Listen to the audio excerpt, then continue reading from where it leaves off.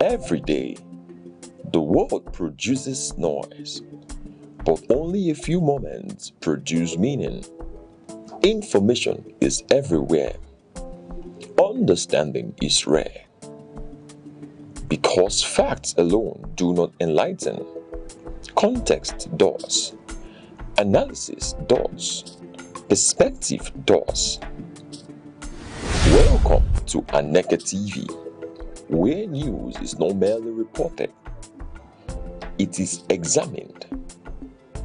Where conversations are not merely held, they are elevated. Where stories are not merely told, they are understood. In governance, in business, in society, in the global arena, clarity is power, discernment is advantage, awareness is responsibility.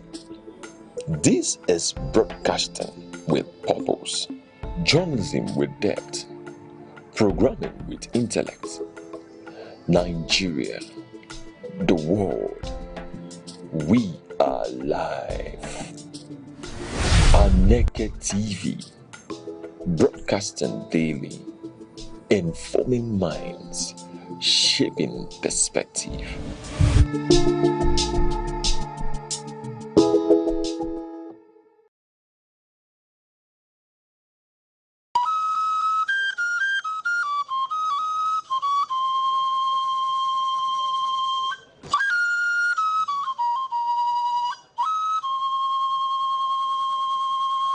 There are two types of kola nut produced in Nigeria: kola nitida, otherwise called gworo, and widely eaten in northern part of Nigeria.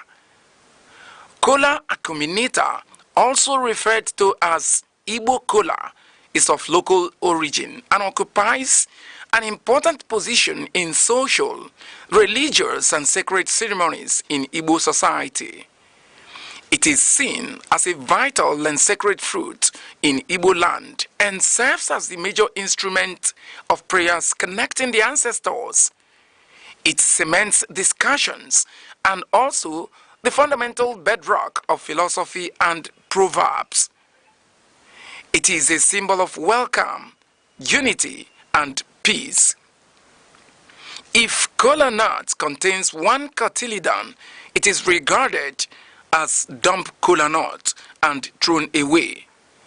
Kola nut with 4 cotyledons represents the 4 Igbo market days: Eke, Orie, Afo, and Nkwo.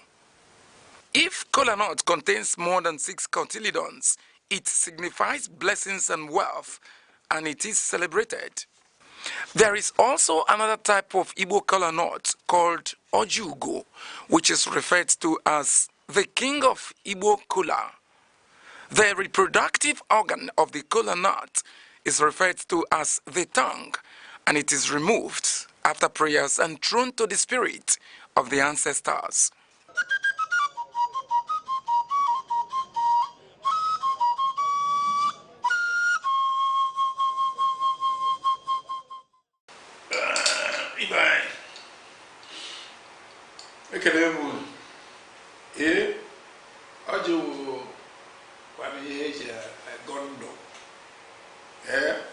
Ndụ a na-atọka onye anara nke ya na ụlọ agwọ ibe anyị adị nọ ogologo ndụ arụ ike na ọdụmma ibe eji ene ndụ anya na onye nwere ibe eji ene ndụ anya na ịrụfụta nwụrụ ya ịmara na nsogbu riri ya olise bụ anyị na-ekene gị Chukwu okike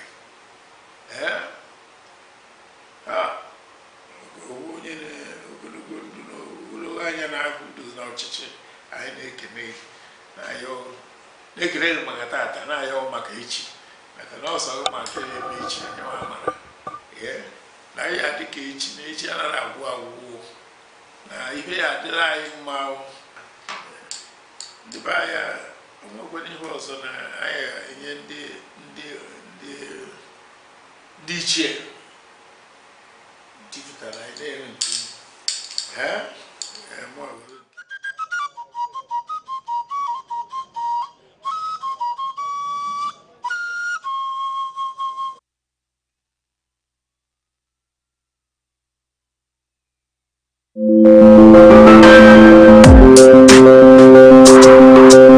Across Nigeria's dynamic economy, enterprise is on the move.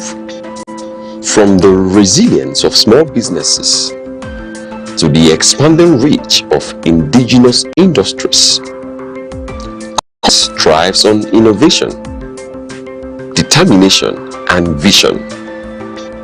Finance is evolving, powered by technology and driven by a new generation of entrepreneurs. In a rapidly changing world, digital transformation is redefining how we save, invest, and grow wealth. From energy to agriculture, manufacturing to tech, Nigeria's economic landscape continues to diversify. Policies shift, markets respond, and opportunities emerge. Every figure tells a story. Every trend shapes the future. The question is, where is the next opportunity? On Aneke TV, we bring you clarity beyond the numbers. This is Business Outlook on Aneke TV, tracking the markets, analyzing the trends, and spotlighting the drivers of economic growth.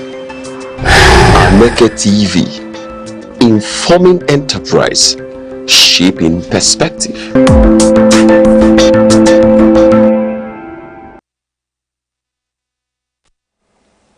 Many thanks for joining us and welcome to the business segment here on Aneke TV.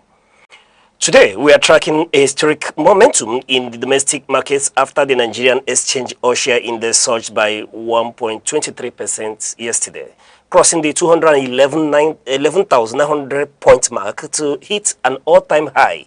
Investors gained a staggering 1.66 trillion naira in a single day as giants like Arade Holdings and EcoBank led a broad-based rally yesterday. Meanwhile, from Washington, D.C., Finance Minister Wale Edun has firmly, declared that Nigeria has no plans to approach the IMF for loans. Despite the nation's public debt hitting 159 trillion naira from the record-breaking performance of Seplant above the 10,000 naira mark to the resilience of the naira at the parallel market, we have a packed desk for you. Stay with us as we break down the numbers that matter for your pocket and your portfolio. And this is the Aneke TV Business Desk, where data meets destiny and your word finds its voice. I am Uche Osai. Let's get down to business. Moving to the Nigerian Stock Exchange, the Nigerian Exchange they continued its bullish streak with investors gaining approximately 1.66 trillion naira as the market capitalization surged by 136.44 trillion naira. The All-Share Index ASI grew by 1.23%, closing at 211,901.02 points, driven largely by gains in the oil and gas and banking sector. Now we're looking at the market activity yesterday, where the volume of trades, rose to 584.96 million shares, traded at a value of 34.76 billion naira. And the most active stocks yesterday were led by Zenith Bank, accounting for over 10% of the day's volume with 61.74 million shares. And then looking at the top gainers for yesterday, and we are seeing Transfer Express, the code name for Transnationwide Express PLC. Yes, they traded and closed this book at 5 naira 50 kobo, making a positive adjustment of 10%. And then looking at Guinea Insurance, traded as Guineans yesterday, closed his book very bullish at a positive 10% to close at 1 naira 21 kobo. Arade Holdings, yes, Arade Holdings, traded as Aradel, yesterday closed his book at 1,547 naira 50 kobo, making a positive adjustment of 9.99%. EcoBank Transnational Incorporated, traded as ETI, yesterday closed his book at 61 naira 20 kobo, making a positive adjustment of 9.97%. And Dar Communication PLC, which is traded as Darcom, yesterday closed its book at 1 naira 66 kobo, equally in the bullish, making a positive adjustment of 9.93%. And then the market was overwhelmingly bullish with 44 gainers compared to only 20 losers. And the oil and gas sector, outperformed other sector and jumping to 4.76%, largely driven by nearly 10% gain in Aradel Holdings. And then the volume leader, Zenith Bank, remained the most traded stock by volume. We told you that, with 61.74 million shares exchanged, reflecting strong liquidity in the banking sector. Now let's take a look at the top 5 losers for yesterday, and they are being led by Ikeja Hotels. Ikeja Hotels PLC, traded as Ikeja Hotel. Ikeja Hotel closed its book yesterday at 3 naira 40 kobo, making a dip of 9.73% adjustment. Wapik, yes, Wapik yesterday, speaking to Wapik Coronation Insurance PLC, yes, they closed its book at 2 naira 60 kobo, making a dip of 8.77 negative adjustment. And KPLC yesterday equally closed bearish, making a negative adjustment of 8.61% to close at 95 naira. Intergens, talking about International Energy Insurance, yesterday closed his book at 3 naira 3 kobo, making a negative adjustment of 8.18% negative adjustment. And Nikos, yes, Nikos PLC yesterday closed at 6 naira 31 kobo, making a bearish negative adjustment of 5.82%. And now looking at the performance breakdown, we'll tell you that many of these declines, particularly in Ikeja Hotel and CAP, are attributed to short-term investors, locking in profit following recent rallies in those tickers. And then while the oil and gas and banking sectors soared, the insurance sector struggled to keep pace, with Coronation and International Energy Insurance leading the decline for the day. Despite these major decliners, the market remained healthy with 44 gainers overall, suggesting that losers were isolated cases of price correction rather than systemic downturn. Yes, and looking at our market projection for today, analysts expect the market to remain in positive territory for the final session of the week. Though some might profit taking may occur, we're looking at the bullish drivers for today, continued with investors' confidence in oil and gas, following Arade's strong performance and anticipatory buying ahead of corporate earnings releases. We're expecting movements, yes. And then where there is a slight disinflation reversal happening in the bond market, which could see some institutional investors rebalancing their portfolios. However, the equities market currently holds enough momentum, to likely close the week in the green. And then our position today is that you should keep an eye on Zenith Bank and Access Holdings today. Their high liquidity often sets the tone for the market's closing direction on Fridays. And now let's quickly take a look at the Naira performance for yesterday, where we'll tell you that the Naira showed signs of relative stability and slight appreciation in the official market, holding a steady position despite broader inflationary pressures. And then yesterday, dollar was able to, at the official market, appreciated to close at between 1,342 naira to 1,343 naira against the US dollar, showing slight appreciation. And then against the British pound, yesterday naira was able to, stabilize and close between 1,675 naira to 1,682 naira, mirroring global pound trends. But naira was a bit stable in this regard. And looking at euros, naira was stable as well, closing between 1,425 naira to 1,433 naira.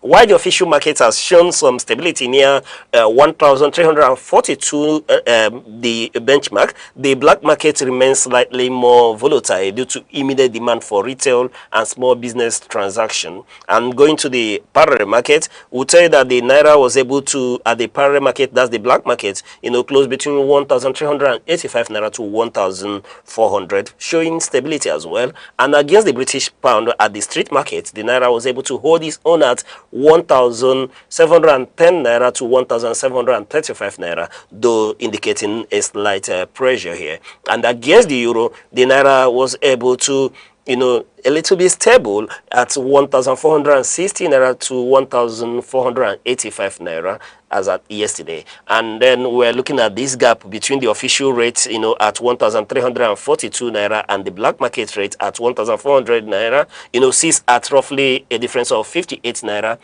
This relatively narrow spread compared to previous years suggests that the central bank's liquidity measures effectively keeping the markets, synchronized. And then let's quickly take a look at our projection. Our outlook for today, remains cautiously optimistic with a focus on maintaining the gains seen midweek.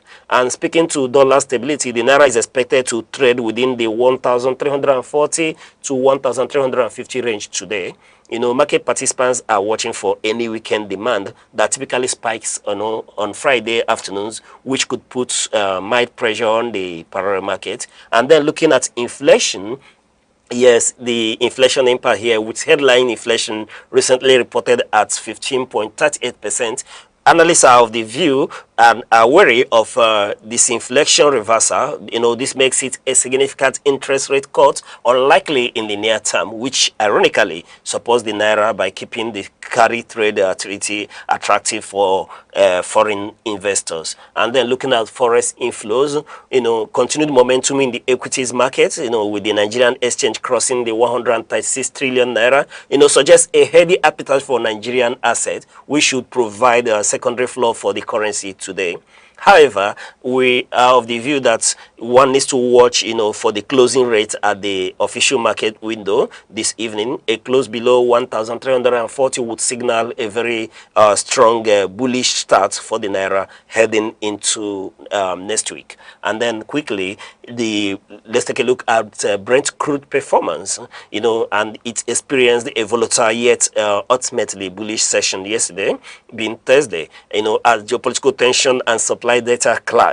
And looking at the closing price, settled approximately at $99.20 per barrel, gaining over 4% during the session. And during the intraday low, it dipped briefly below $95 in early Asian trading before rebounding sharply.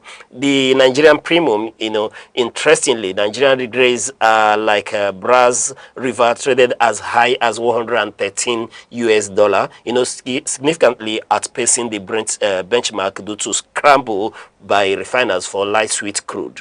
And then we'll quickly take a look at the market drivers here. One is that the US-Iran peace uncertainty, prices surged after reports suggested that negotiations to reopen the Strait of Hormuz were hitting roadblocks. While temporary memorandum is being discussed, the prospect of a full resolution remain a little bit hesitant.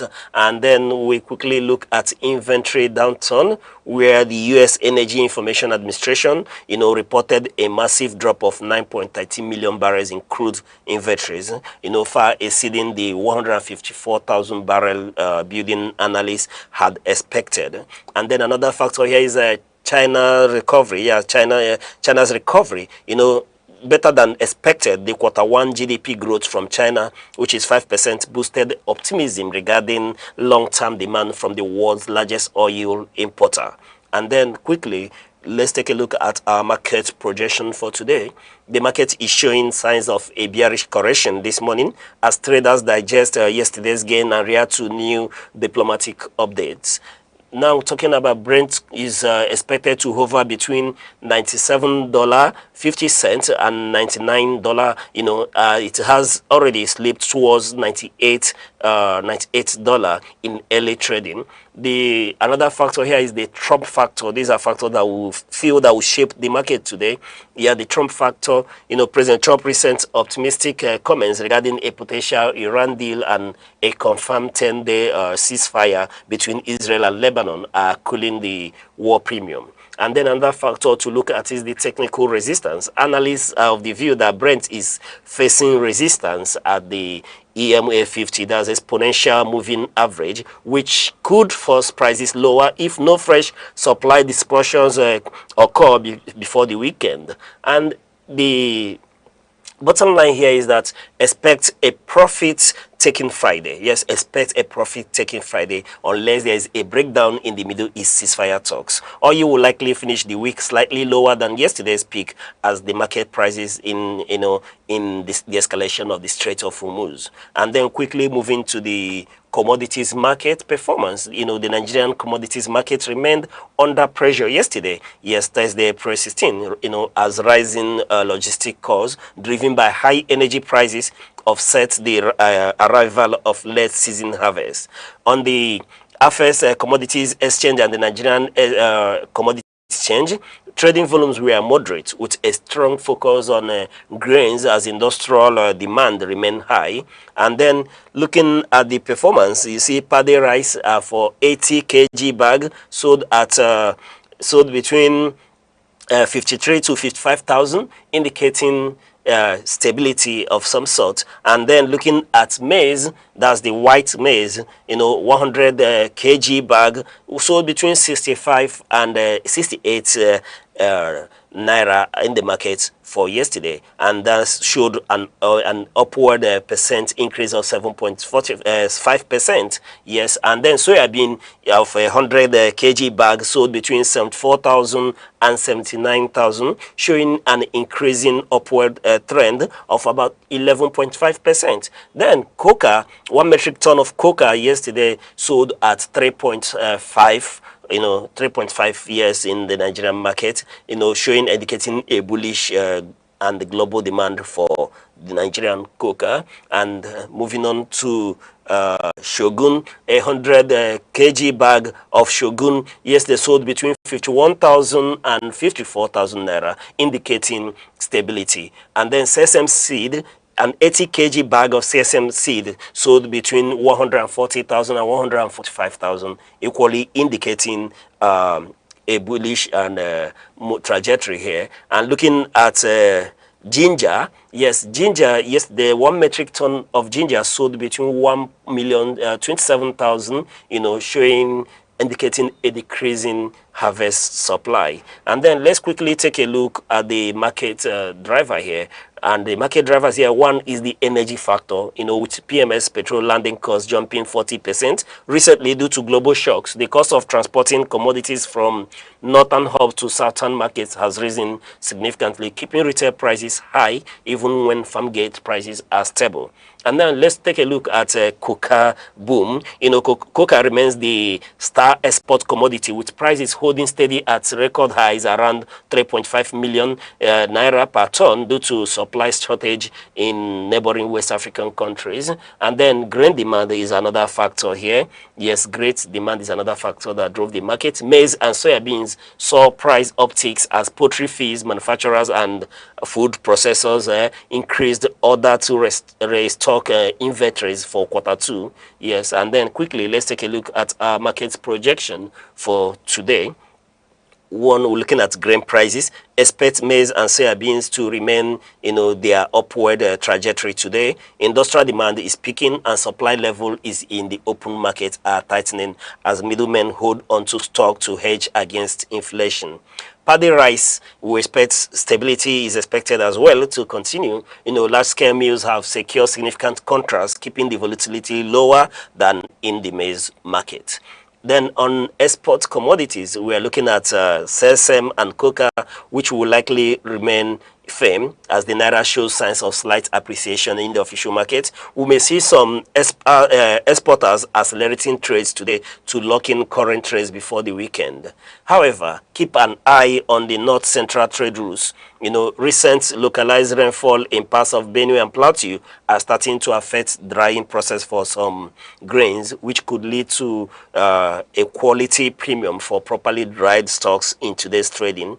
And then quickly, let's move to the international market. Yes, at the international market yesterday, global markets generally, traded upward, buoyed by strong tech earnings and slight cooling of geopolitical tensions. And in the U.S., S&P 500 made a positive adjustment of 0.3%. It hit a fresh record high. Gains were fueled by robust labor data and a 58% profit surge from TSMC, which ignited a rally in semiconductor and AI stocks. And then moving on to Asia, yes, at the Asia market, Nikkei 225 made a positive adjustment of a plus 2.4%, and the Asian market was the standard performer, reaching an all-time peak as investors reacted to China's better than expected 5% quarter one GDP growth. And in Europe, stores 600, remained flat. It remained cautious, while the FTSE 100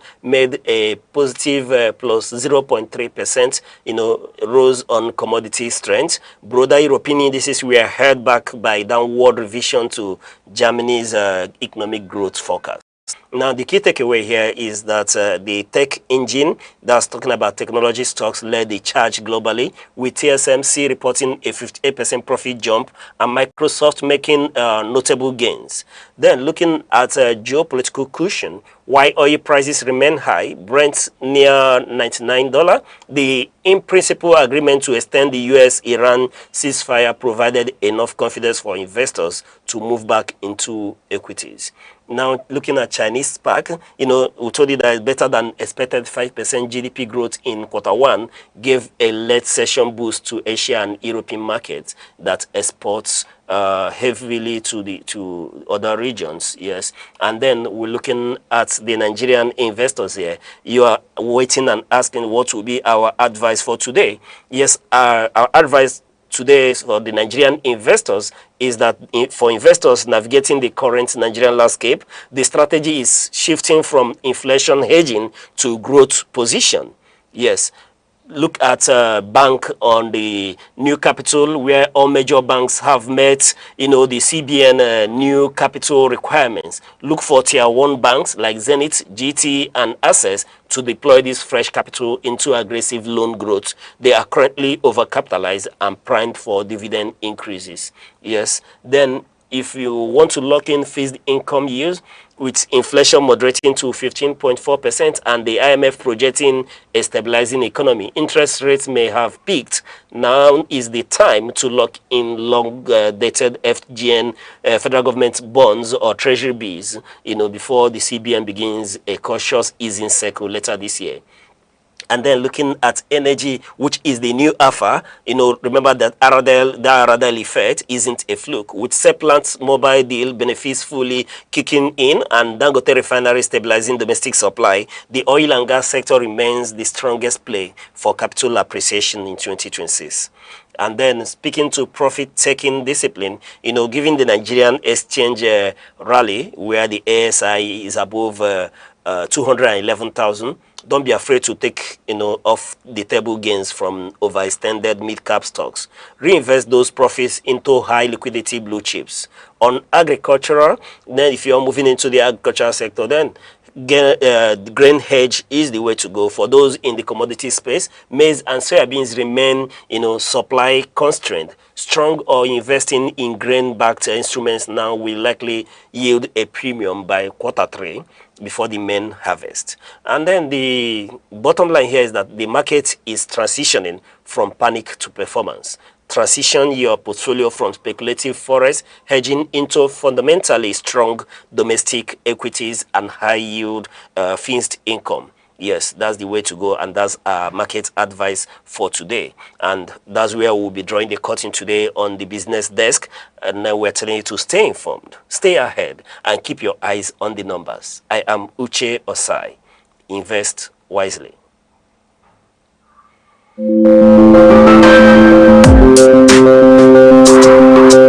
Across Nigeria's dynamic economy, enterprise is on the move. From the resilience of small businesses to the expanding reach of indigenous industries, commerce thrives on innovation, determination, and vision. Finance is evolving, powered by technology and driven by a new generation of entrepreneurs. In In a rapidly changing world, digital transformation is redefining how we save, invest, and grow wealth. From energy to agriculture, manufacturing to tech, Nigeria's economic landscape continues to diversify. Policies shift, markets respond, and opportunities emerge. Every figure tells a story. Every trend shapes the future. The question is, where is the next opportunity? On Aneke TV, we bring you clarity beyond the numbers. This is Business Outlook on Aneke TV, tracking the markets, analyzing the trends, and spotlighting the drivers of economic growth. Aneke TV, informing enterprise, shaping perspective.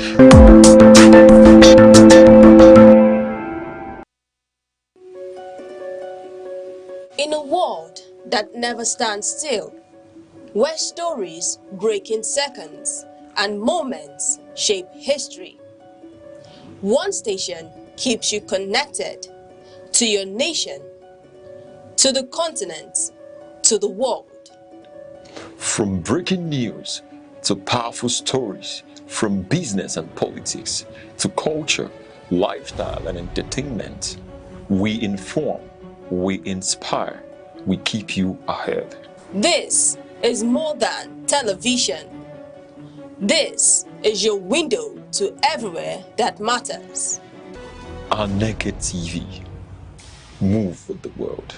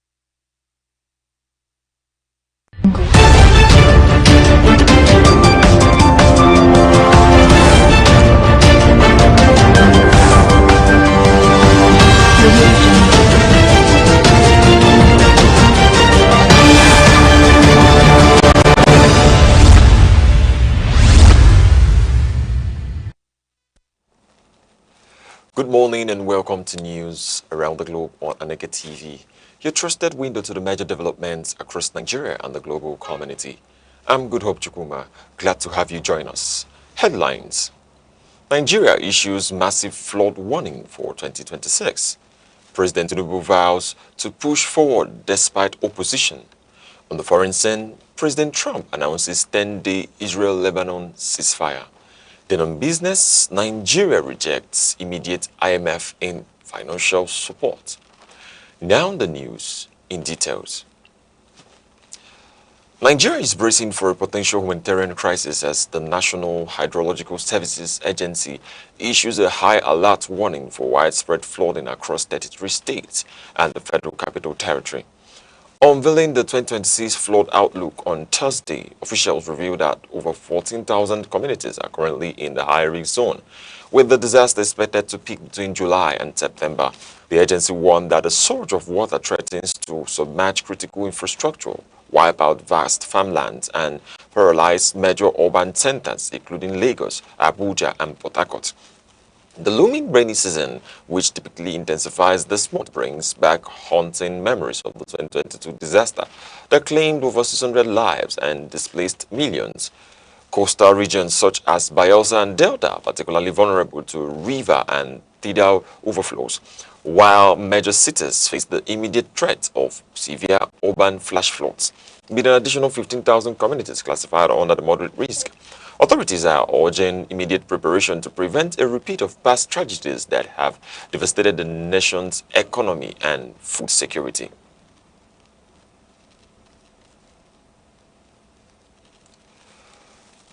President Bola Tinubu has sent a stern message to his political opponents, declaring that no amount of intimidation or pressure will force him to abandon his mandate. Speaking at the State House on Thursday to the leadership of the Renewed Hope ambassadors, the president dismissed calls for his resignation and reaffirmed his commitment to the tough economic reforms currently reshaping the country. Tinubu emphasized that his journey to the presidency was marked by intense struggle and that he is fully prepared to continue the fight to build a better Nigeria. The president's defiant stance comes in response to sharp criticism from figures like former ally Ralph Areboshola, who recently labeled the administration's agenda as calm and cited worsening insecurity as grounds for a leadership change. Addressing the notion of policy failures inherited from his predecessor, Tinubu framed his administration as a seamless continuation of the partnership he shared with former President Muhammadu Buhari. Though he noted that as a successor and partner, his job is not to look back with blame, but to correct existing issues and move the nation forward. Tinubu also used the meeting to stress the importance of constitutional order and respect for the judiciary. He urged Nigerians to embrace the rule of law and the separation of powers, regardless of whether court rulings favor them, calling the current era an opportunity of a lifetime to break the cycle of poverty. The president told the assembled governors and party leaders that he remains energized and inspired to deliver on his promises ahead of the 2027 electoral cycle.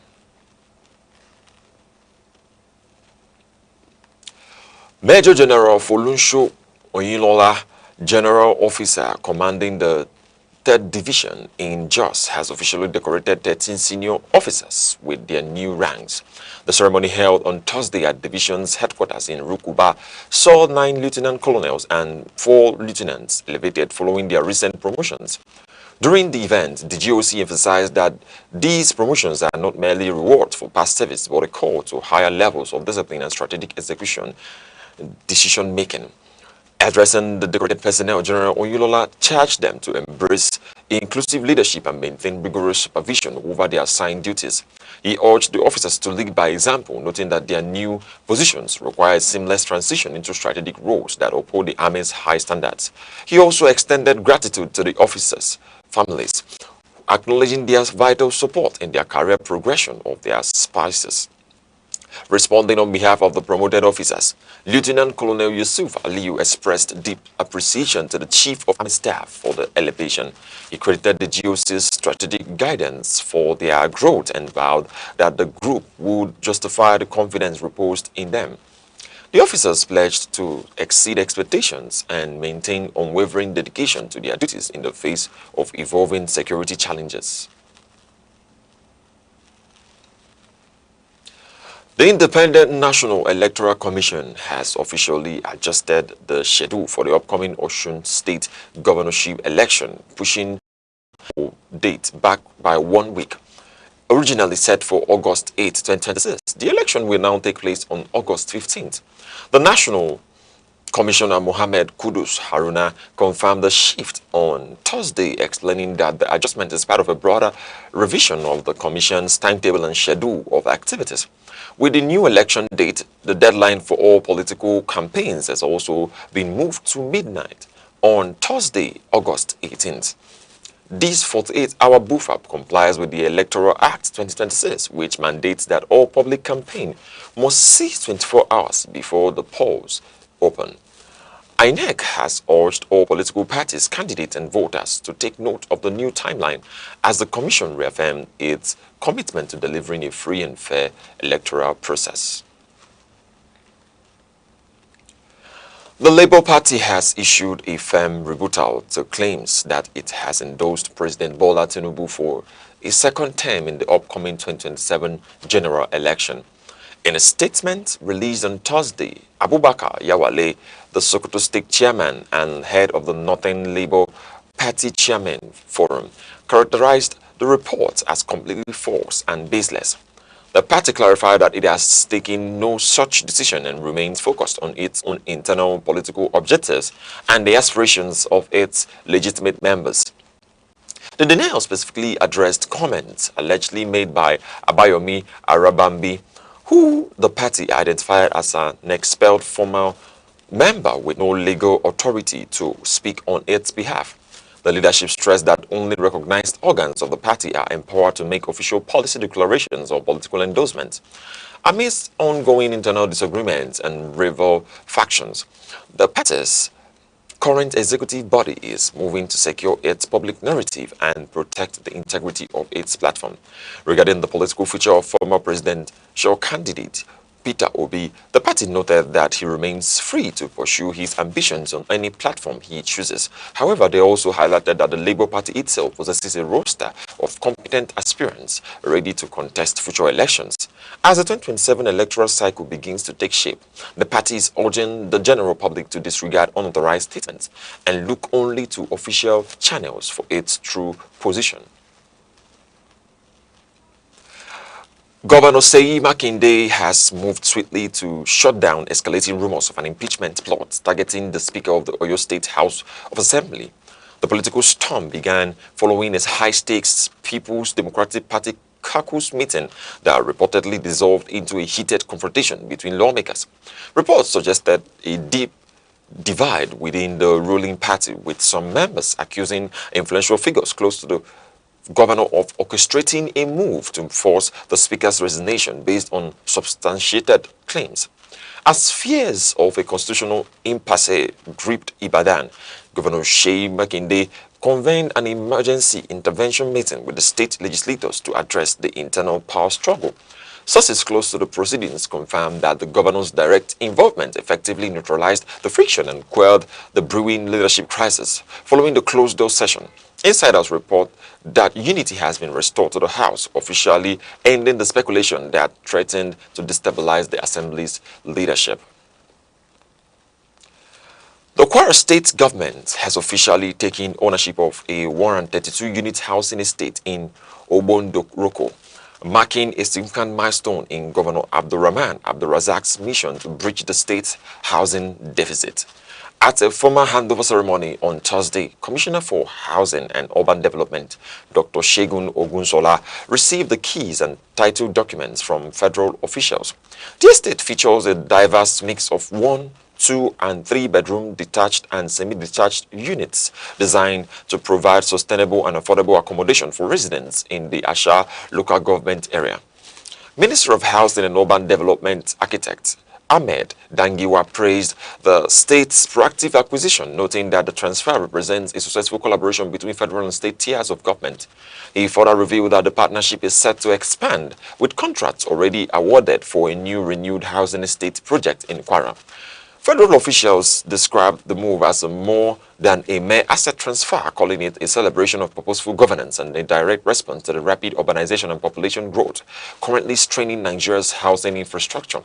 This acquisition comes at a critical time as the nation grapples with a severe housing shortage, particularly for low and middle-income earners.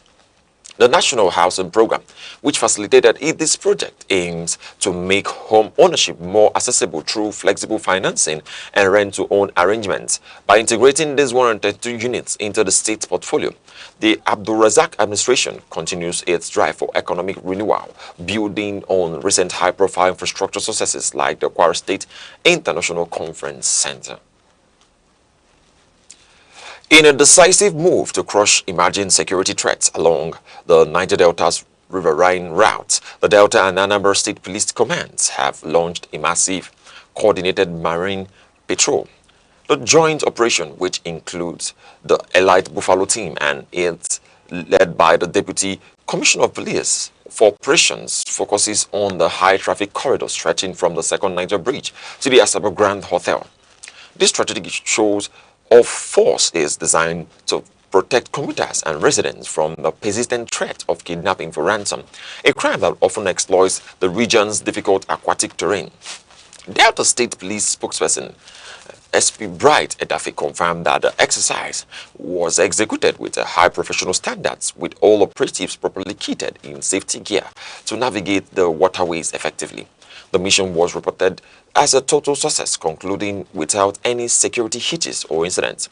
Officials noted that these patrols are a direct response to the way criminal elements use the waterways to ambush unsuspecting boat passengers and evade traditional land-based law enforcement.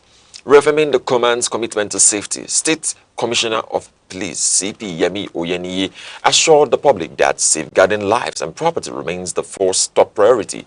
He urged residents to remain vigilant and maintain a steady flow of credible information to the police and to help sustain the current peace. As the marine units continue to monitor these critical channels, the high-visibility presence serves as a stern warning to gangs attempting to turn the state's waterways into a zone of lawlessness. The Anambra State government has officially announced the commencement of Operation Clear Your Waterways 3.0, a statewide initiative designed to prevent catastrophic flooding as the rainy season approaches. Starting April 27th, the exercise will cover all 21 local government areas, focusing on desilting drainage channels and removing debris that obstructs rainwater flow. Permanent Secretary of the Ministry of Environment, Tochukwu Obodoa, emphasized that this proactive measure is essential to mitigate the risk of erosion and environmental degradation that threaten lives and property across the state. This directive places a high level of responsibility on all residents and stakeholders, including religious organizations, market unions, and school authorities.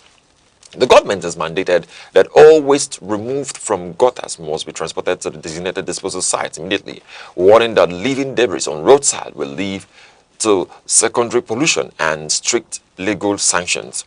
The urgency of the cleanup is underscored by a recent federal alert identifying Onitsha, Atani, and Iyodepe as high-risk zones likely to experience heavy rainfall and flash floods in the coming weeks. By mobilizing Operation Clear Your Waterways, the Soludo administration aims to stay ahead of the National Flood Early Warning Center's predictions. State officials are urging landlord associations and motor park operators to lead the charge in their respective neighborhoods to ensure a seamless flow of water during the peak of the season, with the federal government already flagging Anambra as one of 10 states facing a high flood risk this year. The state is making it clear that compliance is not optional for the safety of its citizens.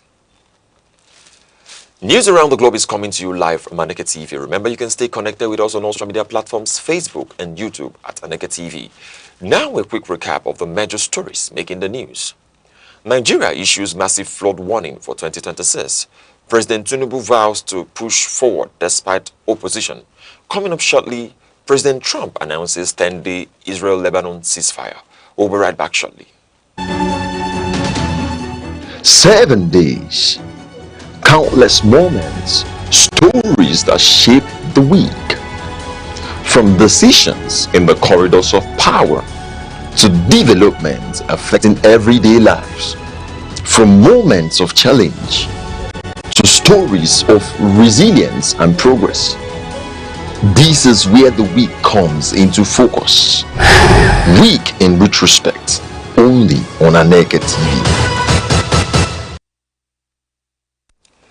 Welcome back.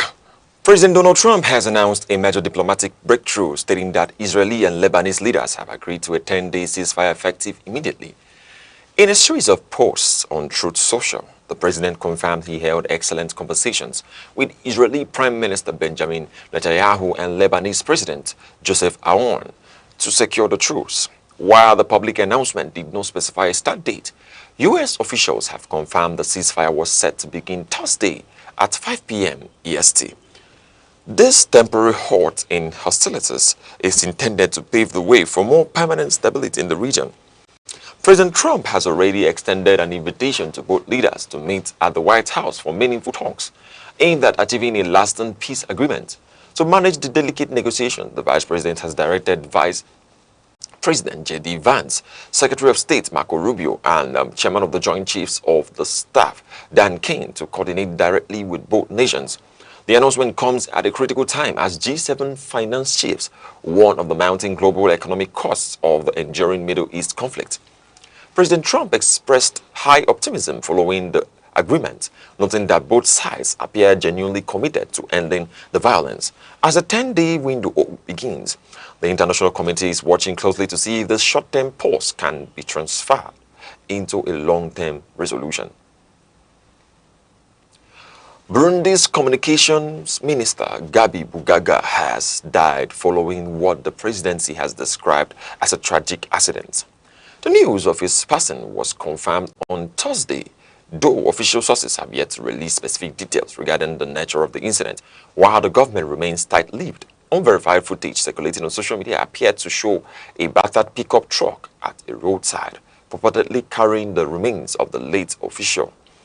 President Everest Ndayishimiye expressed deep sadness over the loss, taking to social media to honor Bugaga's courage, diligence, and unwavering dedication to the nation. A former journalist by profession, Bugaga has only been serving in his ministerial role since August of last year. His sudden death marks a significant loss for the administration as the country mourns a leader recognized for his lifelong commitment to public service. French President Emmanuel Macron has issued a direct challenge to the nation's youth, urging high school students to swap their smartphones for books.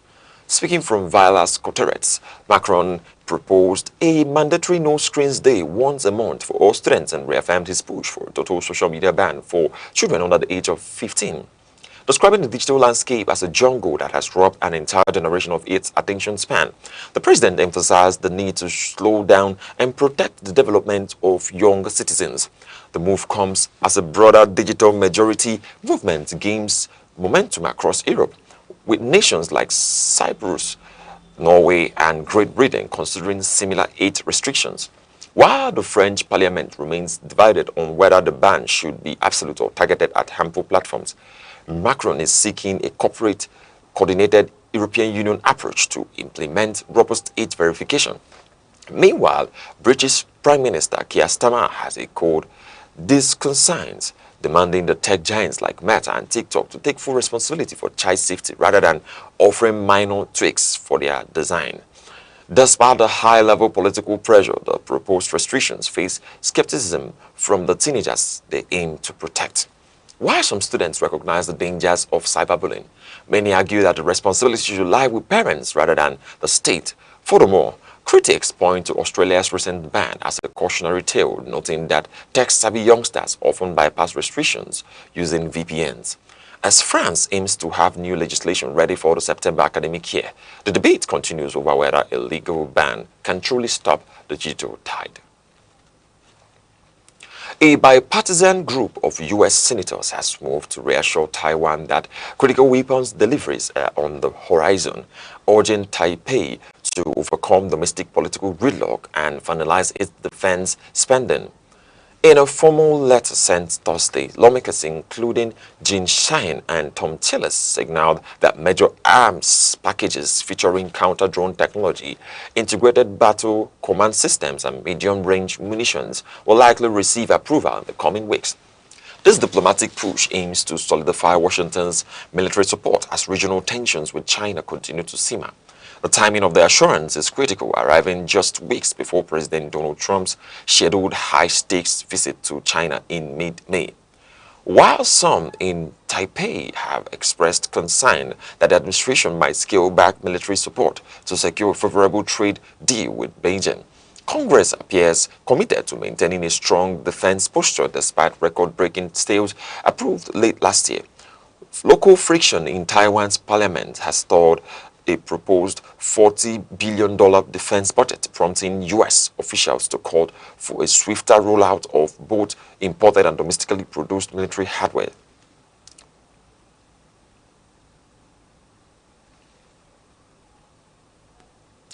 And in business, Nigeria has no immediate plans to approach the International Monetary Fund for financial assistance. Finance Minister Wale Edun announced Thursday, speaking at the IMF and World Bank annual meetings in Washington. Edun asserted that the country's current domestic economic reforms are already yielding positive results. He emphasized that the focus remains on internal policy measures rather than seeking multilateral lending, as the administration prioritizes market-based adjustments over administrative controls in key areas like foreign exchange and petroleum pricing.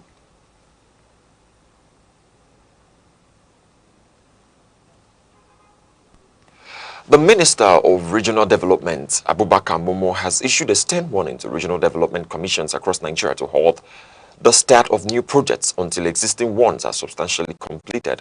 Speaking at a sectoral retreat in Benin on Thursday, the minister emphasized that the era of abandoned contracts, interagency rivalry, and duplication of efforts must come to an end. He noted that President Bola Tinubu's strategic commitment to regional growth is based on measurable socio-economic transformation, not mere geopolitical considerations. Minister Momo urged the leadership of the seven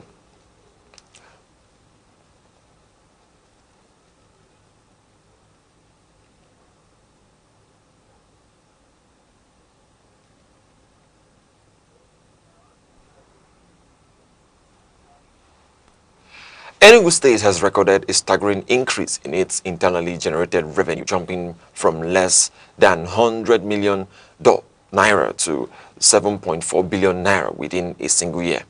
This financial surge follows the implementation of a harmonized tax system that replaces chaotic multiple levies with a single flat annual payment of 36,000 naira for traders and informal sector operators. Ekene Naman, chairman of the State Internal Revenue Service, explained that this one-stop-shop approach covers presumptive taxes, environmental fees, and market dues, effectively barring unauthorized agencies from harassing presumptive taxes, environmental fees, and market dues.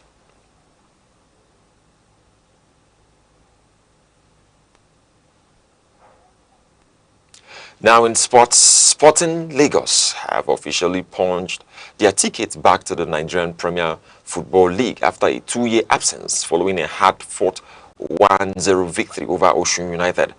Alex Lemme proved to be the hero of the day, netting a decisive goal in just the 17th minute to secure the maximum points. Under the guidance of manager Jeffrey Butler, the Tech Boys dominated Conference B, finishing at the summit of the table with an impressive 36 points from 18 matches. The promotion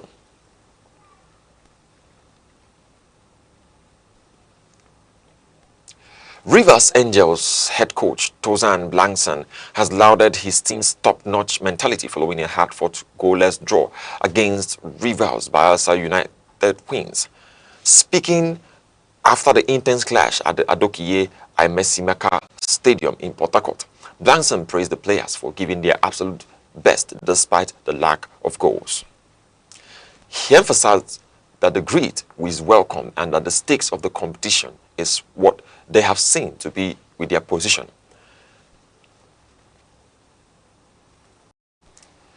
Now in entertainment, Nollywood star Tonto Digi has taken to social media to celebrate a powerful personal transformation, honoring silent battles and hard-won growth that have defined her recent journey.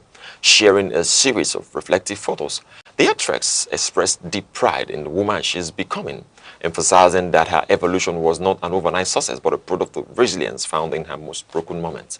Now identifying as Evangelist Tonto Dike, she told her followers that she is officially embracing a new chapter centered on her faith and an unwavering commitment to her spiritual calling.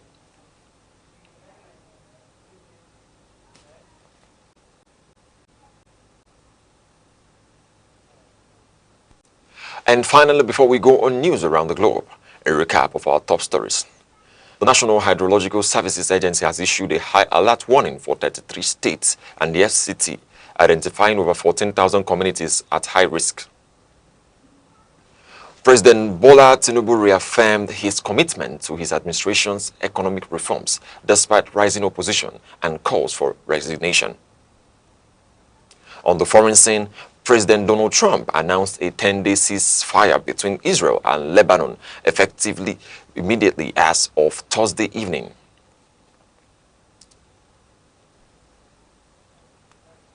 And that's the news around the globe on Aneke TV. For more news and live updates, follow us across all social media platforms, Facebook and YouTube at Aneke TV. I'm Good Hope Chukuma. Thanking you for watching. Enjoy the rest of your day.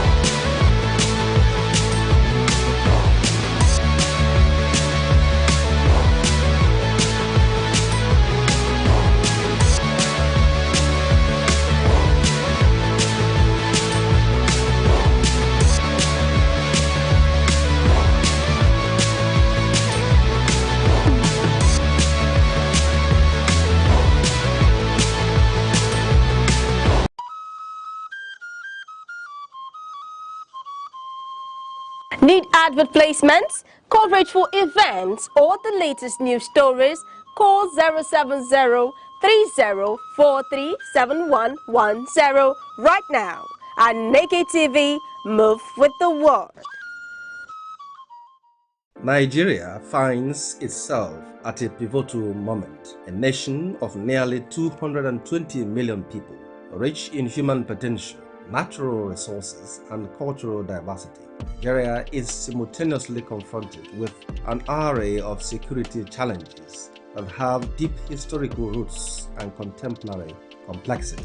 From the harsh insurgency that has persisted in the northeast for over a decade to the sprawling banditry networks across the northwest, from recurrent heather-farmer clashes in the Middle Belt to rampant kidnap for ransom syndicates and urban criminality, insecurity today manifests not as isolated events, but as an interlinked ecosystem of violence and instability. These phenomena do more than threaten lives. They fracture social trust, impede economic growth, depress investment, and erode the foundational legitimacy of the state.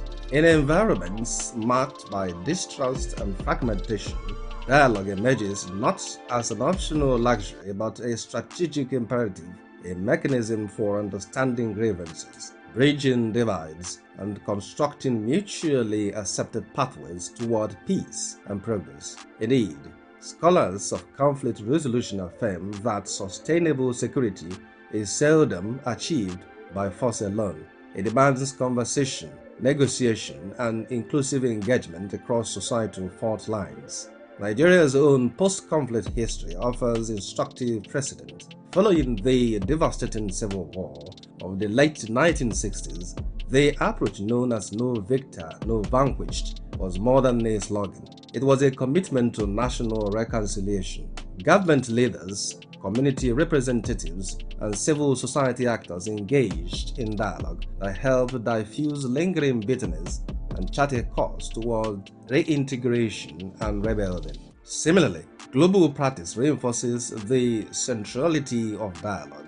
In conflict zones from Northern Ireland to South Africa, Negotiated engagement between hardline actors and governments ultimately outlasted militarized approaches. These examples illustrate a foundational principle. Dialogue humanizes the other and transforms entrenched antagonisms into space for shared problem solving. In the Nigerian context, dialogue must operate at multiple levels: local, state, and national, each tailored to the specificity of its environment. At the grassroots, structures like traditional council forums, community peace committees, and youth roundtables serve as critical platforms where grievances can be heard and understood. For example, in parts of Plateau and Kaduna states, facilitated dialogues between herders and farmers have reduced violent confrontations over land and grazing access by identifying consensus on resource management and corporate forms of engagement. These forums help transform relationships of suspicion into dialogues of accountability and shared interest. At state and national levels, concerted efforts are needed to institutionalize dialogue mechanisms within governance architecture. This means establishing offices or councils dedicated to peace building, conflict management, and stakeholder engagement with clear mandates, independent oversight, and sustainable funding. By creating structured channels for communication between communities, security agencies, traditional leaders, and civil society, the state can move beyond ad hoc responses and toward proactive governance. Dialogue must not be restricted to reactive negotiations in moments of crisis. It should inform policy design and implementation. For example, if a policy on grazing reserves is developed without the voices of pastoral communities, farmers, and state governments, it risks exclusionary outcomes that fuel resentment. Genuine dialogue ensures representation, especially of women, youth, and marginalized groups whose experiences with insecurity are often distinct yet underrepresented in formal decision-making spaces. Recognizing the value of dialogue is one step. Operationalizing it is another. To ensure that dialogue is transformative rather than performative, several practical measures should be prioritized. Conversations must be paired with tangible socio-economic investments, such as rural job creation, skill development programs, microfinance access, and community infrastructure, which address the underlying conditions that often give rise to insecurity. Digital platforms can democratize engagement, enabling citizens, especially in remote areas, to participate in consultations, report security concerns in real time, and access information. Technology also expands the reach of peace education campaigns that reinforce values of tolerance and civic responsibility.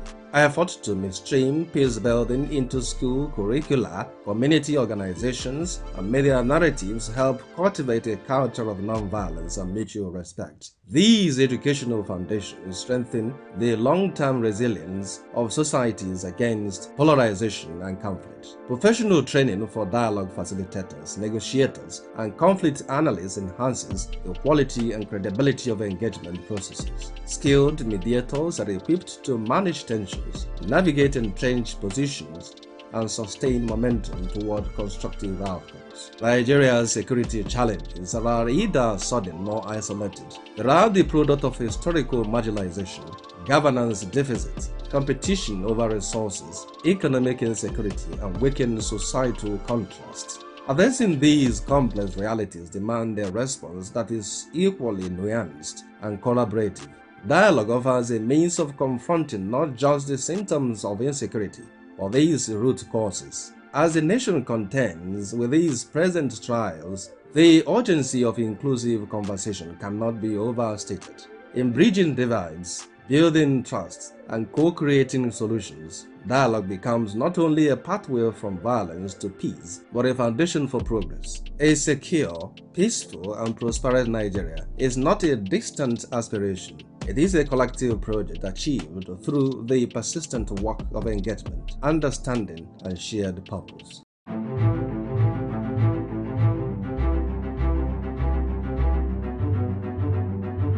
Morning headlines before you step out. midday updates while you work, evening analysis when the day winds down. Wherever life takes you, Aneke TV keeps you informed, connected, and ahead. Aneke TV. Move with the world.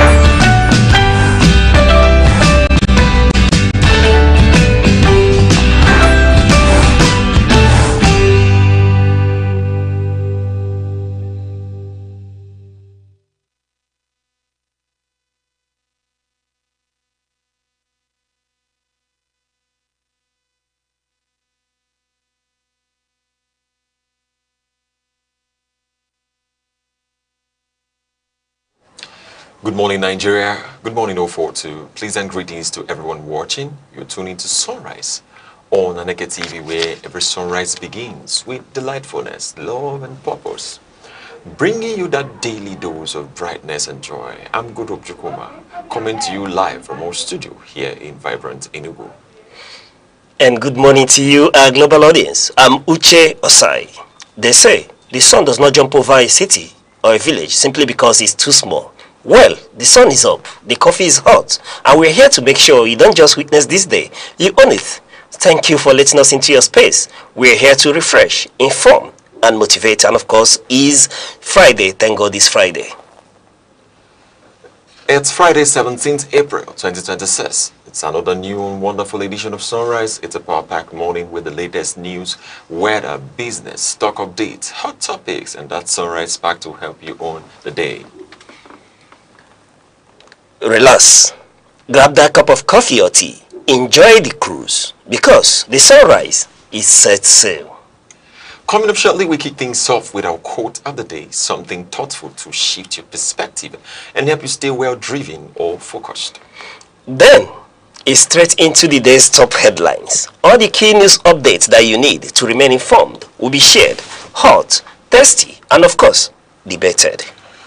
We'll also give you a full weather forecast for cities across the southeast and beyond, so you know what to expect before stepping out. Yes, and even if you've stepped out, do not forget that we'll be bringing you the business update and of course the sports wrap to keep you smiling.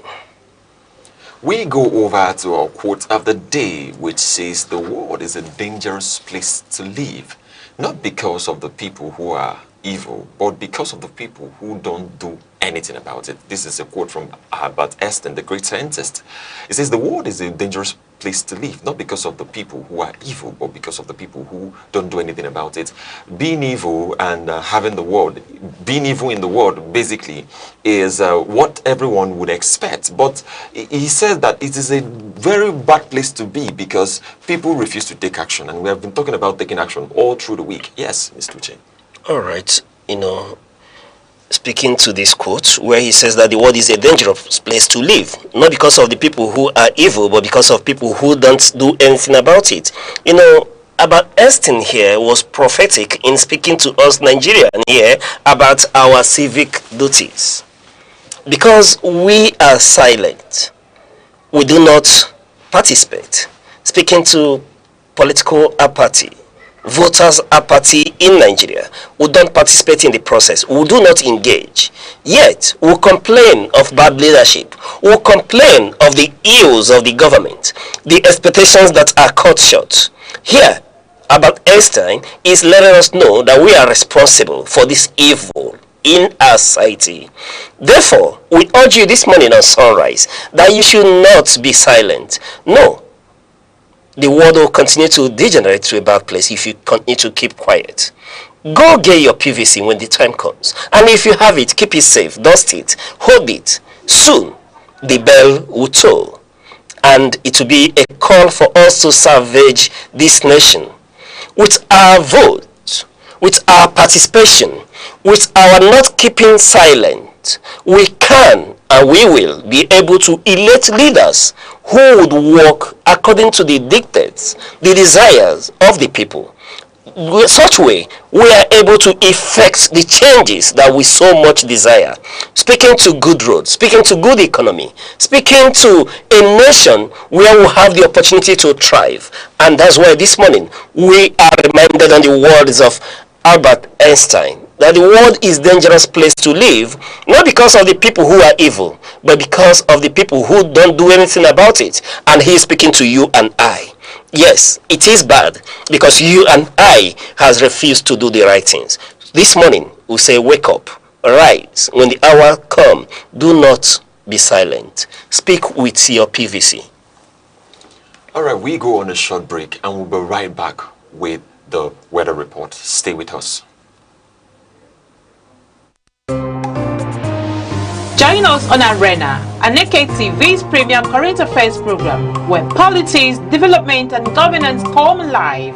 Every Monday, Wednesday, and Friday, we host top professionals and thought leaders who speak their minds on issues shaping Nigeria and the world. It's inclusive, enriching, and absolutely captivating.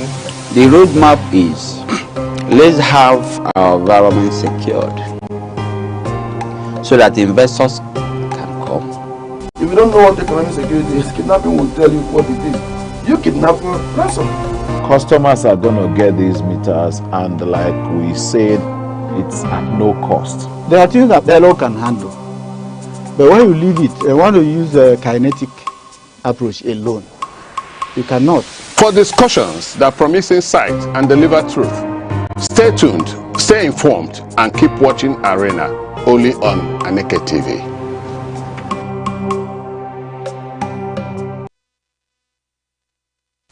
You're still watching the sunrise on Aneke TV. Next, let's take a look at the weather across major cities in the southeast today.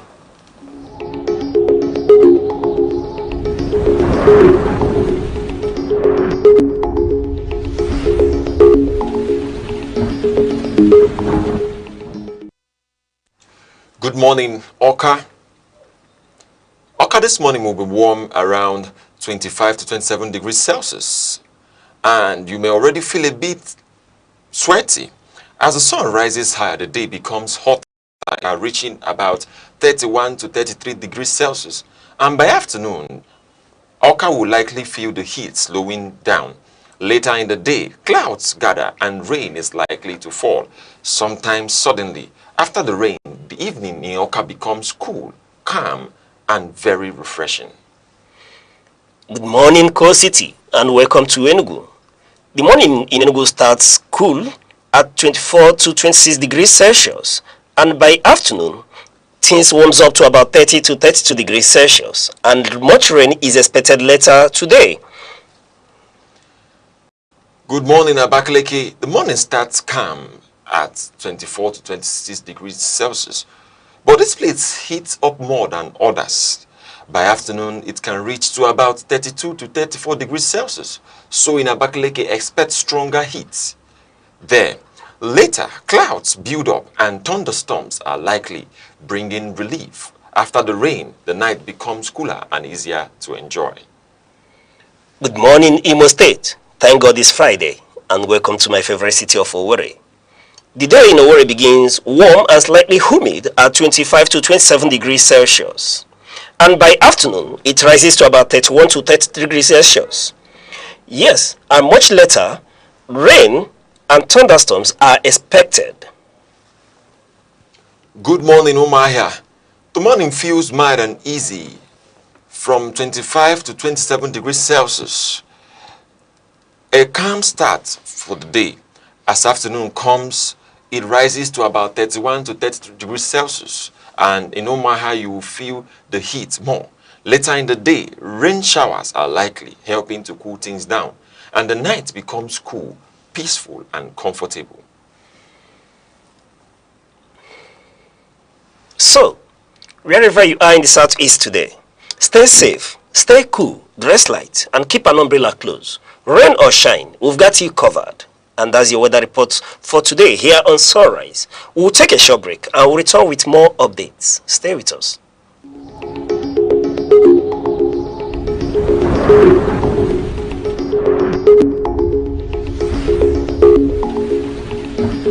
In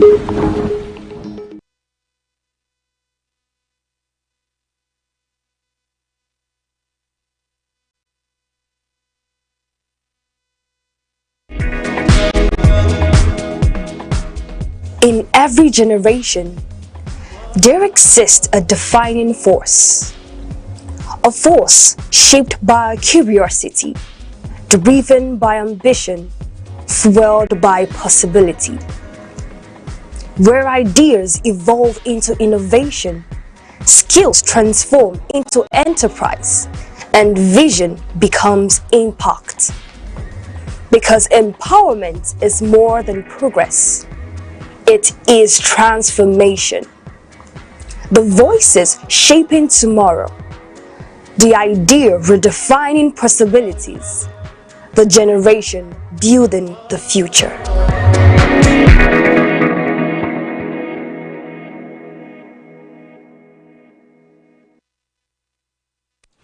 Welcome back.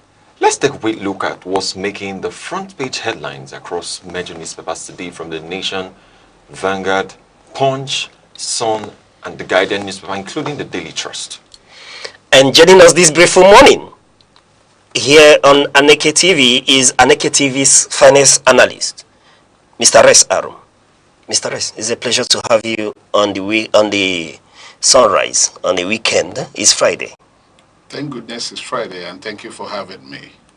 You're welcome. And if I may ask, what has changed? Well, Nigeria has been the same. When the change comes, everybody will know. When the change comes, everybody would know. Thank you. It's a pleasure to have you. We start from the Punch headline, which says federal government moves to tighten airports, prison security. Now on the Guardian headline, we have correctional center. How systemic corruption worsen inmates' plight behind bars. On the Nation, we have ADC ticket. Atiku writes of Kwankwaso Tambuwa. Now on the Daily Trust, we have UTME candidates abducted as exam commences. Now on the Daily Sun, we have 14 passengers, including JAM candidates, kidnapped in Benue. Now on the Vanguard, we have rising costs. IMF warns of tough times for Nigerian. IMF warns of tough times for Nigerian. We look at the Punch headline, which says federal government moves to tighten airport and prison security. The federal government has initiated measures to strengthen security at airports and correctional facilities, aiming to prevent breaches, enhance surveillance, and improve overall safety amid rising security concerns. All right. FG this time around is moving to tighten security as a result of intel that there is a likely, insurgent attack on these facilities. But Mr. Res, let's bring you into the conversation. We've been speaking to insecurity in Nigeria. A number of times we speak to the government not being proactive and being reactive. But in this instance, we've seen an alert has been set out for the nation to be alert and the security agencies to equally be on top of their game. Let's get your take on this issue. See, that same scenario happened here in Nigeria in 2022 when there was a prison break.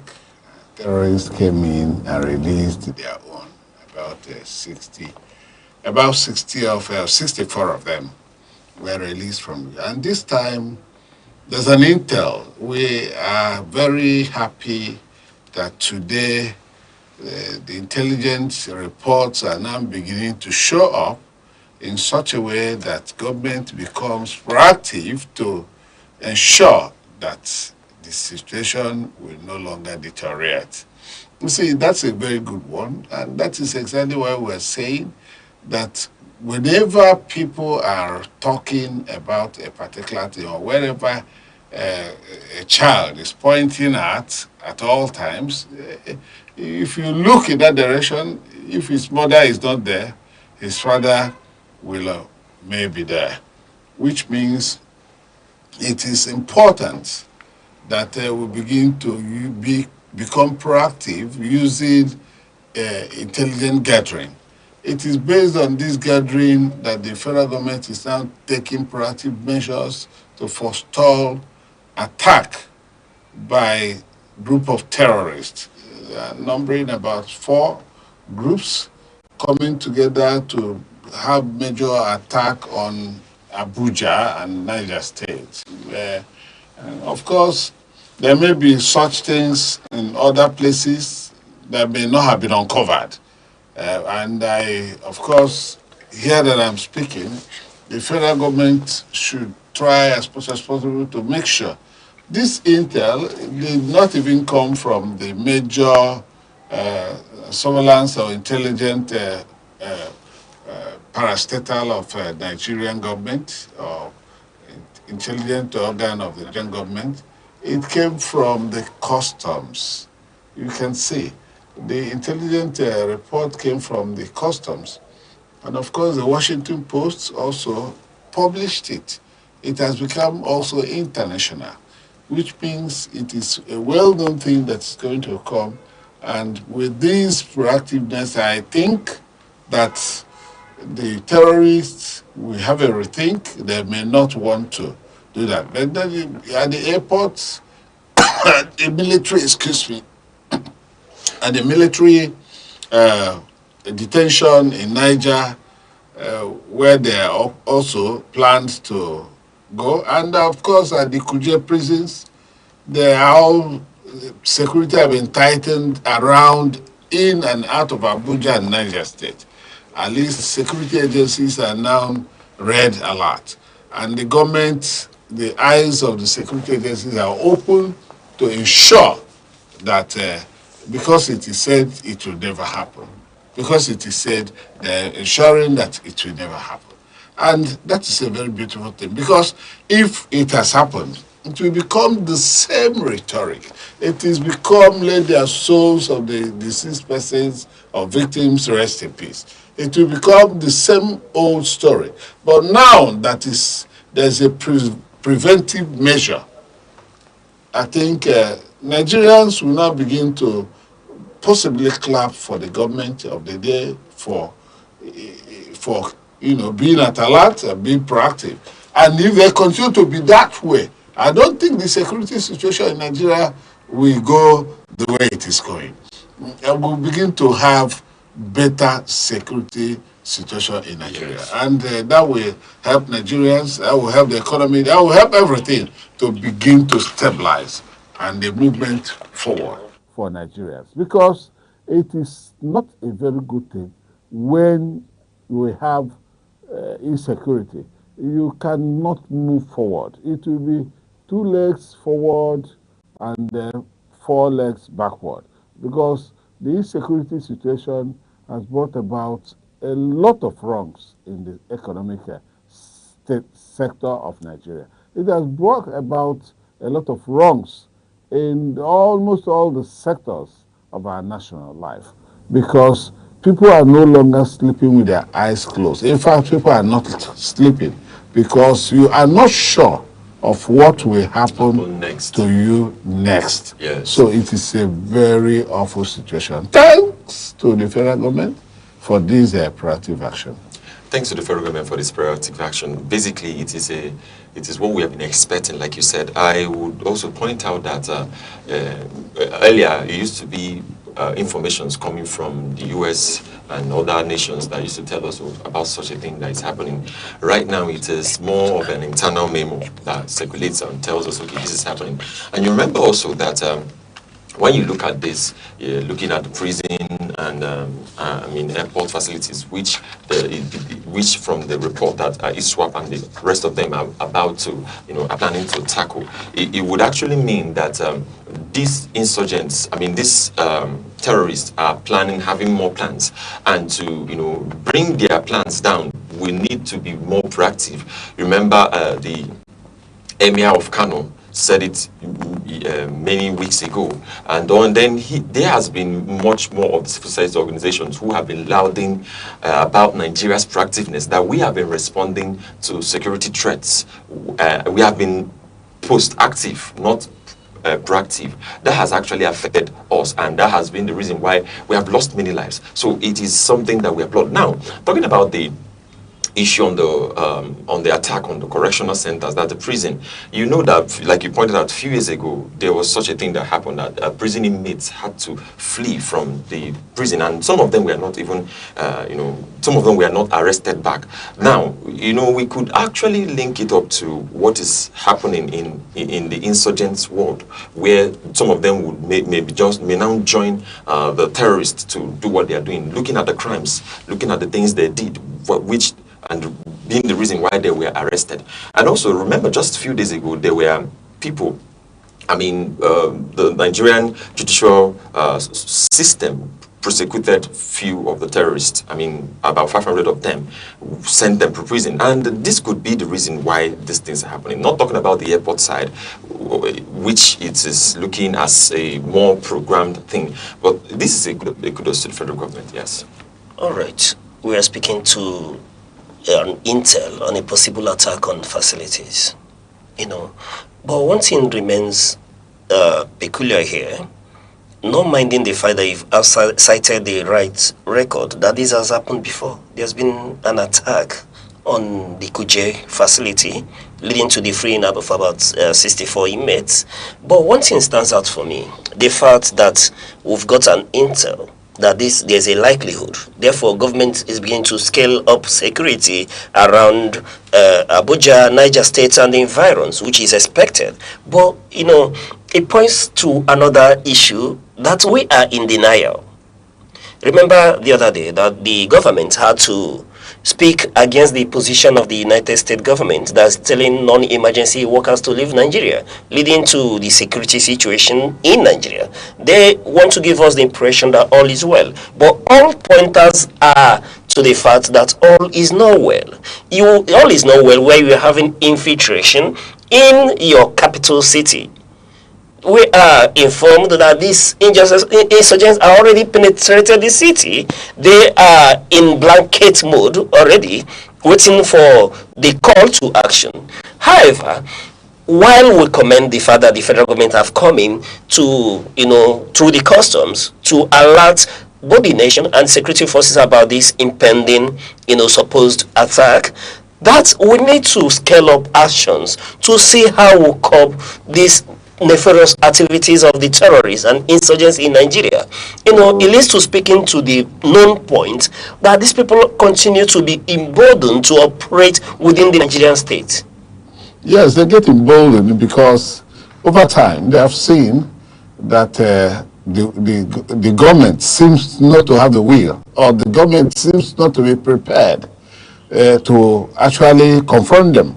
So they are now bold enough to come. Look at coming to the federal capital territory. It means they are coming to take over the Nigerian government. Of course. Remember there was a threat in the past that they could attack the villa. Yes, and if they can operate and are emboldened to be in the FCT, in the Federal Capital Territory, what's the chance that tomorrow, that one day they will not aim at the villa? Because already, when they are going to military bases to destroy military bases and kill soldiers and all that, you see, it means it has come to a full-blown war that they are coming in to take over the government of Nigeria. So, if the government is actually said to be a government that is mindful of its responsibilities, it must scale up a security situation, especially around the federal capital and beyond, because it's been happening in Borno, in Sokoto. It will be far away from the nation's capital, but now it is happening in Abuja, Niger, Kogi, Kwara, just within the center of Nigeria and everywhere, even in the west. So Nigerian government must, in the present circumstance, scale up security, do everything within its resources to ensure that it defeats terror. And speaking to this issue, the proximity of these towns are places that you could shell, the federal capital territories from. We should be mindful of that. But paradoxically, the insurgents are talking about going to release, their members who are held in detention. But ironically, just just the other day, we've been talking about reintegrating from some of these so-called repentant terrorists. There was a gathering of Ashebi, white-wearing Ashebi, supposed repentant terrorists who are supposedly being reintegrated into the society. Yes, but the question is, this reintegration, is it in line with the international community set out, yardsticks for reintegrating combatants into procedures reintegrating combatants into the state? Speaking to rehabilitation, how have we rehabilitated this issue, and how are we sure that they will be de-radicalized, that they mean to be de-radicalized, and that tomorrow they won't sound as the buffer of information to their counterparts who are in the forest and in the bushes, who've seen this in the past. So that means that the government needs to be mindful of its actions, its inactions as well. We need to be very careful. Remember during the period of the late president, Muhammadu Buhari, we were told that we saw them, then it was Abada, and there was fanfare. So this was being reintegrated. Where are they? How do we monitor them? How do we keep on checking that they do not return to bear arms against this nation? And in other crimes, you institute modalities that you keep on monitoring, working with them, and they continue to serve even as a medium of intel against these terrorists. So in this whole instance, Mr. Rez, it becomes more worrisome that the more we think and speak to, having a handle on this issue, the more it deteriorates. It's staring us in the face. And today, the nation's capital is within proximity to these insurgents. We go over to the Vanguard headline, which says rising costs. IMF warns of tough times for Nigerians. IMF warns of tough times for Nigerians. The International Monetary Fund has cautioned that increasing living costs and economic pressures may lead to more difficult conditions for Nigerians, highlighting concerns over inflation, reduced purchasing power, and overall economic hardship. All right. The IMF here speaks to the Nigerian economy about rising costs of things. But the government continues to give us the impression that the economy is stabilizing, things are moving on well according to projection and plans. But the reality on ground, does it meet the standard or the views of the government at the center?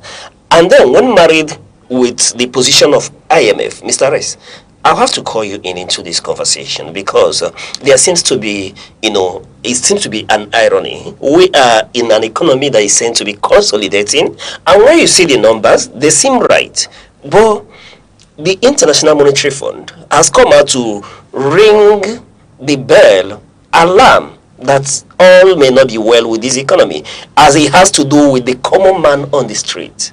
And again, you see the coordinating minister of the economy, Wale Edun, overseas, speaking to the fact that Nigeria is not going to the IMF to borrow more money. Is it about where we are going to borrow the money from, or the fact that the impact is not being felt at home?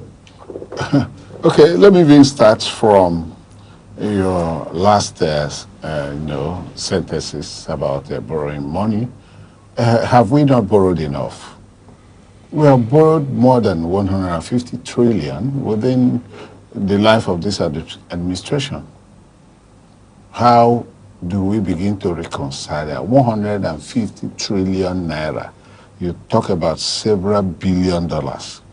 So, we are not going to borrow money. That is what he told us. Good. Of course, the IMF... No, sorry to cut in. We are not going to borrow from the IMF. The IMF is dangling some $50 billion there for people to so we may borrow from other agencies. Okay, even if we are borrowing internally, they were even thinking about Nigeria borrowing internally. From Nigeria, we still have organizations that could give them, treasury bills and all these transactions that goes through the central banks. So, but then it is not even about borrowing. Of course, Nigeria has a very, according to IMF too, a very proactive working debt management organization. They know that Nigeria manages their debt very well on the interim. At the same time, too, that debt management has resulted in the erosion of capital budget funds. And that's why our budgets do not perform up to 40%. And the least or the best it has performed since the past 3 years is 40%, which means that we've been managing debt with huge sums of money. Even with the removal of the fuel subsidy, we're still making a whole lot of money. And you know all these monies are getting sunk into debt management. So you see that the prices of domestic goods in Nigeria have continued to go higher, especially with the cost of transportation that has gone up. The cost of transportation, the spiral effect on all other goods and services within Nigeria, the spiral effect has been negative, which means Nigerians are suffering. The poor is getting poorer. The poor is getting poorer in such a way. So the indices of poverty has continued to grow. As a result of that, that is exactly the implication of the submission of IMF. The indices of poverty is fast growing, which means that Nigeria must have to be very careful and manage its affairs effectively for us to have a very good economy that will sustain us. The thing is that seeing the warning IMF is giving, it is not a good sign. From the very first time I started looking into this to understand the basics of the warning, you will see that the oil price, which was, the operation of our budget, which was at $68 per barrel, it has gone up to 118. Now that means Nigeria is making more money. I mean, the government is making more money, while at the other side there's a problem.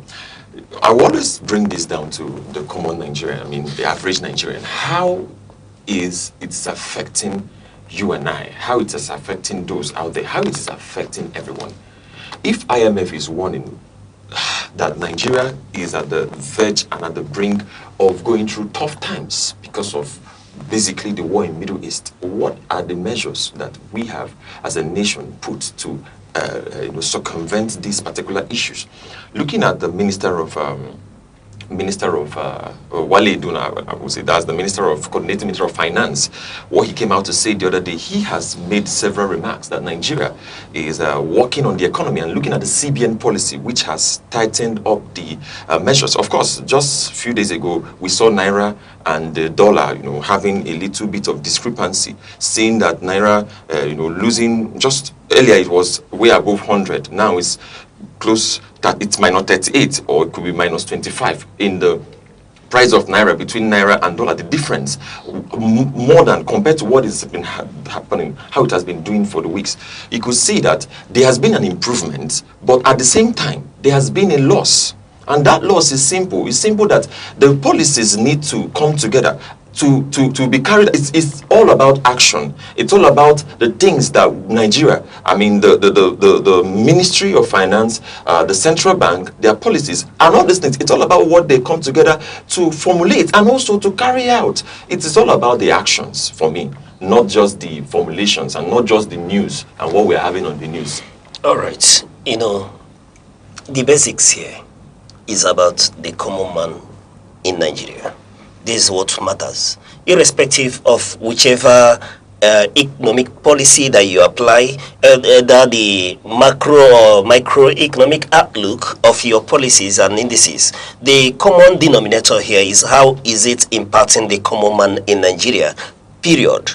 Yes, the IMF have raised concern, and while you were speaking, you did mention the issue about Nigeria having a very good debt management office, and they have equally come out recently to raise concern about our mountainous debt.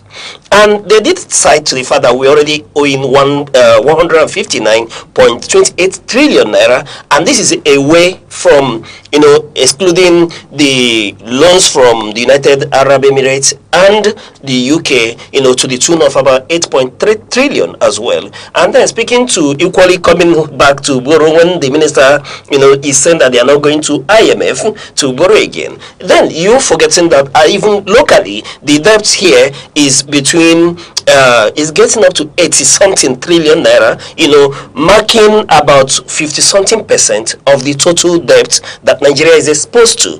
And then when you marry it to the external debts as well, which is already within about 40 something 0.73 trillion percent of the debt, over 74 point something trillion, within a specific period between 2025, and getting into 2026, and we are still borrowing. But the bottom line here, like the information from the DMO, when you analyze it and marry it together, it's emphasizes the fact that even our unborn children, people like Good Hope, that may be looking forward to get do what we call in Hausa aure tomorrow, that even their unborn children are already indebted.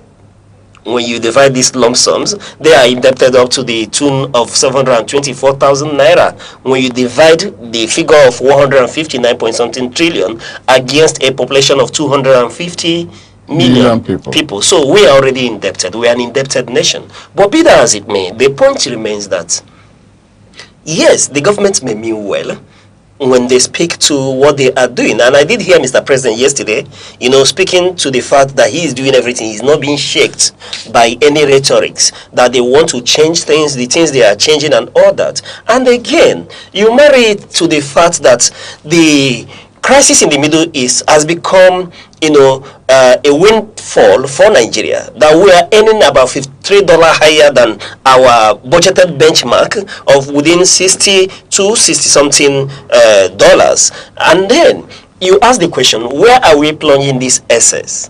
We are using it to defend the naira. And that speaks to the optics. Why don't we look at the fundamentals, how this will impact and improve the livelihood of ordinary Nigerians? What is the price of staple commodities in the market? With rainy season coming, you will see that prices may begin to go higher than it is already. With the crisis in the Middle East, if not handled, and things continue to escalate, the common man in Nigeria will continue to pay from the out of the pocket.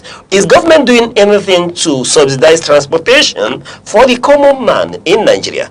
In fact, one person did say that the good man Dangote, God bless him, for citing the refinery in Nigeria and has helped us in a tremendous way, because had it been that he's not here, perhaps we will be buying a liter of fuel at 5,000 naira this time around. So having said all this, it still remains quite important that the government would rethink its economic approach with a man on the street in mind. Mr. Reyes. Yes, that is exactly what it ought to be. We talk about the implication of the economic policies, being churned out day in, day out from the central bank, from the Minister of Finance, and so on and so forth. Yet, I have said it over and over, that most economic principles has failed in Nigeria in terms of the outcomes. When you talk about the simple issues of the law of demand and supply, it works in various countries of the world. But when you come to Nigeria, such policy principles, economic principles, tested principles and theories tend to fail, which means Nigeria is a very peculiar nation. Now, you mentioned the excess excess money we're getting from the windfall from the Middle East crisis. And yet we are crying. Yet Nigerians are suffering.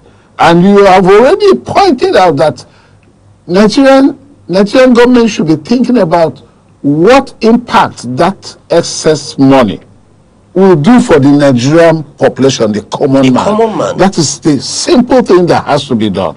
But do we know what they intend to do? If they will plunge all into debt management, or they will share it among the federating units, where some pipes will be laid from where these funds will move, because we do not see them being trickled down. Okay, we have the government the closest to the people. What are the local governments in Nigeria doing, even with all these windfalls? A lot of money is coming to the local government account, yet we have not seen projects, we have not seen elevation of life, we have not seen social welfare for the people at the local government level. We have not seen much. A lot of things are not working well.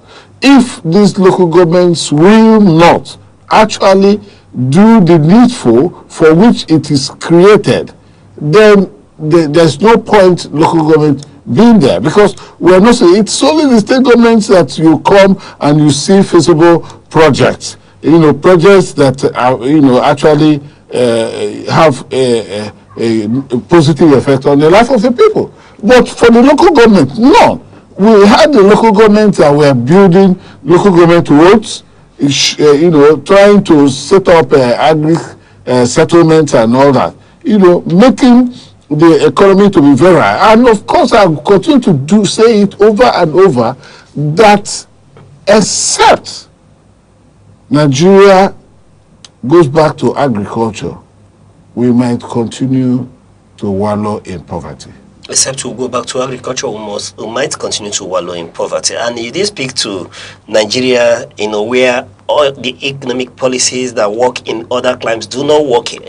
Then the point remains that we need to, look inwards and think about developing the Nigerian roadmap to salvaging the Nigerian economy. Perhaps this is what will work, thinking Nigerian in our macro and microeconomic outlook, begin to develop a proto-Nigerian economic plans. And you might be aware that if one looks in-depthly, you will see that there is a shrinking middle class. It's no longer there. What you have is the novo-rich and the lower class. There's no longer a time where we used to see the GRAs and all that and see that these are the, the enclave of the upper middle class, and then even in the middle class, we would divide them according to a different class. There's an upper middle class, there's a middle class and a lower, and then there's the novo-rich. But in Nigeria, what we are having today is the novo-rich and the downtrodden, the people who can no longer afford the price of staple food in the market, the people who are paying out of pocket for the price of petroleum, people who are crying at the cost of transportation, people who would fund their own health care schemes by themselves. Therefore, we need to ask government that, given the situation we found ourselves, that this projection, the economy is indeed stabilizing. We commend them for their efforts, but more needs to be done to see that these efforts trickle down to the people. These are the people that matter. Without the people, there will be no Nigeria. All right, we go on a short break and we'll be right back with other updates. Stay with us.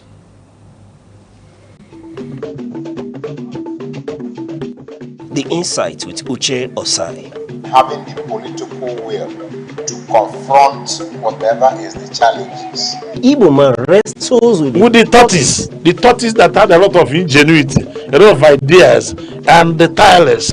It will take the bold mind of government in power to say, let there be electoral reform, no matter whose ox is God. I was there. We did everything. All of us came and supported him with our last blood. In-depth analysis, expert views, real voices, uncover the stories shaping Nigeria today. Deep dive, honest, unfiltered, only on The Insight with Uche Osai on Aneke TV. Join us. Welcome back. Now we go over to the Nation headline, which says ADC tickets, Atiku writes of Kwankwaso, Tambuwal. ADC tickets, Atiku writes of Kwankwaso and Tambuwal. Atiku has distanced himself from Kwankwaso and Tambuwal in the contest for the ADC presidential ticket, signaling deepening divisions and strategic realignments within the opposition ahead of 2027 election. Yeah, speaking to this whole issue, let me reserve my comment. Let me get the opinion of Mr. Rez on this issue. We are seeing an article that has been here for a long time. You know, he's been there from the era of the PDM to the G34 that formed PDP, and he's been in, in contest. Some people say it's perpetual contest. Yes, clearly to him and credit to him, he did won the the governorship race for Adamawa State before being nominated to be the vice to President Olusegun Obasanjo. And since then, he's been contesting. He contested against Obasanjo, remember? And he's been contesting for a very long time. And now, people are thinking that the coalition will have been an avenue to bring someone, a new face, a fresh person to the perspective that every of the members of the group would anchor on to compete against the ruling party. But it's quite obvious from Alhaji Atiku Abubakar that he is still in the fray and would contest strongly against any individual. In fact, he did say that he is the better candidate amongst all the northern candidates and the southern candidates. Well, the former vice president, I do not know if his life is tied to becoming the president of Nigeria, because he has gone through running for the position of president for the period of about 6 times, and or 5, 6 times. But I do not know exactly why that ambition has been very persistent in him. They always say that a good reason must give way to a better one. It is not to say that the reason is not good. It is good. But you have superior reason or superior opinion. Of course, smaller opinion should give way to superior opinion. So he said that he is better than anybody from the north. He dismissed the ability of whoever, the Tambo Wa Kwankwaso. He said Kwankwaso, yes, he should, that he's giving it to him, that he has all it takes to maneuver his way in Kano. But at the same time, given the fact that Kano is a little divided, himself and the governor, that it may not be the same, that he is better and he has scored more votes, he has wedded more popularity and followership than any northern politician, any of the northern politicians, especially those in the opposition political platform. So, and of course he was silent on the southern members of the opposition. He wasn't actually talking so much. But he says that if during a consensus anybody emerges, that he will step aside. He agreed on that. Yes, you agreed that if anyone, emerges the winner in the shadow election, that he will step aside, or if there's no consensus. For me, I would say that this is giving a rising tension among the ADC contenders, looking and seeing it as a coalition and a would say an after party to the major ruling party that we have now, that's the APC. Looking at ADC and Ms. Alhaji Atiku Abubakar coming out to make such remarks is going to raise many concerns in the camp of the ADC, where he mentioned the likes of Rabiu Kwankwason, the likes of Aminu Tambuwal, and the likes of Rotimi Peter Amechi, who would eventually, go for the same position which he would go. I would say that it has raised dust in the midst of the coalition that is going as an opposition to the major ruling party, that's the APC. All right. For me, kudos to the statesman, Alhaji Atiku Abubakar. For me, he has tried. He's always been a good competitor, a good competition in the race for Aso Rock. But I take all this to be a mind game that they are playing with the ruling political party. That's the way I see it, that they are all playing mind game. But if we speak to the issue, like you did raise, and he did mention, he called Kwankwaso if I would say, a state champion when it comes to Kano. But indeed, that's why he is a leader in the coalition. But that there are challenges, with the Ganduje and the governor in Kano presently, that he may face stiff competition for Kano State. But in all, like I did summit, I am seeing it as a mind game. But my position is clearly that if the ADC, if at the end of the day, if there will be an ADC of coalition, because we do not know what the outcome may be from the court's pronouncement on these issues surrounding the crisis surrounding ADC. But at the end of the day, if they are able to scale the hurdle and there is an ADC or a coalition called ADC, and they go into a primary according to the Electoral Act, if they go into a primary, I would mean to look at the coalition as not being serious in wrestling power from the ruling party.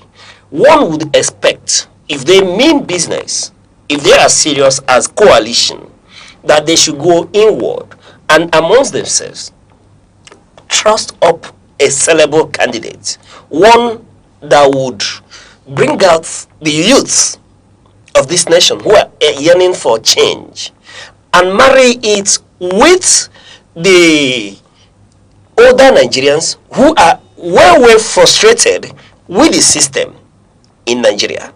Someone who will bring out more Nigerians to align with the position of the coalition, not minding or forgetting the fact that a lot of the members of the coalition do not have cleaner record than the people in the ruling party as well.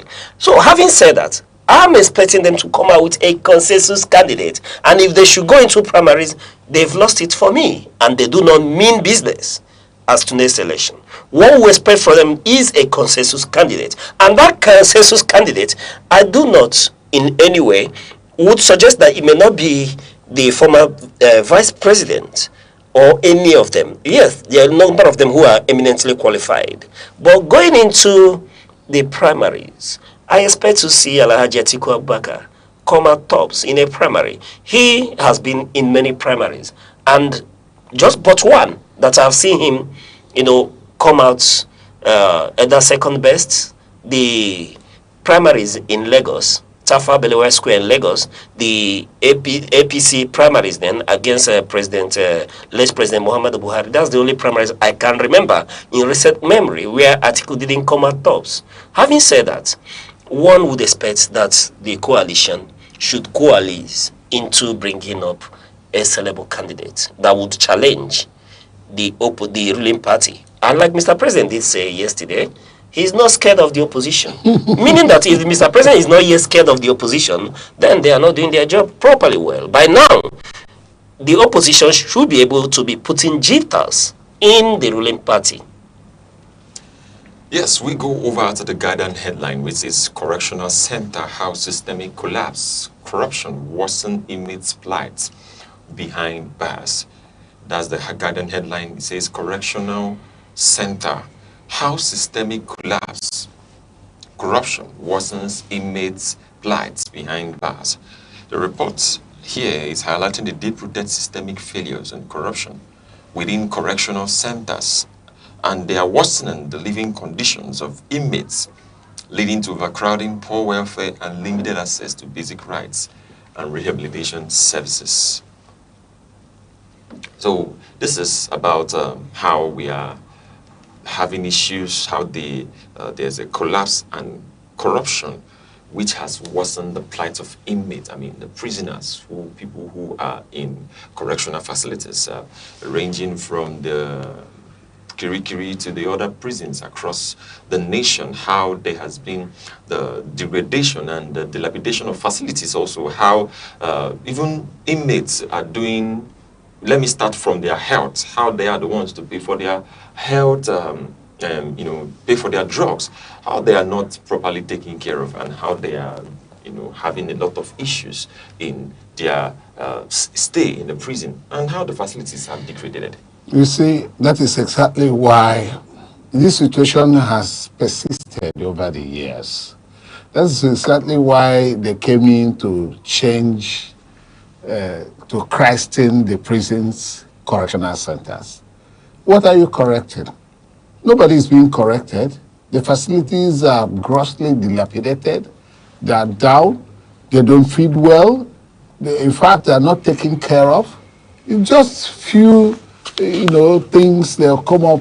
Anytime you see the correctional centers on the pages of newspapers, they are going to tell you that somebody who has been there was able to go to university or polytechnic from there. And you just get one person or two persons across the entire Nigeria where you have astronomical number of prisoners or people who are going to be corrected. So what we are talking about is poor infrastructure. The inability of government to support the correctional centers with enough fund, and the inability of those who are manning these correctional centers, inability of those people from implementing or using the little fund, released by government, that is the Ministry of Internal Affairs, Interior, the Ministry of Interior. I'm wondering how what the ministers of Interior has been doing in Nigeria. We have had all our correctional facilities so grossly dilapidated that those who are the inmates of these places are suffering. In fact, human rights organizations, civil society organizations have really, in fact, it is even the civil society organizations that help inmates. They go there with even food, give them support, all forms of support. And that is why some of them are even surviving. And when you have problems of ill health, many of them die as a result of lack of health care facilities to take care of them. We are supposed to have healthcare facilities that will be taking care of those people there. But you find out that these inmates sometimes have some epidemic problems right inside there, and many of them suffer it critically, that it has become so critical that the inmates are, in fact, they need support from everywhere across the world. I know of organizations outside Nigeria that are coming to help the inmates in Nigerian prisons. All right, you've articulated the situation quite well. It's a systemic collapse, systemic failure. The ones outside keep speaking to how the system is failing them. Now the ones inside, trying to take from the ways of Fela Nicola Pokuti, yes, the inside world and outside world, and we are still failing them. And like you rightly pointed out, the correctional center that is not correcting anyone. I do not know if you've seen anyone who's been to the Nigerian correctional centers. It's still a prison because it was just a change of name. These people are imprisoned. Yes. Have you seen anybody who's been there and come out changed? I've not seen anyone. Change of nomenclature. I've not seen anyone who's been there and come out changed. What are we really correcting? Are we correcting the fact that we will dehumanize them the more? Is that the method of correction?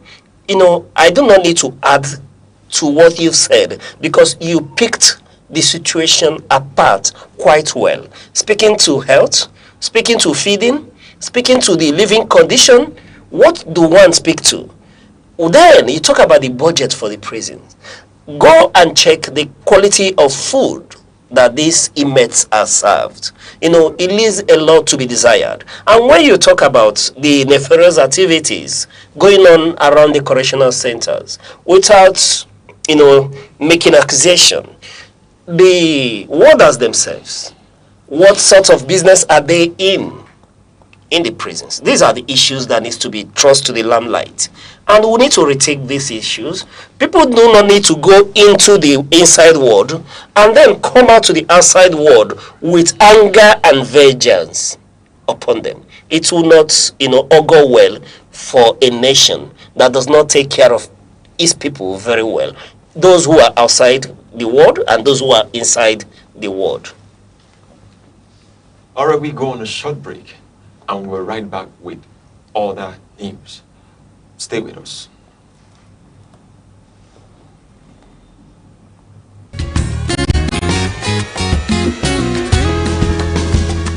Every day, your health shapes your life, your strength, your choices, your future.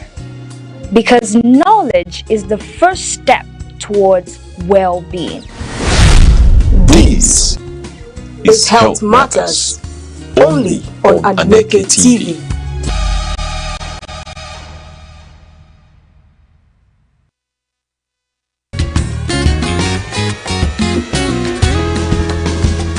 Every day, your health shapes your life, your strength, your choices, your future. Because knowledge is the first step towards well-being. This is Health Matters, only on Aneke TV. You're still on Sunrise here on Aneke TV. Also in the news, President Bola Tinubu has pushed back against opposition criticism, insisting he will remain focused on his policies despite growing debate over zoning arrangements, signaling firmness amid rising political tensions. All right. Before we speak on this issue, I call for the video clip where President Tinubu was addressing members of the Renewed Hope ambassadors. To various comments, I'm inspired, I'm ready.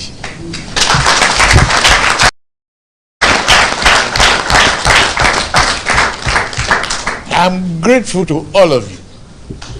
This is an opportunity of lifetime to break the shackle of poverty, ignorance, to put freedom in the hearts of our people, to ensure democracy survives, not the noise making, not the rascality of a street convention.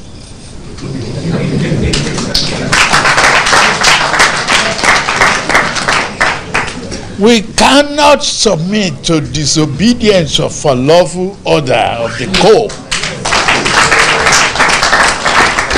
We must embrace the judiciary, whether it favors us or it doesn't. We submit to this principle of democracy, separation of power, and understanding of the dynamics of it, and the nationhood that Nigeria is. That we must build one country. There's no other way to the path that we embrace to national greatness other than build one nation, one common vision for progress, prosperity of our people. That's what we must do. That's what Renew Hope is all about.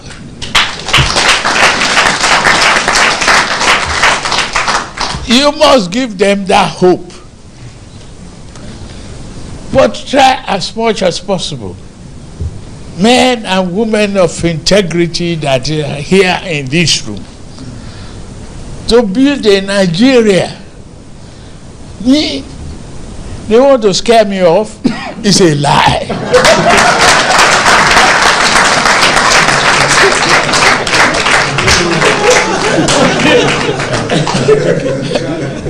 I've been through this path before, and if I have to come back over and over and over again, I'll do the same thing.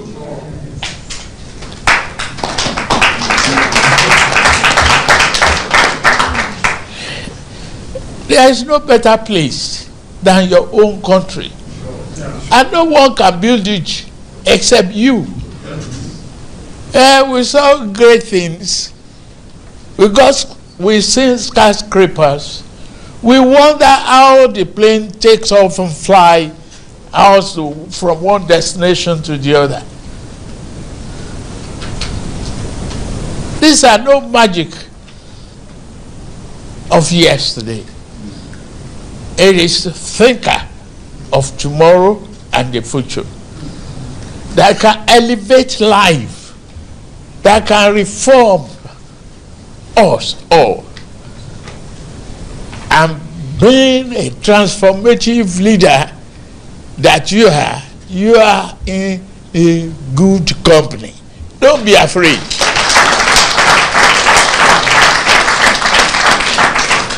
I've listened to you. This economy, I didn't have to look back, because the truth is, I took over for myself.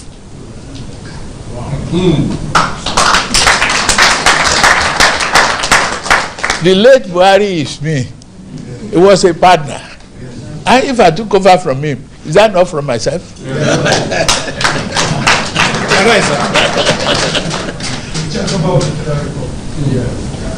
So, if something is wrong, fine.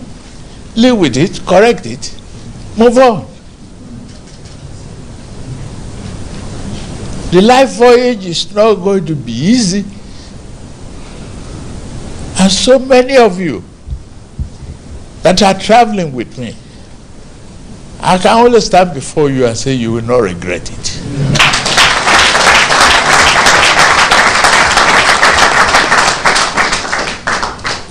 That is why we ask you to renew their hope.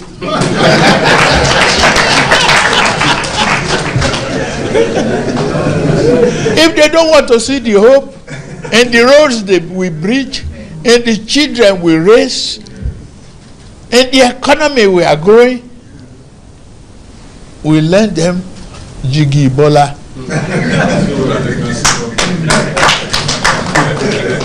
We give them eyeglasses.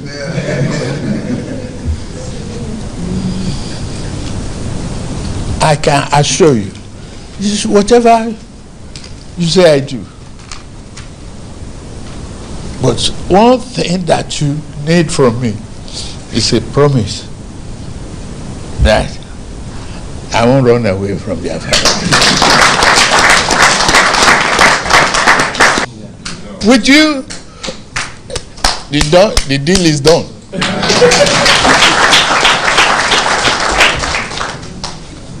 No other thing. Whatever we need to do, coordinate from the world level and build on our understanding. We act as one family. You represent a conscience, a nation that want to break the shackle of poverty, ignorance, and hopelessness. You are in a good company. That's all I can say. And all I can promise is that I won't give up. During the primary that got me here, hey, it was tough. During the general election, it was tough. Now that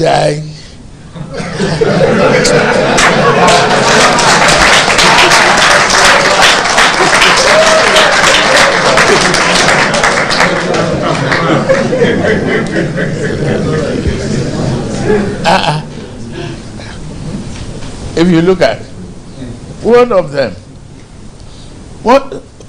no one without history among these calabash. All right. That's the much we can take from that clip from Mr. President speaking to members of the Hope ambassadors led by Governor Hope Uzodinma of Imo State. Mr. Ress, let's get into this conversation. Well, the president was addressing his people. He said that he has seen so much of this kind of situation politically, and as a result, he's not scared about anything, especially when he has all these people. He has about 31 governors who are controlling the local governments from beginning to the end. They are controlling their local government from beginning to the end. And the president, he said he's not scared. And he cannot be, he's not supposed to be scared. Not when you have an opposition that has a lot of crisis around them. All right. Yes, I feel like from watching how he has composed himself and all of these things he said, he is really bold and strong. Now, looking at what he said about not being scared about the whole thing that is going on, that he is bringing and he's going to refresh the hope of the common man. That is also giving us the intention that Mr. President has the nation at heart. It's something we can also commend. Yes. All right. I may have a lot to say, but because of time, I may leave it to other fora when we would exhaust, Mr. President's speech. But I feel that the Nigerian nation is not being fair to his elderly. I think, despite the fact that this is Mr. President, I think he needs rest. That's one thing I take away from this video. Mr. President needs rest. You can see the stress on him, despite the availability of everything that the Nigerian nation has an offer. But I think I see a man that is rightly stressed, that needs rest. Having said that, I need to speak to the issue of renewed hope. Yes, Mr. President speaking with his acolytes and then charging the opposition if they are not seeing the renewed hope, the children they are raising, the roads they are building. And I would want to leave a question. Mr. Rest, I don't know if you know where these children are and the particular roads and bridges that we're talking about. But having said that, the opposition needs to go back and prepare. I can tell you that, having listened to Mr. President, that this is a man who is not willing to give up, who is not willing to concede, a man who is as more charged as he was in 2022 to remain in office. If he could do it, like he rightly said, he's been through this trajectory before, and if he could do it outside the State House, how much more now that he has 31 state governors? That's exactly what he said. Yes. Certainly, he's very optimistic that nothing will happen to him. And he said, even with all the things that happened when he was out of office, and he still made it into the office, then how much more now that he holds the 4 S's? The president is seen to be holding the 4 S's, yeah. And that is exactly what it is. So what do you expect? Of course, if he could do it with the likes of what's the name? National Union of Road Transport Workers, if he could charge them and get to the State House, now that he has an army of state governors, and he's charged them to go back and start from the grassroots. For me, the opposition should know that their jobs is cut out for them. They need to stand up. If not, they are not going nowhere. They should be ready for it. Mr. President is ready. You can see this is a man that is rightfully ready. But in all, I plead that Mr. President needs to take a break. He needs to rest. Also in the news, some passengers, including candidates preparing for JAMB examinations, were abducted in Benue State. And it has heightened fears over insecurity and the safety of travelers and students during critical academic period. When you look at this news, you will see that from the report of the general manager of Benue Links, he said that they made a rule that nobody travels from 6 p.m. due to insecurity. And the driver, after the play of those people, the people that were abducted, had to sneak out the car from the bus out of their park, and they had to enter, the students had to enter from there.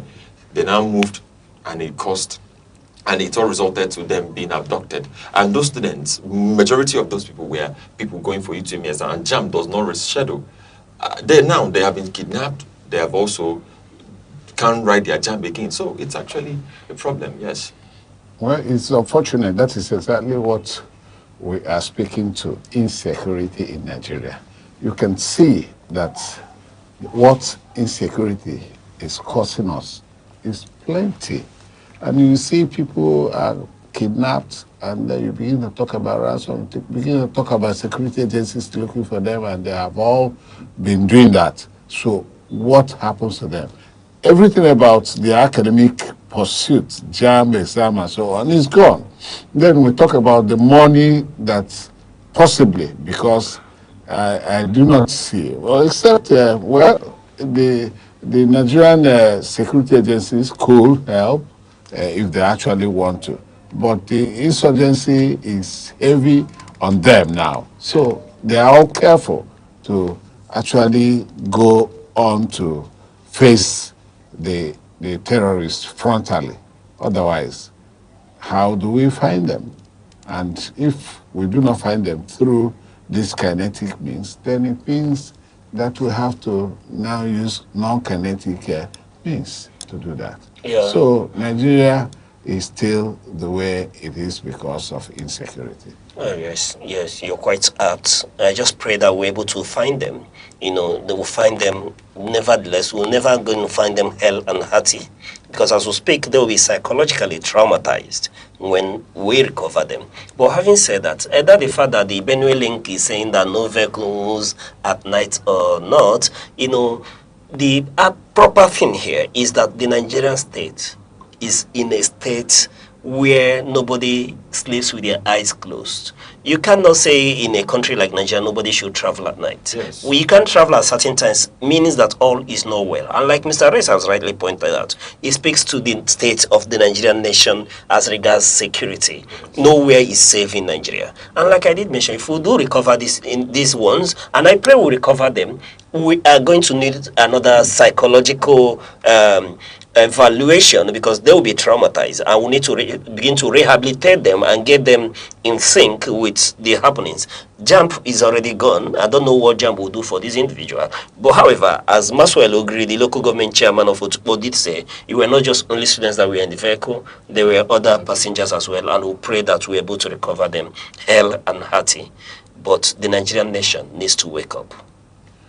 And that's a wrap on today's newspaper review. As always, you can grab a physical copy of your favorite paper from your nearest vendor or catch the full details online. And also, that's a wrap on today's Sunrise, on the edition of today's Sunrise. Thank you very much for waking up with us. It's always a pleasure. I'm Guru Chukuma. And Mr. Res Arum, thank you for those incisive, in-depth insights on news issues in Nigeria. It's always a pleasure having you here on Sunrise. Thank you, Mr. Uche. And for you, viewer, keep watching Aneke TV. Same time, same station, all the time.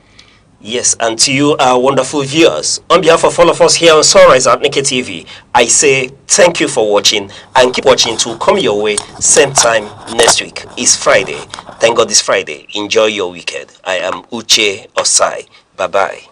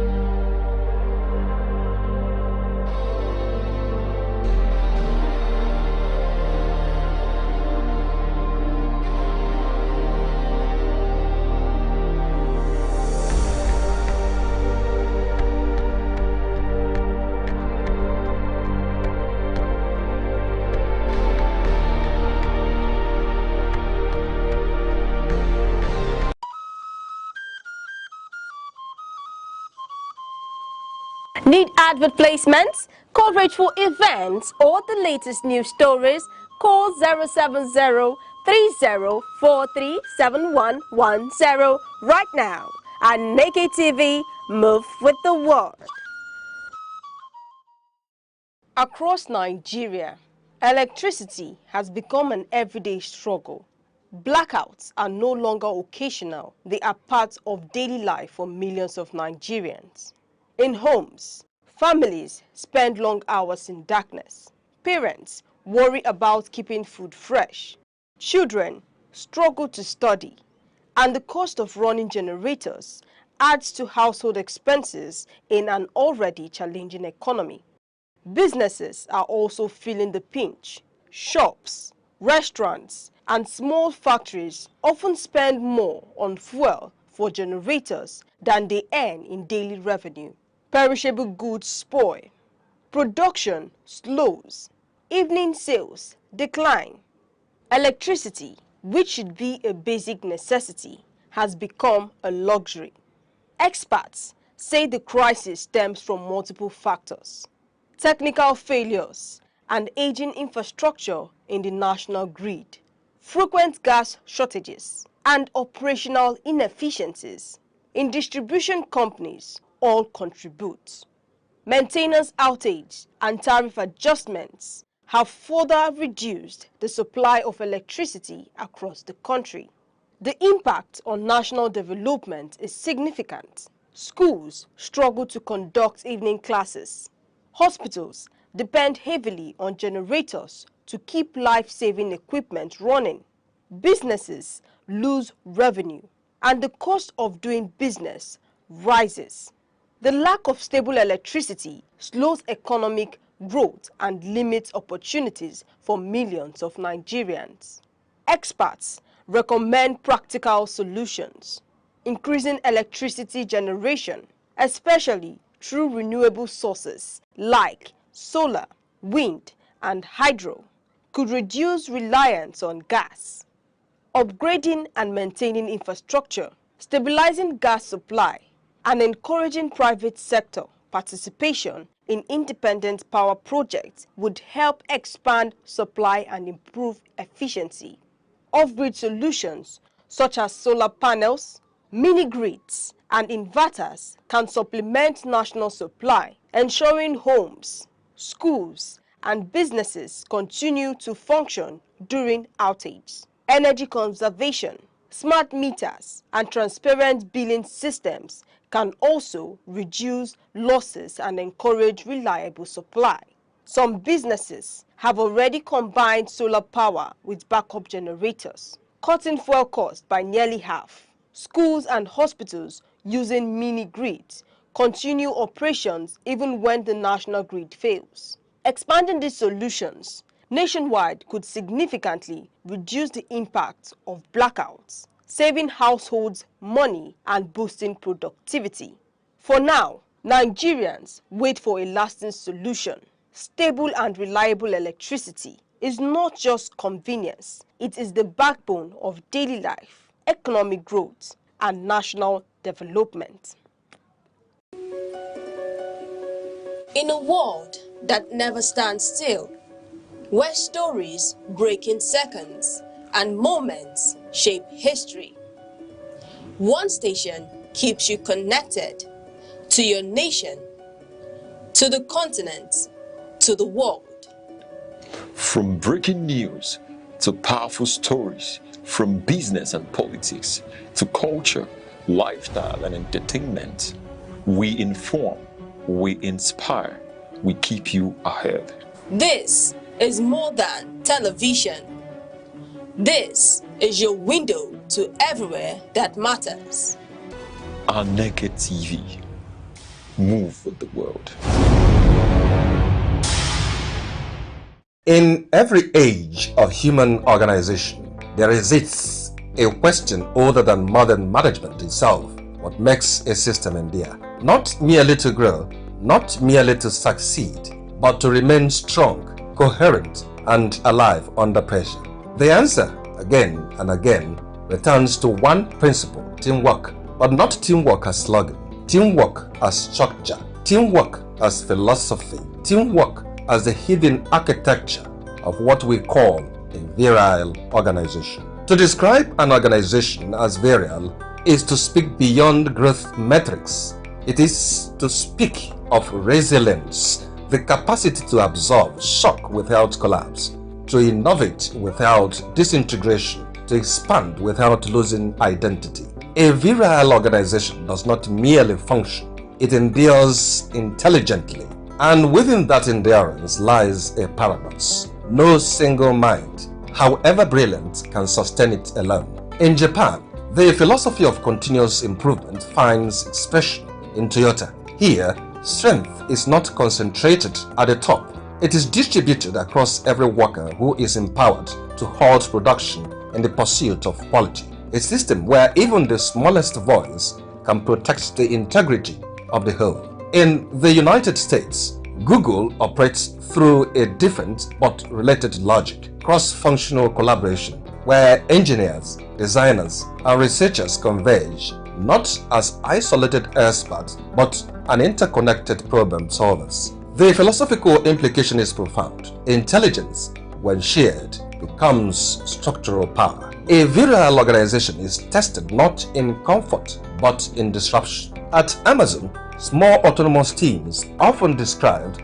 as two pizza teams, operate like cells within a living organism. Each unit carries responsibility, yet none carries the entire burden of collapse. When crises arise, the system bends but does not break. This is not efficiency alone, it is distributed survival. At Apple, innovation is not chaotic eruption, it is disciplined convergence. Hardware, software, and design teams move like instruments in a single symphony. It is in such coordination, creativity is not reduced, it is refined. Across emerging markets, Flutterwave demonstrates a similar principle. Its expansion across complex financial landscapes is sustained not by individual brilliance alone, but by coordinated teams navigating engineering, regulation, and partnerships as a unified system. Here, teamwork becomes something more subtle, the acts of controlled ambition. A virile organization is not held together by structure alone, but by belief. At Microsoft, a cultural shift towards collaboration redefined its internal logic. Competition was replaced with shared problem solving. Silos gave way to systems. And in that transformation, performance returned not as pressure, but as consequence of alignment. Even in smaller ecosystems, newsrooms, startups, and digital collectives in cities like Lagos and Port Harcourt, teamwork determines whether creativity becomes fragmented noise or coordinated impact. Culture, then, is not soft, it is infrastructure made invisible. Complex decisions demand more than intelligence, they demand perspectives. From global consulting systems to public health coordination frameworks, such as Nigeria's epidemic response structures, teamwork reduces error, not by eliminating disagreement, but by organizing it. Here, disagreement becomes data and dialogue becomes precision. A virile organization is not defined by how loudly it rises, but how long it remains coherent under pressure. Teamwork in its highest form is not coordination, it is coexistence structured towards purpose. It transforms individuals into systems, systems into resilience, and resilience into continuity. And in that transformation lies a quiet truth. No organization becomes strong alone, it becomes stronger together. Every second, the world changes. Markets rise, leaders speak, stories unfold. To keep up, you don't just need news, you need clarity, you need speed, you need perspective. That's why Aneke TV brings you the global pulse. Accurate, reliable, right when it matters most. Aneke TV, move with the world.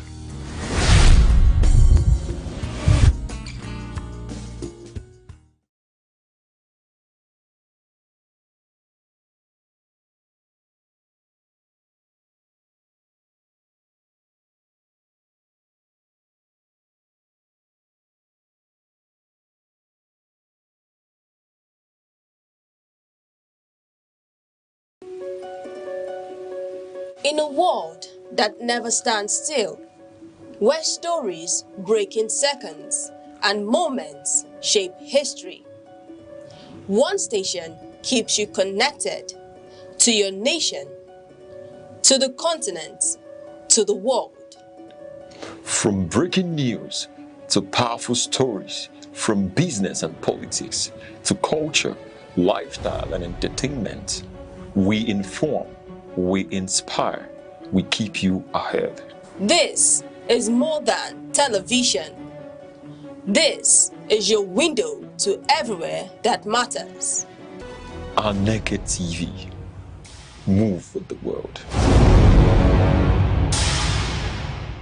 In every age of human organization, there exists a question older than modern management itself: what makes a system endure? Not merely to grow, not merely to succeed, but to remain strong, coherent, and alive under pressure. The answer, again and again, returns to one principle: teamwork. But not teamwork as slogan, teamwork as structure, teamwork as philosophy, teamwork as the hidden architecture of what we call a virile organization. To describe an organization as virile is to speak beyond growth metrics. It is to speak of resilience, the capacity to absorb shock without collapse, to innovate without disintegration, to expand without losing identity. A virile organization does not merely function, it endures intelligently. And within that endurance lies a paradox. No single mind, however brilliant, can sustain it alone. In Japan, the philosophy of continuous improvement finds expression in Toyota. Here, strength is not concentrated at the top. It is distributed across every worker who is empowered to halt production in the pursuit of quality. A system where even the smallest voice can protect the integrity of the whole. In the United States, Google operates through a different but related logic: cross-functional collaboration, where engineers, designers, and researchers converge not as isolated experts but an interconnected problem solvers. The philosophical implication is profound. Intelligence, when shared, becomes structural power. A virile organization is tested not in comfort but in disruption. At Amazon, small autonomous teams, often described as two pizza teams, operate like cells within a living organism. Each unit carries responsibility, yet none carries the entire burden of collapse. When crises arise, the system bends but does not break. This is not efficiency alone, it is distributed survival. At Apple, innovation is not chaotic eruption, it is disciplined convergence. Hardware, software, and design teams move like instruments in a single symphony.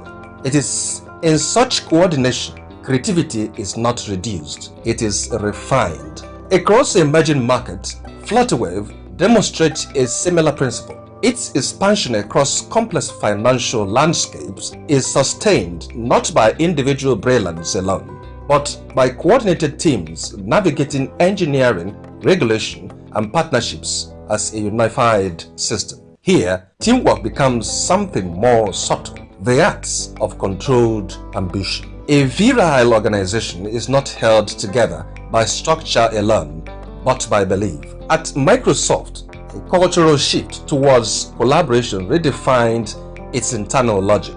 Competition was replaced with shared problem solving. Silos gave way to systems. And in that transformation, performance returned not as pressure, but as consequence of alignment. Even in smaller ecosystems, newsrooms, startups, and digital collectives in cities like Lagos and Port Harcourt, teamwork determines whether creativity becomes fragmented noise or coordinated impact. Culture, then, is not soft, it is infrastructure made invisible. Complex decisions demand more than intelligence, they demand perspectives. From global consulting systems to public health coordination frameworks, such as Nigeria's epidemic response structures, teamwork reduces error, not by eliminating disagreement, but by organizing it. Here, disagreement becomes data and dialogue becomes precision. A virile organization is not defined by how loudly it rises,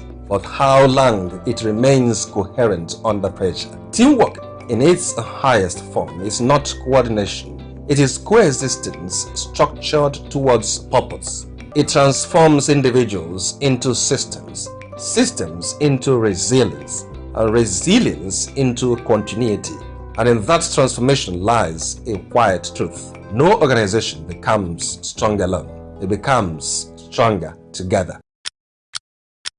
Every second, the world changes, markets rise, leaders speak, stories unfold. To keep up, you don't just need news, you need clarity, you need speed, you need perspective. That's why Aneke TV brings you the global pulse. Accurate, reliable, right when it matters most. Aneke TV. Move with the world.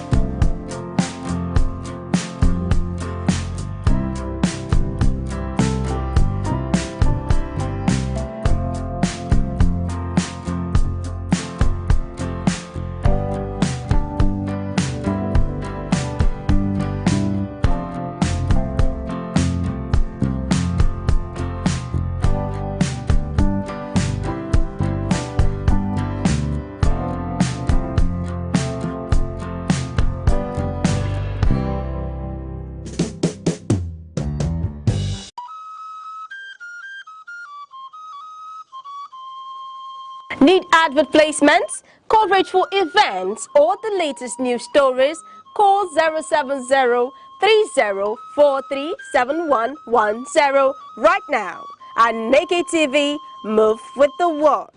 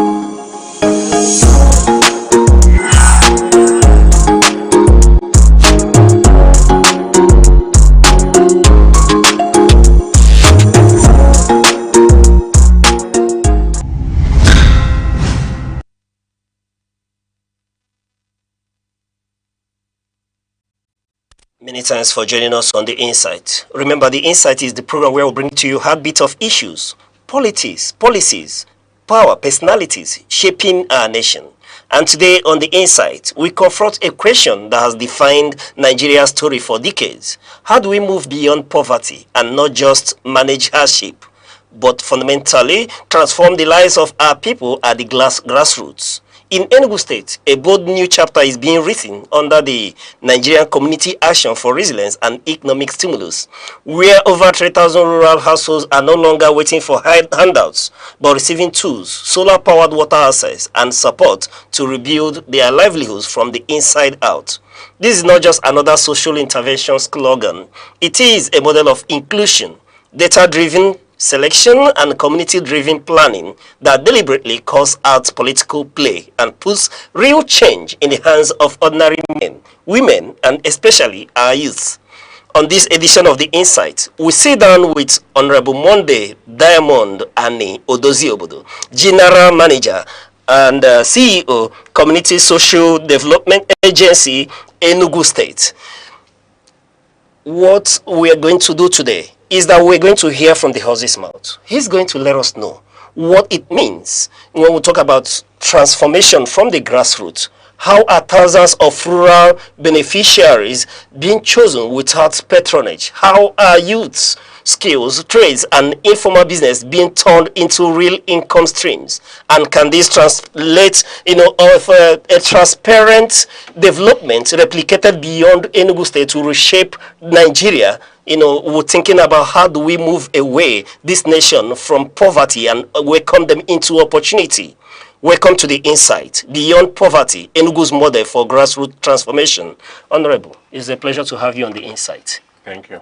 All right. The pleasure is mine too. We know you're quite busy and we are honored to have you. But for want of time, let's go straight into business. Okay. When we talk about the Community and Social Development Agency here in Enugu State, what are we talking about?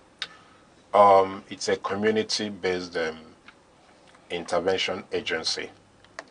What we do is to touch lives in the rural communities and every community, because schools are also seen as community churches, where you have plenty of people gathered for one reason, one purpose. It's a community of people. But the reason we say rural is because the interventions that people in the rural communities are supposed to benefit is supposed to be given to them.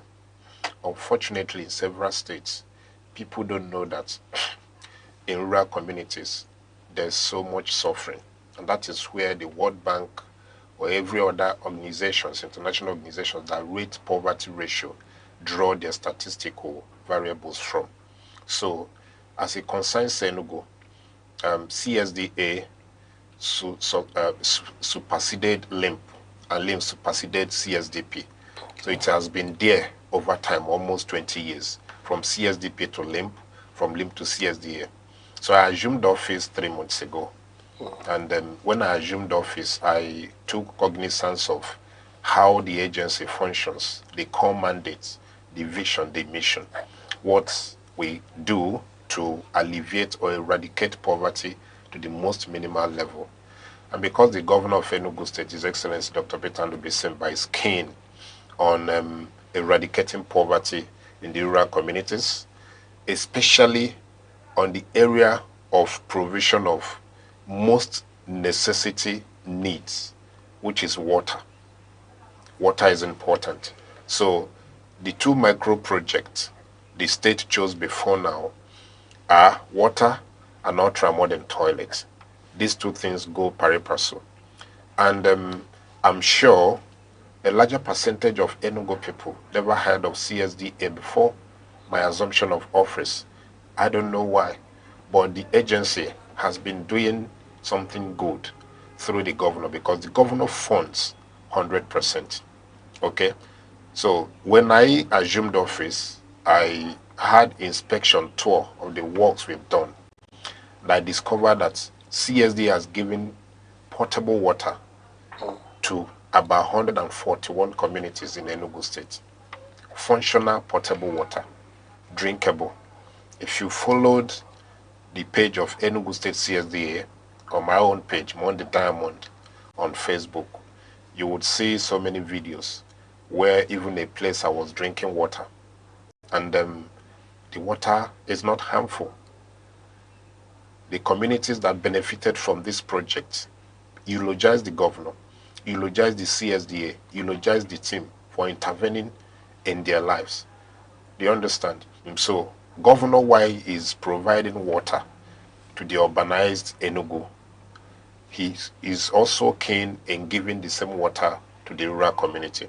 Apart from the road, apart from the educational sector, which is intervening, apart from health sector, apart from security, this water is important. Now, why ultramodern toilets goes with it is because World Health Organization has come up with a figure, a report, that larger percentage of the diseases, the airborne diseases, is caused by the open defecation. Now, the governor wants to stop open defecation so that everybody will be healthy, because health is wealth. He's a man that thinks to the deeper sense of how people feel, the pulse of people in the villages. Now, he said, if you are giving these people water, we should give them ultramodern toilets. And that ultramodern toilet is stereotyped to one pattern, 4 rooms, and a mini room where the person that will manage the toilets will stay. So the 4 rooms, 2 for males, 2 for females.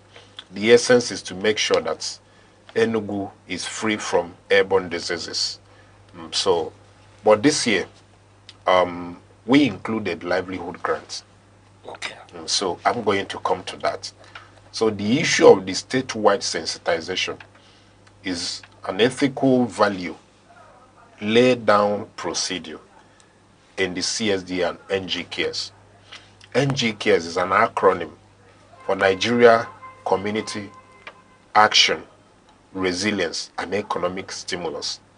This word came into existence when the COVID-19 pandemic broke out in the world. So World Bank came up with a program which they named NGKS. COVID-19 broke up 2020 and almost lasted to 2025, the effect. So the 1.0 NGKS lasted for 5 years. My appointment came on 20th of December last year. So I took over from my predecessor. And by January, the 2.0 NGKS started. So that 1.0 NGKS wasn't Nigeria COVID-19. It wasn't Nigeria Community Action. It was Nigeria COVID-19 Recovery. Okay. And economic stimulus. So when that phase phased out, the federal government, through the coordinating unit, changed that COVID-19 action to community action. All right.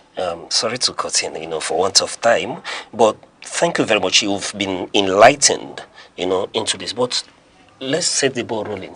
I want to ask, what makes this different? What makes it different from other political schemes that we've seen, which turns out to be the more we look, the less you see? Okay. Why this one is different is because we do projects according to the need of the community. It is community driven. It is community owned. How we function is this. If your community name is Ugwagba, we come to your community, we meet the Igwe and the PG.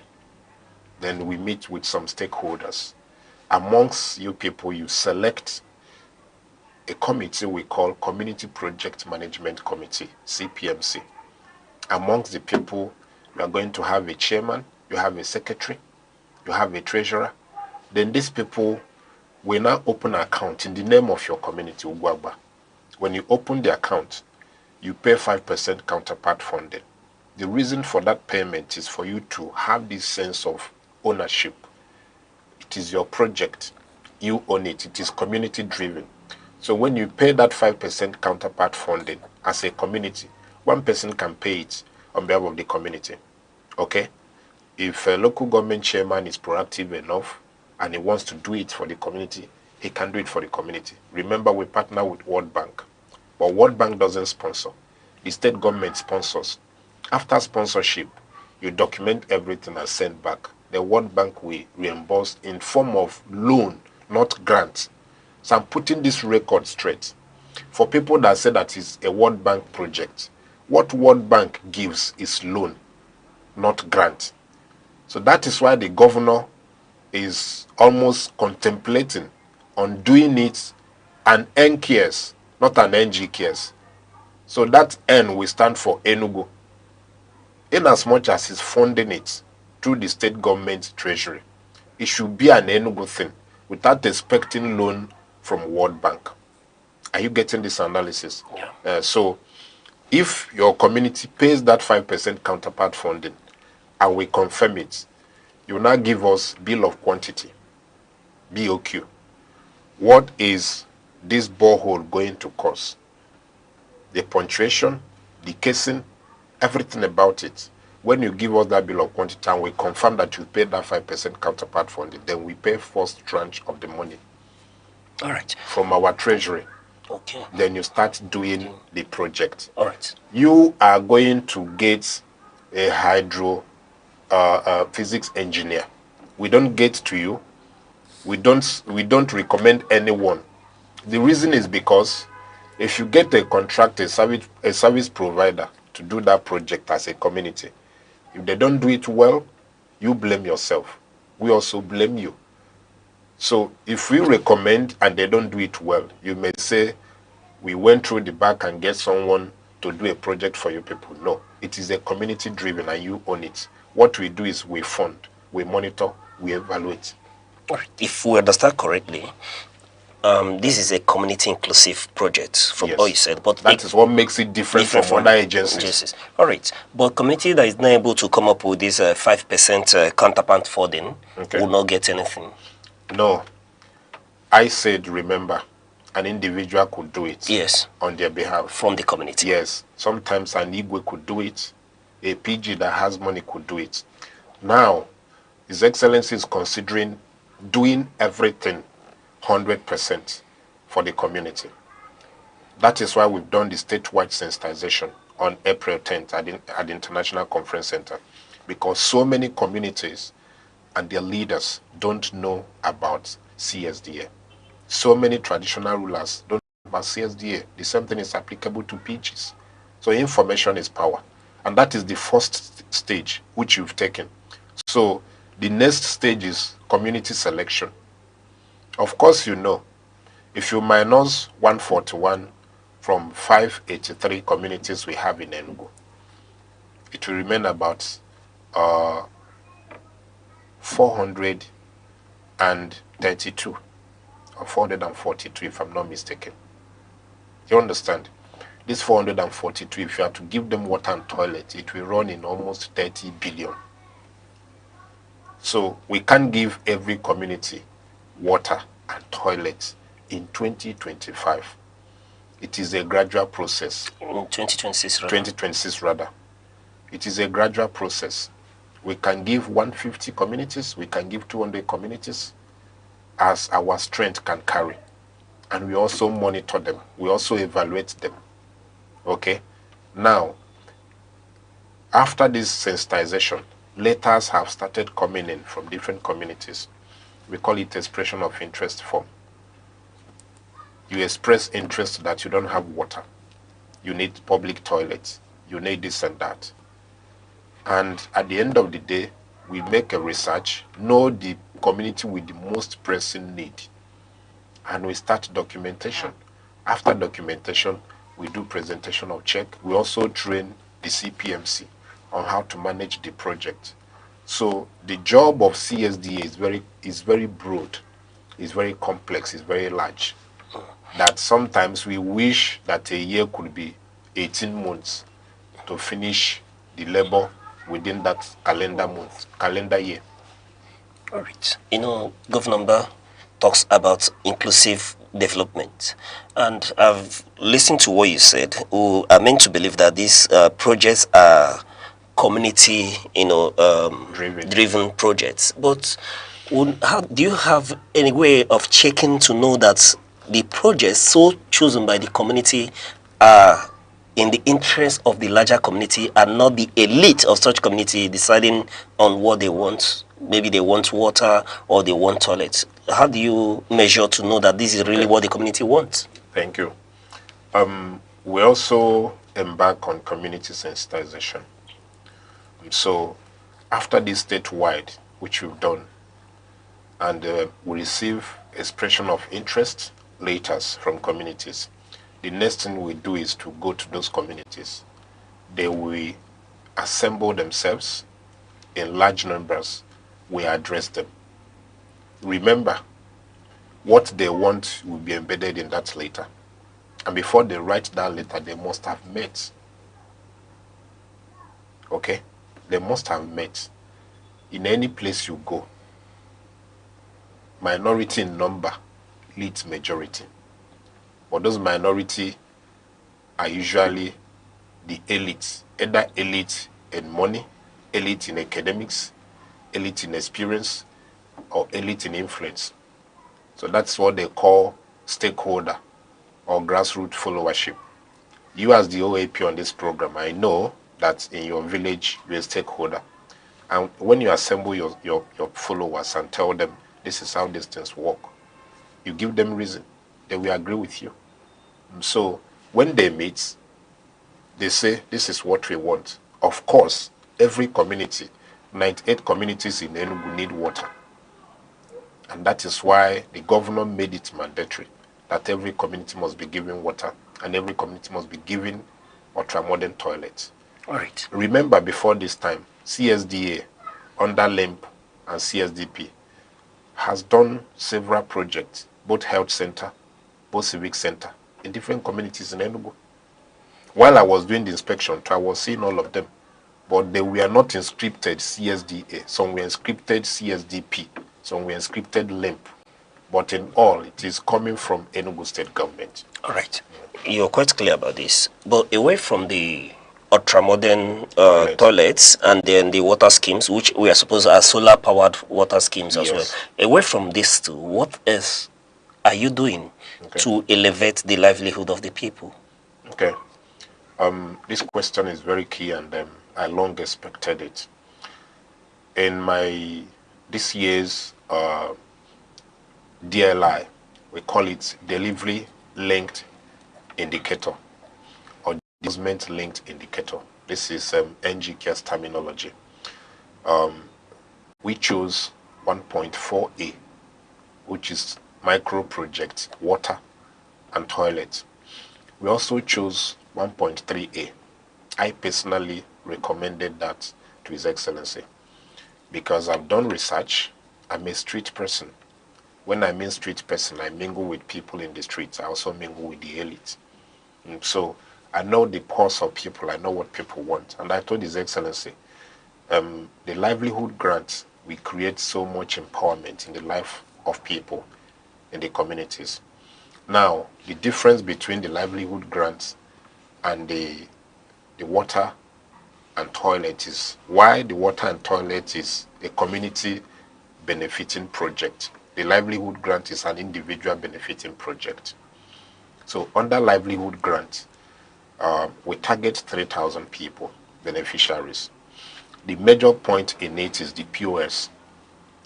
That POS will help solve so many problems financially in the villages, because we made the research, we discovered that if you count 10 communities, you may see that only 10 POS operators are domiciled in those 10 communities. And a community may have 20 or 30 villages. If you go to a village, you count 1, 2, 3 to 10 or 15, you will not see any POS agent.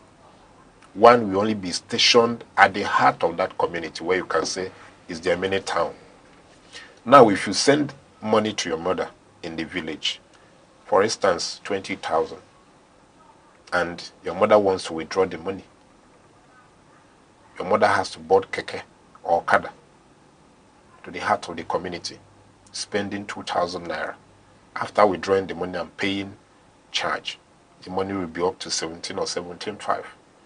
So the money is already shortened.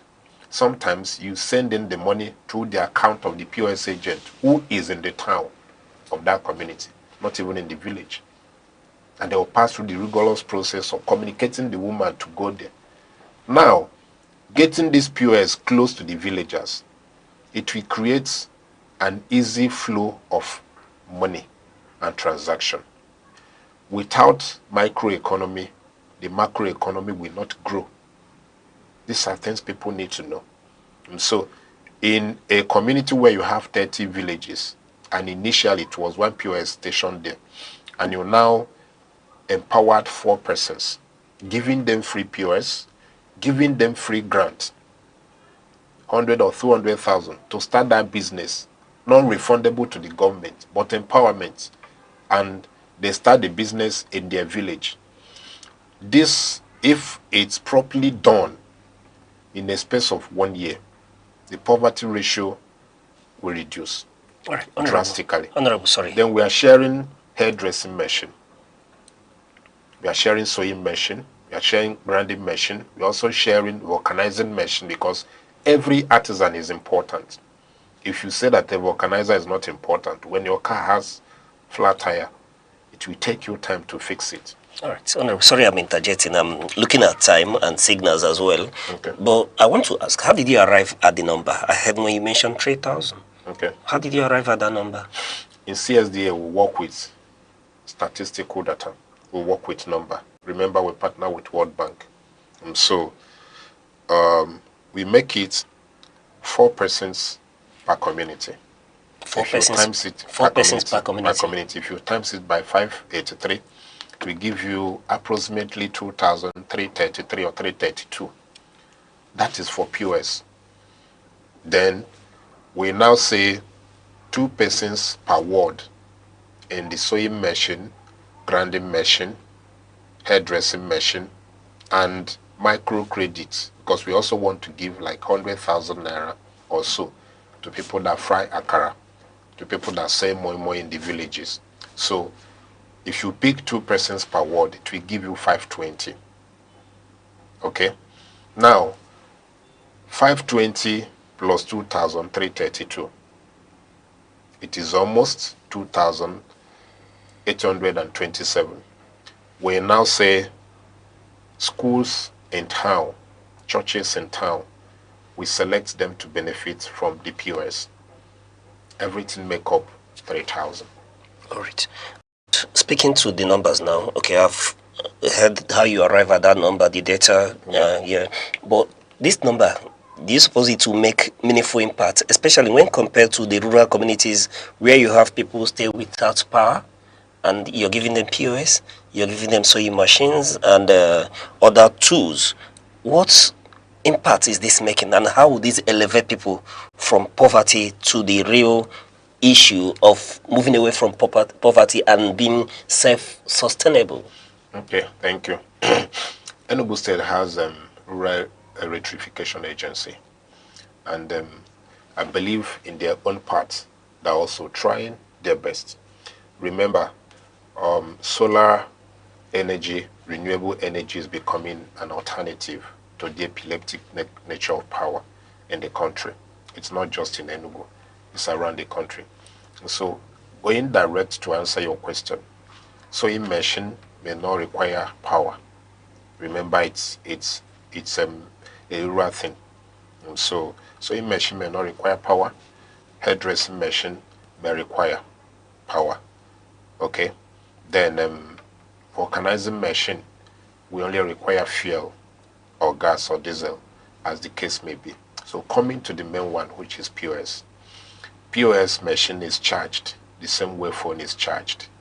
So anybody who can charge his or her phone in the village in any process can also use the same process to charge the POS. So while the POS takes the larger percentage of this livelihood grant, the method of maintaining it or charging it will be less, because you can even use a phone charger to charge POS depending on the code you are using. But Honorable, do you rightfully believe that this would move people away from poverty to real life advancement? Yeah, it will not solve the problem once and for all. Remember, some things are global, just like crime. You can never stop crime. You can only control crime. That is what every security expert will tell you, because if you stop crime, then the police will not exist again. So on the side of the poverty eradication, gradually, if it used to be in 40% or 50%, after this project, maybe after 1 year you check again, it may reduce to 35%. So even in the heaven, Satan used to be an angel.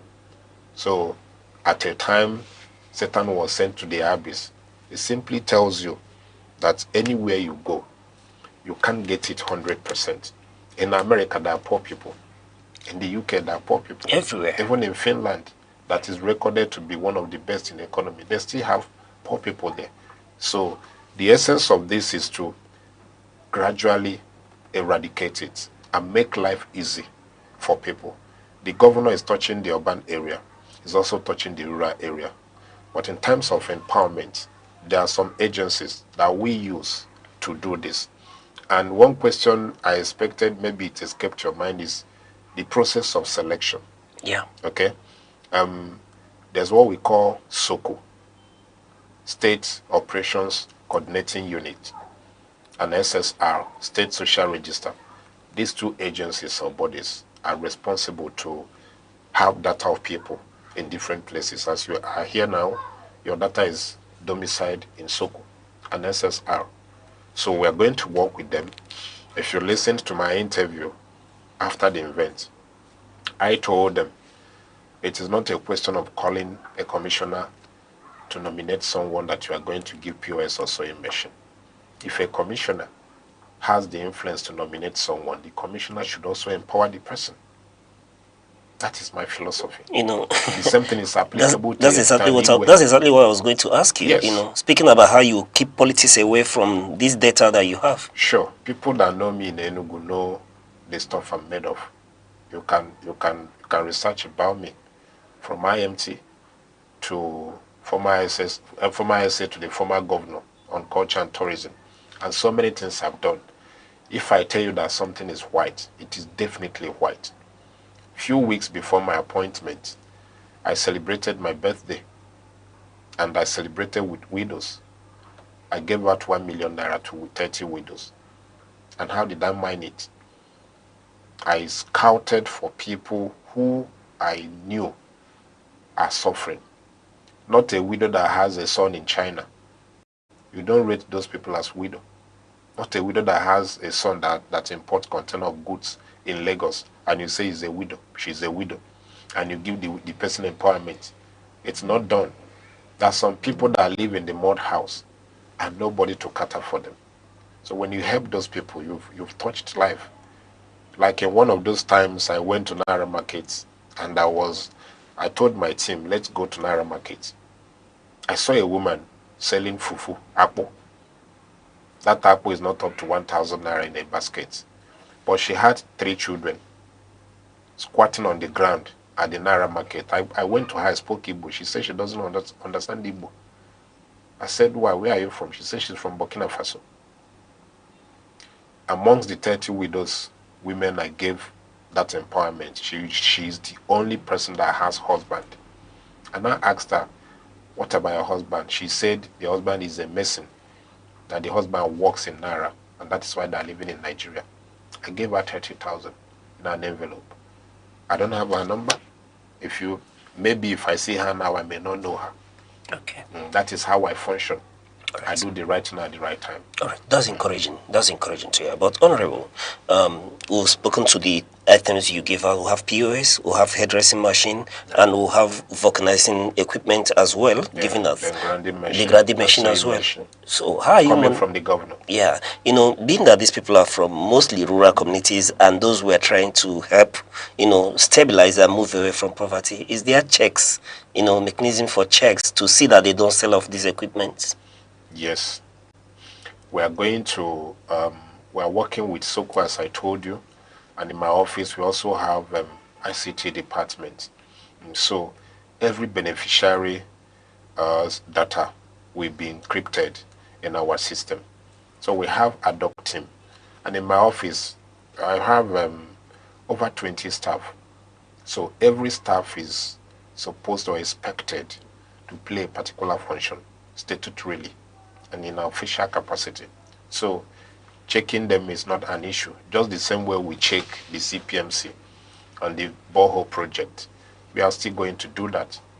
And the day of the presentation of the check and the gifts, we are going to do it the same day, the same time. All right. Yeah. No, for want of time, I'm shooting from all cylinders now. And then when you were talking, you spoke to the local government being on board. And we are quite aware that the local government, like Obagu local government chairman is on board. But how do you get other local government chairmen to come on board so that they don't stall this beautiful plan that you have? Nobody will stall it, and no local government chairman will influence me. It's my office, and my appointment has legal backing. So I function independently, though I function through the dictate of what the law that establishes. But you need collaboration with them. Yes, but I need collaboration with them. So how do you get them to collaborate without stalling the project moving faster? Every local government has local government review committee officer domiciled in that local government. The HPM too is there. Then the SA on wash is also there. Now, some local government chairmen may say, let me pay counterpart funding for this particular community.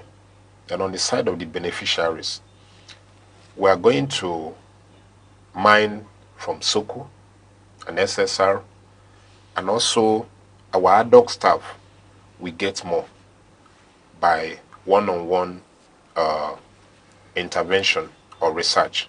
Like we send some people to a particular community, they will ask question. Who is this person that did this job, that learned how to make hair, learned how to sew, or doesn't have a sewing machine? It's something that will come from my office. We've been doing it. So it's not going to be strange. And you mentioned Obagu, the chairman of Isuzo. He's been very, very collaborative. The 3 months I've spent, most times he calls and says, I care about my people. I want to know how my people can benefit. Even though it's about, his office is about winding off and he's not contesting again, but I'm seeing sincerity, passion, and dedication in him. So I commend him. Even the local government chairman, and so many of them, Ogo, Nkanu East, Oji River, Udi, there are so many of them that have shown interest to partner and develop their people. Ude Nsoka, so many of them, and Nkanu West as well. All right. Honorable, before we go on break, looking ahead, if everything goes well and this hits about 3,000 rural homes, right? Is there any plan? What's next? Is there any plan to scale things to urban slums and tweaking it based on feedback that you're getting from the communities? Yeah, the beneficiary communities is not only in the rural area. Remember, Enugu North local government has communities. Enugu South has communities. Enugu East has communities. Nsukka local government has communities. So they are inclusive. That is why it is community and Social Development Agency. Community and Social Development Agency. So, social welfare, rural development in communities, in the urban area, and in the rural area. Because Enugu has 17 local governments, and every local government has community. So we are not excluding anyone. Even in this place, in council, it is a community. Ogui community is there. So when we are mining, we check people that falls within this place and know someone that has learned how to make hair, learned how to sew, and but doesn't have equipment. Then we mine them, we include them. Right. I'm getting signal that we're out of time. We may not go on break. But Honorable, let's talk about the youth. The youth inclusion in these projects. Are they well represented? Because we know that a lot of our youth are in the rural communities, and they need uplifting, from poverty in terms of giving them the needed help to be able to escape poverty. So what is the ratio of youth? Yes. The youth, they constitute larger percentage of it. Because in a family, if you leave the youth and empower only the mom, the youth may constitute nuisance and cause mayhem in the society. So we consider youth first. After all, the percentage of the youth is larger in every society. Okay? So the POS, of course, if you empower 2,000 POS operators, the youth is going to be 1,005. Because an old woman may not know how to operate POS. And as a mother that gave birth to a child, you should expect your son or your daughter at a particular age to fend for you legitimately. So we consider the youth. Of course, I'm a youth. And that is why if you were the statewide sensitization, apart from the Igwes and the PGs, the larger percentage are the youth, both in male and female folk. So youth are inevitable. Okay. Now, looking at you're giving out tailoring, grinding, hairdressing, and POS arts, how are we making sure that we match this with what the rural youth actually want to learn, or the things the field they really want to go in, that we don't just get them lumped up into what we are giving? Okay. Before we give sewing machine, we must have confirmed that you've learned sewing. We don't give it to you to go and drop it in your house, then go and learn sewing. No. If you go to villages or even towns, you go to a fashion house, you discover that about 10 girls are learning sewing in that fashion house. The other day we went to Ogu Market. Not just Ogu Market, we are going to inspect water project. Then while we are coming back at Ogu Market, I saw a fashion shop, where about 10, 15 girls were standing on a long table, holding iron, scissors, and measurement tape. And I discovered that one person who is their boss is teaching them how to make sewing. When these people graduate, assuming 5 of them graduate in the same month, and one person only has someone that could procure sewing machine for her, what will the other 4 persons be doing? So what we are going to do is, while we are mining, the people that we are giving sewing machine must have learned it, or you are learning it and you have a week or 1 month to get your freedom, so that once you are done and you are selected as a beneficiary, we give it to you as empowerment. All right. Yeah.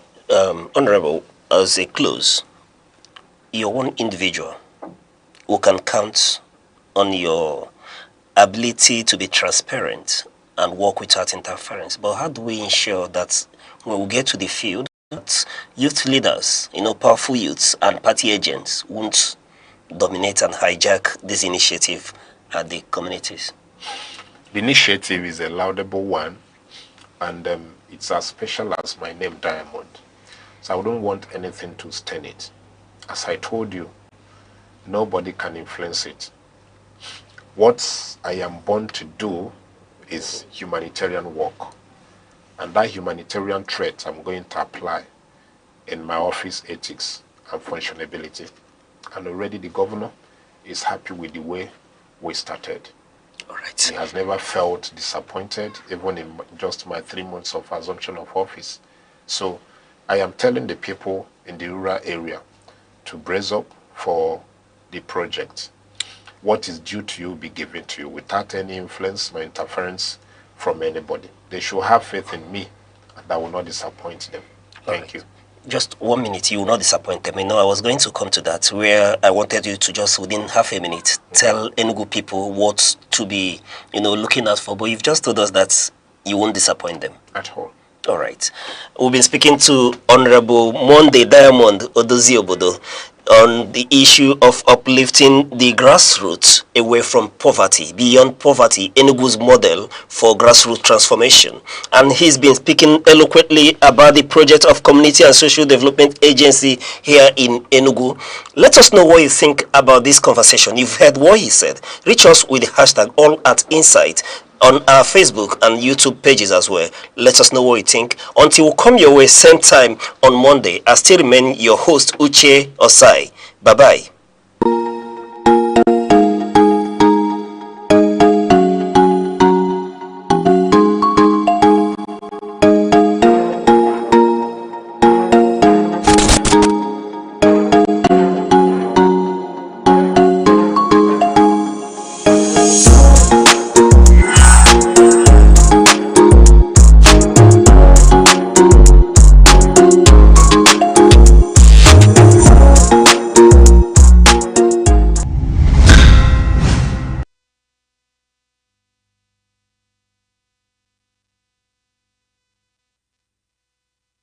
The eagle stands as a majestic symbol of strength, clarity, and vision. Its ability to soar above storms signifies resilience, while its shaped sight represents focus. This is why many nations, including Nigeria, use the eagle as an emblem of nation pride. Eagles do not fear challenges, they embrace them. They fly higher when the winds become strong, rising above obstacles rather than avoiding them. This teaches us that problems are not barriers, but stepping stones for those who dare. To live like an eagle is to stay focused, courageous, and disciplined. It is to see opportunities where others see only difficulties. The sky is not your limit, it is your launch pad. Every second, the world changes, markets rise, leaders speak, stories unfold. To keep up, you don't just need news. You need clarity. You need speed. You need perspective. That's why Aneke TV brings you the global pulse. Accurate, reliable, right when it matters most. Aneke TV. Move with the world.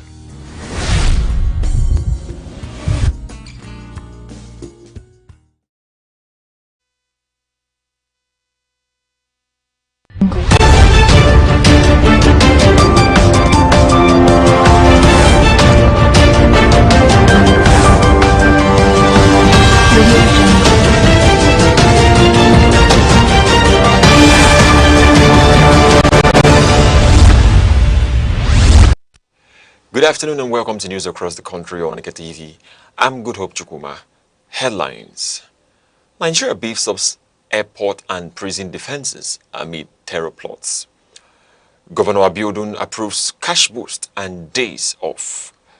Details of the news. The federal government has officially ended the requirement for physical visits to authenticate and evaluate academic credentials, shifting the entire process to a fully automated online platform. Announced on Thursday by the Federal Ministry of Education, this digital overhaul is designed to eliminate the need for applicants to visit ministry offices in person. According to the spokesperson Folashade Boriowo, the reform is a key part of government's digital transformation agenda aimed at boosting transparency, improving data management, and speeding up public service delivery. Under the new system, applicants must register and upload their documents through the dedicated verification portal at scverify.education.gov.ng.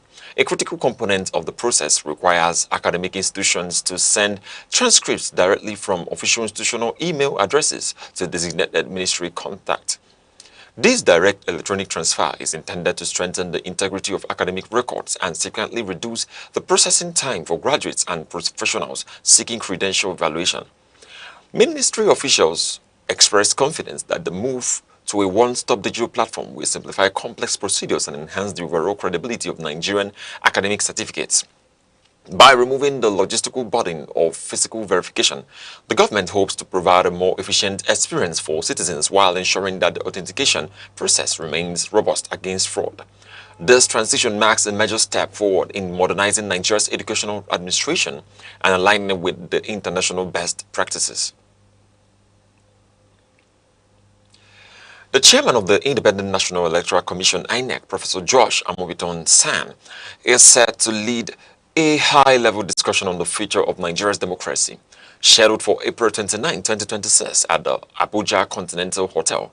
The stakeholders' policy dialogue will gather a powerful assembly of legal experts, political leaders, and international observers. Organized by the law firm Law Corridor, the summit aims to confront systemic challenges and tighten electoral protocols as the nation begins its countdown to the 2027 general elections.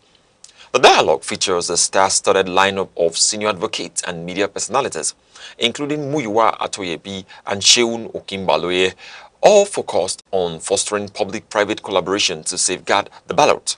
Organizers emphasize that with the next major election cycle approaching, the germane issues of transparency and institutional integrity must be addressed now. Following the event, a comprehensive policy brief and reform roadmap will be submitted to the federal government to help guide the next phase of Nigeria's electoral evolution. Nigeria's security agencies have moved to higher gear following international intelligence reports of a suspected insurgent plot targeting the Nnamdi Azikiwe International Airport and several correctional facilities.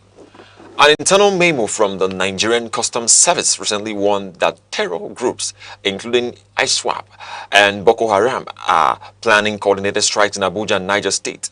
In response, the Nigerian Police Force and Correctional Service have placed facilities on high alert, deploying specialized units and implementing rigorous screening processes to prevent any breach of national security.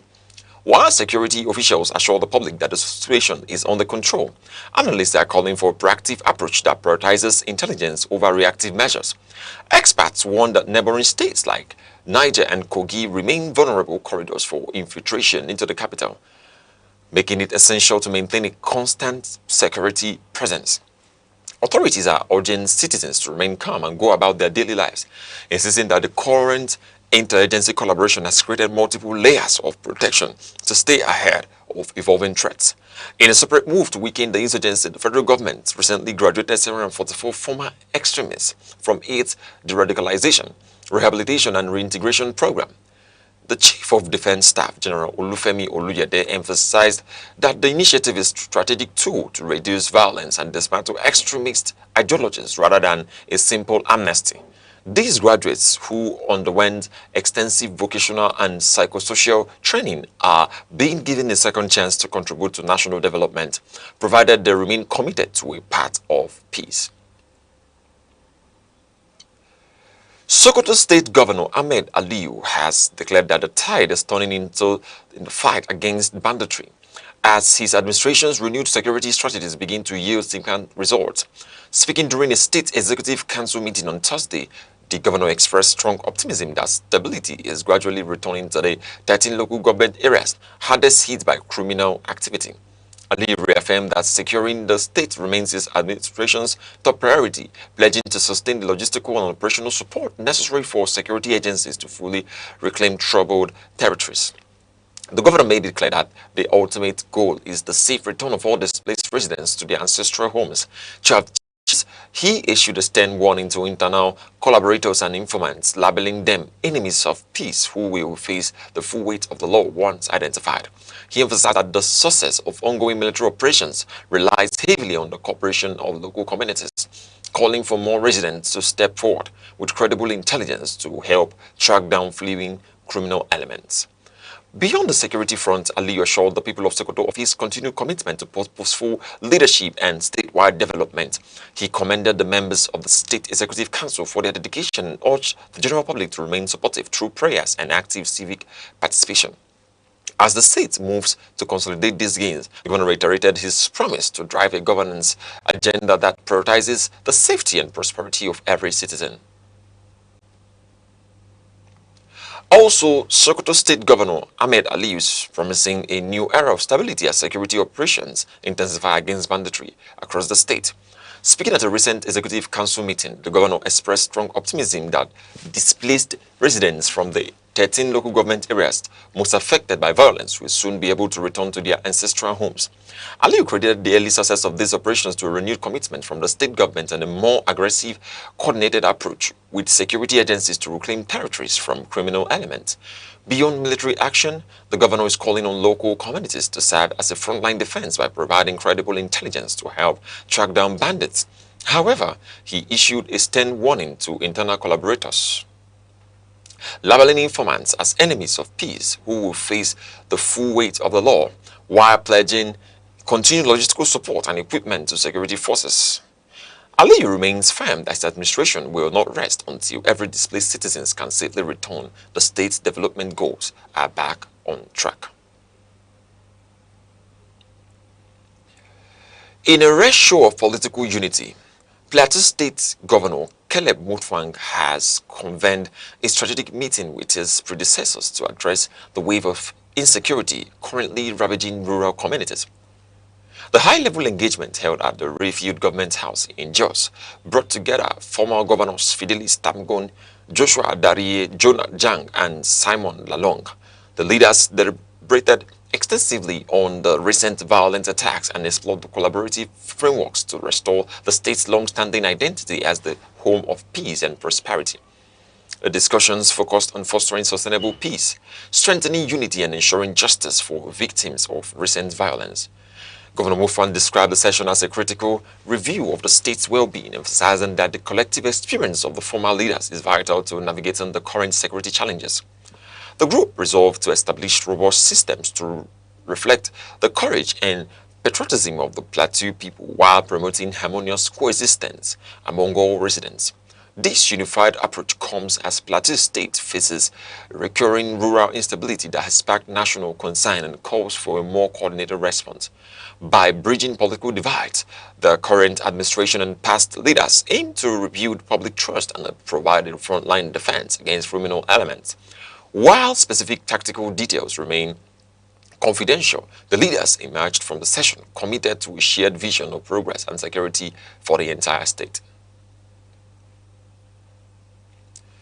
In a major victory for internal security, Nigerian troops have successfully rescued 12 kidnapped victims during an intensive patrol along the forest borders of Plateau and Taraba State. The operation, carried out by a combat support infantry battalion, took place in the early hours of Wednesday in the notorious Danjin Madam and Kumbodoro forest areas. Soldiers encountered the group as they were attempting to navigate the dense wilderness, having recently managed to escape from their captors' camp underway the cover of darkness. The rescued individuals were immediately secured by the military team for identification and medical evaluation before being reunited with their families. Security sources confirmed that the fighting patrol was part of a broader strategy to dislodge criminal elements using the interstate forest corridors as hideouts. While the victims are now safe, specialized units remain on the ground, tracking the fleeing kidnappers to ensure the area is cleared of further threats to travelers and local communities. A significant diplomatic gap has emerged as official records from the U.S. Department of State reveal that ambassadorial positions in Nigeria and 116 other countries remain vacant. The report, titled Ambassadorial Assignments Overseas, confirms that 117 nations are currently operating without a Senate-confirmed U.S. envoy. This massive vacancy list spans every major region in 40 countries across Africa and numerous key allies and partners in Europe, Asia and the Americas, and Oceania.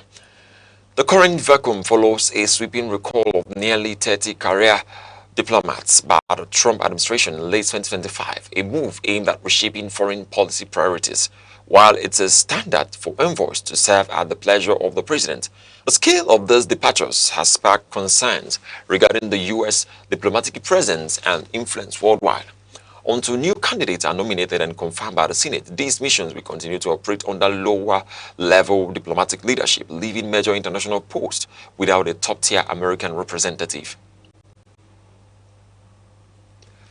The Nigerian Defense Academy (NDA) has officially promoted 10 senior officers, tasking them with leading the charge against Nigeria's complex security threats. During a vibrant decoration ceremony at the NDA officers' mess in Kaduna, Commandant Major General Oluyemi Alatoye elevated 6 lieutenant colonels, 3 commanders, and 1 wing commander from across the Army, Navy, and Air Force. Olatoye emphasized that these new ranks are not just accolades but a call to higher service, demanding absolute discipline and professional integrity. The commandant warned the newly minted leaders that their conduct, both on and off the battlefield, must remain beyond reproach to uphold the reputation of the armed forces. He urged the officers to serve as role models for junior personnel and to deepen their grasp of strategic leadership as they move into more demanding assignments.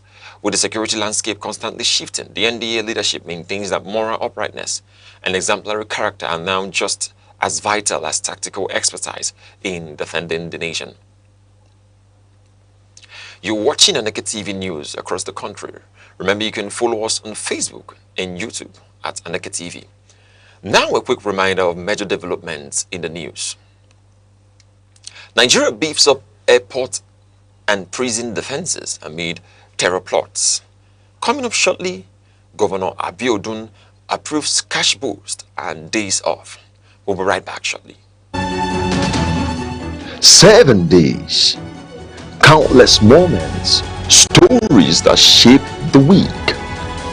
From decisions in the corridors of power to developments affecting everyday lives. From moments of challenge to stories of resilience and progress. This is where the week comes into focus. Week in retrospect, only on Aneke TV. Welcome back. Governor Dapo Abiodun has rolled out a new welfare package for Ogun State civil servants to help navigate the soaring cost of living and high fuel prices. Starting this month, workers will receive a 10,000 naira monthly transport allowance for the next quarter, alongside a new policy allowing for 1 day off duty per week. The head of service, Kehinde Onansanya, confirmed that these measures are specifically designed to provide immediate succor to the workforce as global tensions drive up pump prices across the country.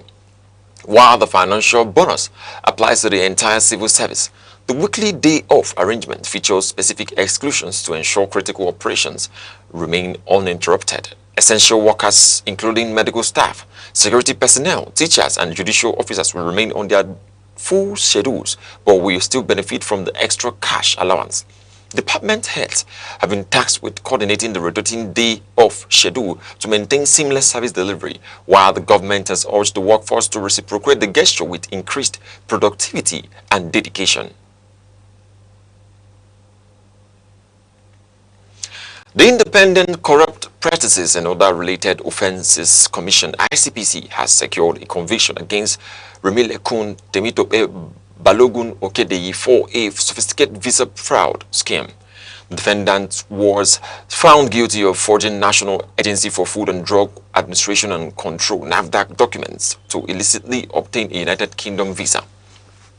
Balogun Okedeyi had falsely presented herself as a NAFDAC employee using a forged identity card, introduction letter, and a promotion document to support her application. The investigation, triggered by a petition from the British Deputy High Commissioner, uncovered a wider visa racketeering syndicate beyond impersonating a government official. The defendant submitted falsified financial records from Chanel Microfinance Bank, where she didn't even hold an account. Confronted with the evidence before Justice Mojisola Dada at the Ikeja Special Offences Court, Balogun Okedeyi entered a plea bargain and admitted to the charges. Justice Dada sentenced the fraudster to 1 year in prison, offering a 500,000 naira fine option to be paid within 1 week. In addition to the sentence, the court ordered the defendant to perform 2 days of community service and sign a bond of good behavior. The ICPC hailed the ruling as a major victory in its ongoing mission to eliminate document falsification and protect the integrity of Nigeria's official institutions. A group of students traveling to sit for the Unified Tertiary Matriculation Examination (UTME) are among 14 passengers abducted by the gunmen along the Makurdi-Otukpo Road in Benue State.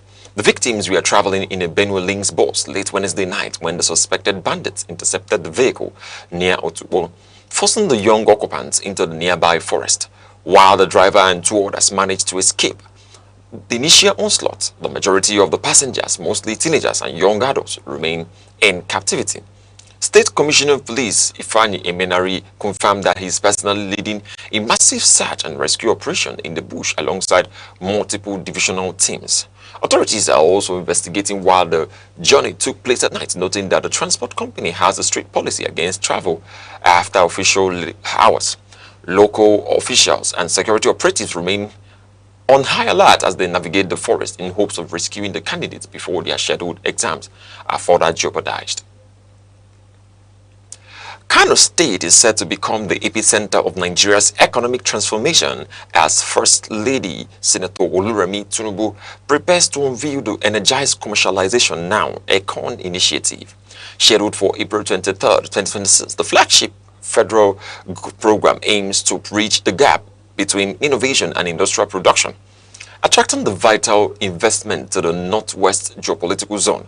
Kano Commissioner for Information Ibrahim Wike confirmed that the 3-day event will serve as a national launchpad to unlock the creative potential of startups, research institutions, and local manufacturers.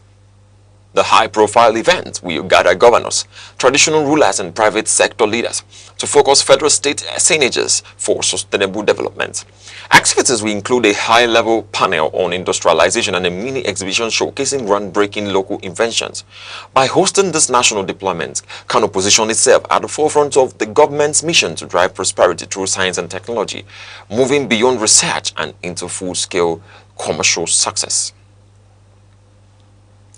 Enugu East local government has officially graduated its second batch of aviation trainees, marking a major milestone in the state's mission to dominate the regional air transport sector.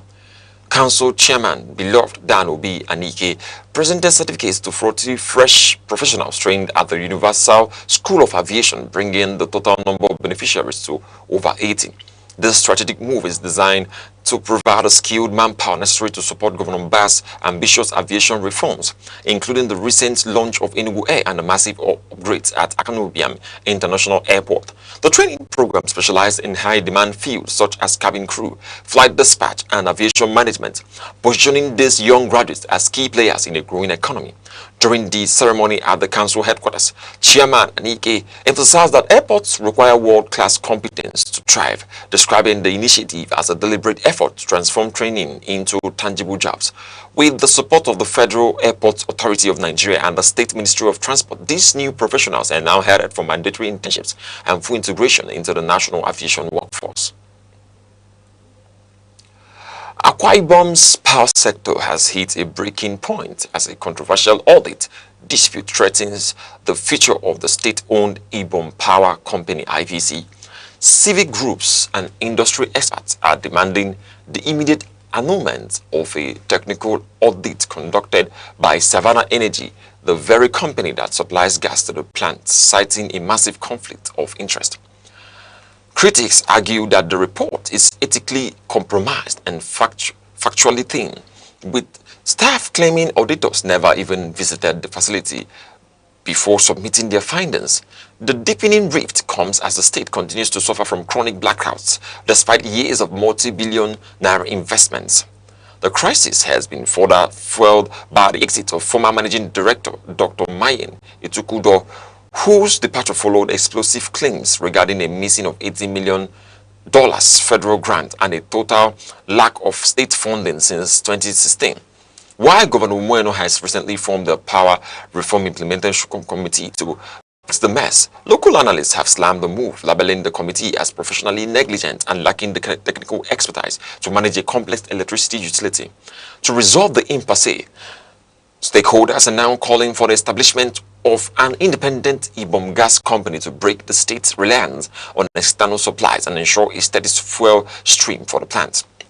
Experts warn that without a credible independent audit and a shift towards indigenous technical leadership, the state's dream of energy self-sufficiency will remain grounded, leaving millions of residents dependent on an unstable national grid. Nigerian Brewers PLC is doubling down on operational resilience as it navigates a volatile landscape marked by inflation, currency swings, and the ongoing Middle East crisis.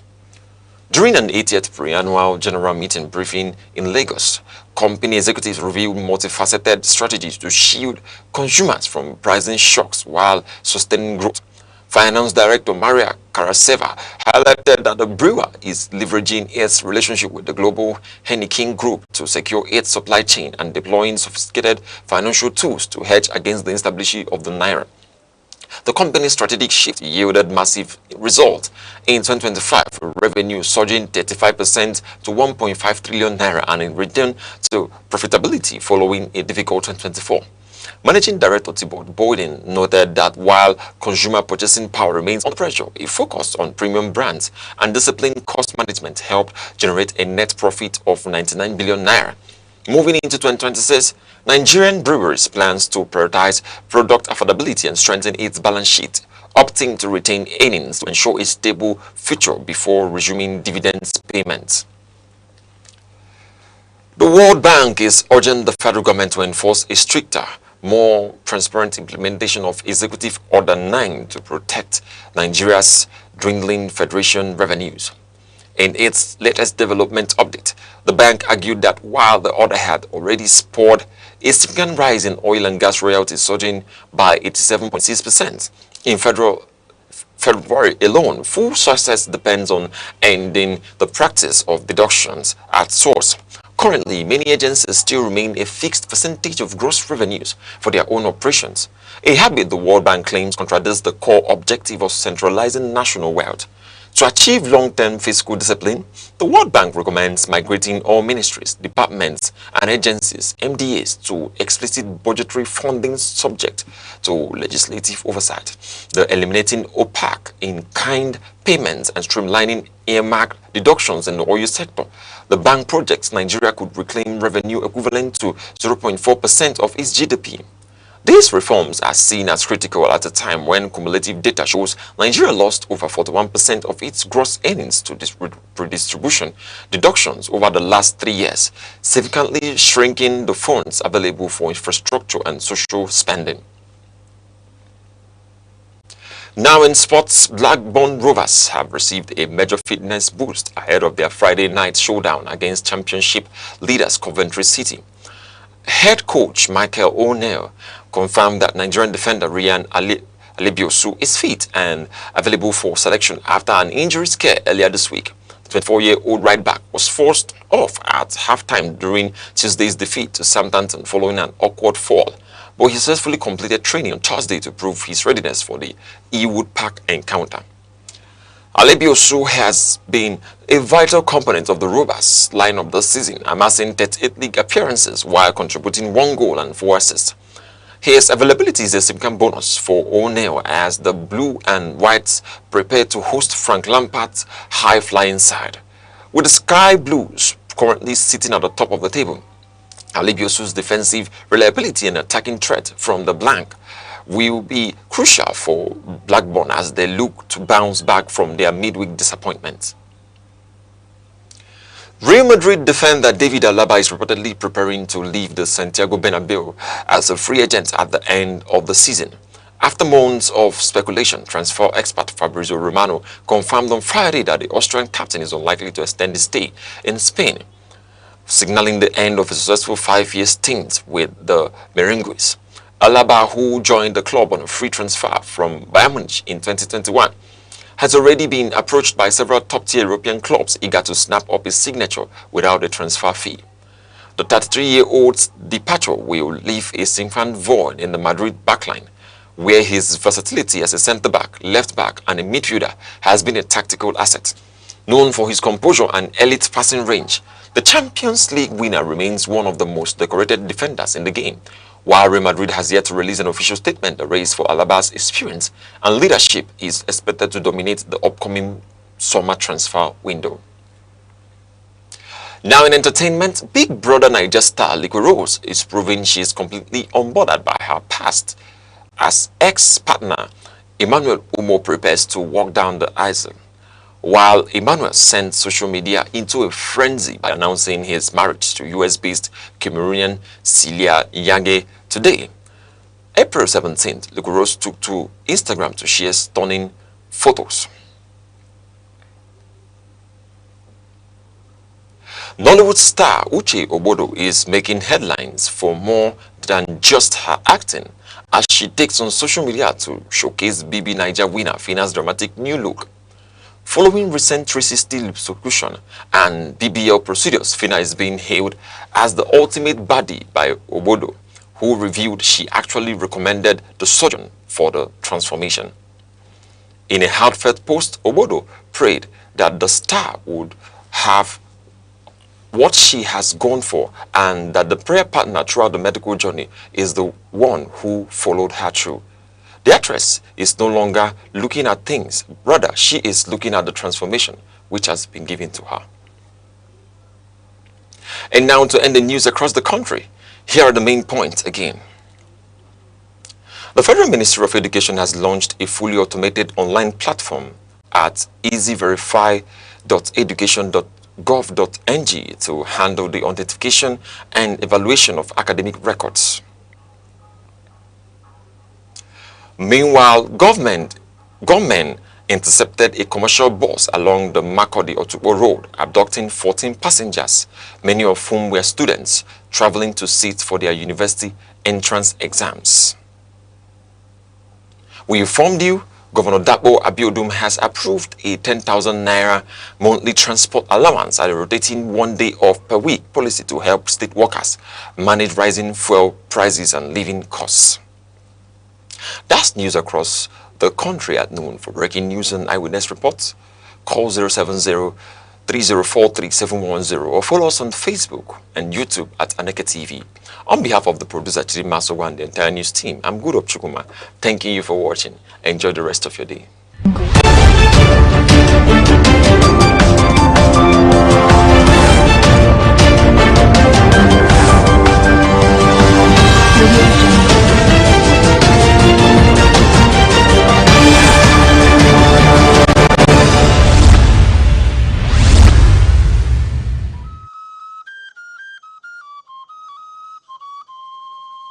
Need advert placements, coverage for events, or the latest news stories? Call 070-3043-7110 right now. Aneke TV, move with the world.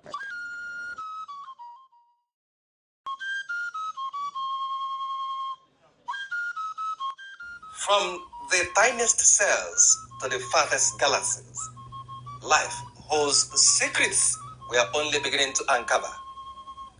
Why are we here? What connects us all? What unseen forces shape our destiny? Join Professor Jude Udenta as he explores the wonders, the questions, and the revelations that define existence. Mysteries of life, where every answer sparks a new discovery. Watch now on Aneke TV every Monday.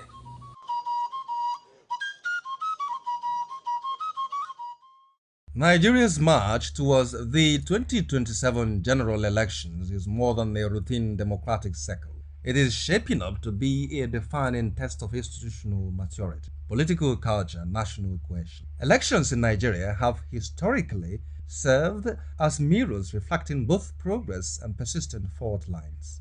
As political actors reposition and citizens recalibrate expectations, the stakes are unmistakably high. The 2027 will not simply be about leadership transition, it will be about whether Africa's most populous nation can consolidate democratic credibility, deepen governance accountability, and manage intensifying socio-economic pressures without destabilizing its fragile political equilibrium. Public expectations heading into 2027 are likely to be unusually elevated, driven less by campaign rhetoric and more by lived realities. Chief among these is the demand for economic stability and opportunity. Inflationary pressures, currency volatility, unemployment, and cost of living anxieties have reshaped political consciousness.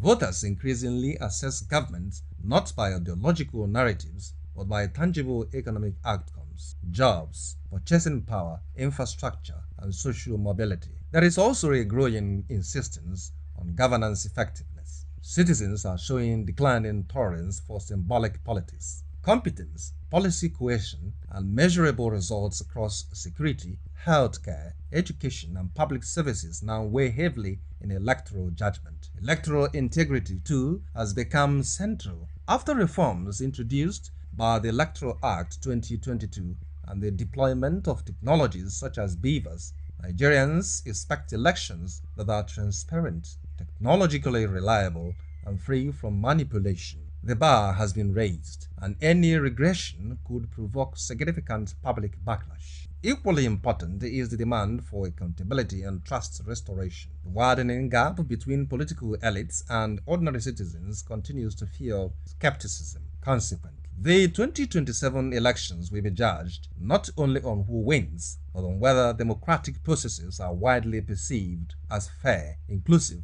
and credible. Several issues are poised to shape the contest. Economic performance will dominate political discourse, with debates likely to revolve around fiscal management, debt sustainability, industrialization, youth employment, and diversification beyond oil dependency. Security will remain an existential concern. Persistent challenges ranging from insurgency to criminal violence have placed state authority under strain, compelling voters to scrutinize strategies for restoring stability and strengthening institutional capacity. Nigeria's demographic realities further complicate the landscape. The youth population, increasingly digitally connected and potentially and politically expressive, is defining electoral engagement. Political parties that fail to adapt to issue-driven, technology-mediated mobilization risk strategic disadvantage. Questions surrounding federalism, restructuring, and resource governance will also continue to animate debate, reflecting enduring tensions within Nigeria's political architecture. Underlining these dynamics are structural challenges. Despite technological improvements, skepticism regarding result collection, judicial outcomes, and political interference persists. Perception gaps can be as destabilizing as actual irregularities. The influence of money in politics remains deeply corrosive, while identity-based polarization continues to shape electoral alignments, sometimes transforming competition into conflict. Technology itself presents a paradox. While enhancing transparency, it introduces vulnerabilities, system failures, cybersecurity threats, and the rapid spread of misinformation. Meanwhile, the increasing judicialization of elections, though constitutionally grounded, can erode public confidence if perceived as inconsistent or politicized. Voter apathy, driven by cynicism and distrust, poses an additional threat to participatory legitimacy. Strengthening democratic resilience requires a multi-layered response. Electoral credibility depends fundamentally on institutional dependence, transparency, and operational reliability. Campaign finance enforcement must become more robust to curb undue influence. Electoral technologies require continuous auditing and safeguards to sustain trust. Equally vital is the cultivation of an issue-based political culture, supported by civil society, media, and academia. Ultimately, democratic stability rests heavily on elite behavior. Commitment to peaceful competition, respect for institutional rules, and restraint in rhetoric are indispensable. Elections alone do not validate democracy. Credibility of processes, integrity of institutions, and confidence of citizens do. Nigeria's 2027 elections will unfold within a complex interplay of economic pressures, demographic shifts, technological transitions, and political recalibration. They will test whether reforms translate into trust, whether competition strengthens rather than fractures national unity, whether governance outcomes reshape political legitimacy. As Nigeria advances towards 2027, the defining question is no longer whether elections will hold. It is whether they will deepen democratic resilience, reinforce national stability, and align political leadership more closely with citizen aspirations. The answer will shape not just an electoral outcome, but the country's democratic trajectory. In a world that never stands still, where stories break in seconds and moments shape history, one station keeps you connected to your nation, to the continent, to the world. From breaking news to powerful stories, from business and politics to culture, lifestyle and entertainment, we inform, we inspire, we keep you ahead. This is more than television. This is your window to everywhere that matters. Aneke TV. Move with the world.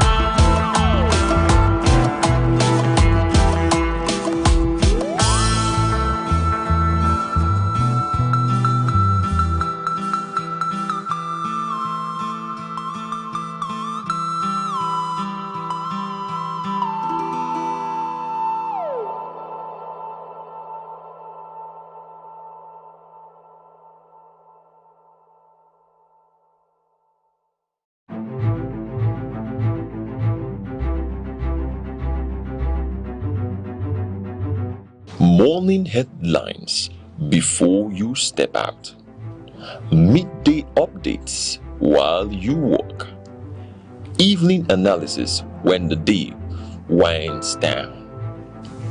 Wherever life takes you, Aneke TV keeps you informed, connected, and ahead. Aneke TV. Move with the world. The coronation of ndlea, Ghana. This issue created a lot of problems. What happened? It's as Dr. Oke says, somebody makes money. You leave your hometown and go to another person's country. You decide that you're going to be more flamboyant. Discipline.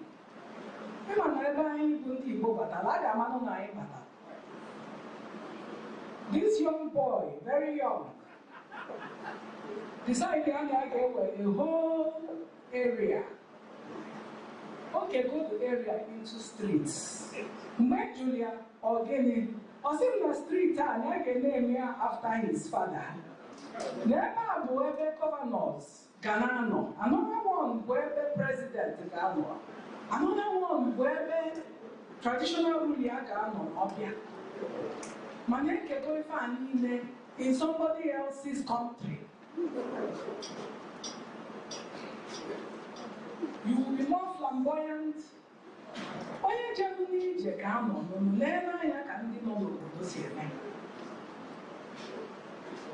We will have the biggest cars. We will be moving around, in fact, with convoys that even the president of that particular country will not move around in because we have money.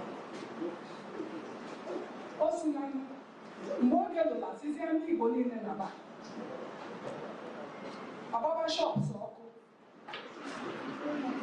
so ndị Igbo nọ na ma ndị ọhaneze tinyekwuru aka ka ama na ga-enyela aka wee daazụ the situation. Mgbe ibe nyebere nsogbu so much so na quick notice enyere ndị Igbo, they were at risk of losing lives, of losing property. When you see obodo asị mụ jebe Ghana, I know how long we spent there, meeting people from the traditional house of chiefs, meeting people from the police, meeting the president, meeting their ministers, going from province, region to region, to go and allay their fears. Nandi Guadarokwe back, Father taking over your country.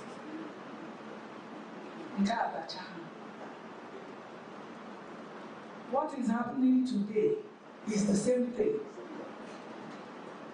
Not having learned that lesson in South Africa, I mean in Nigeria. I went back to South Africa, where I could see far from anything. Another young man, same thing. In South Africa, in the Eastern Cape province, I'm a shop, I'm a motor. In our particular mission in South Africa, not less than 300 people have willingly that they are fearful for their lives.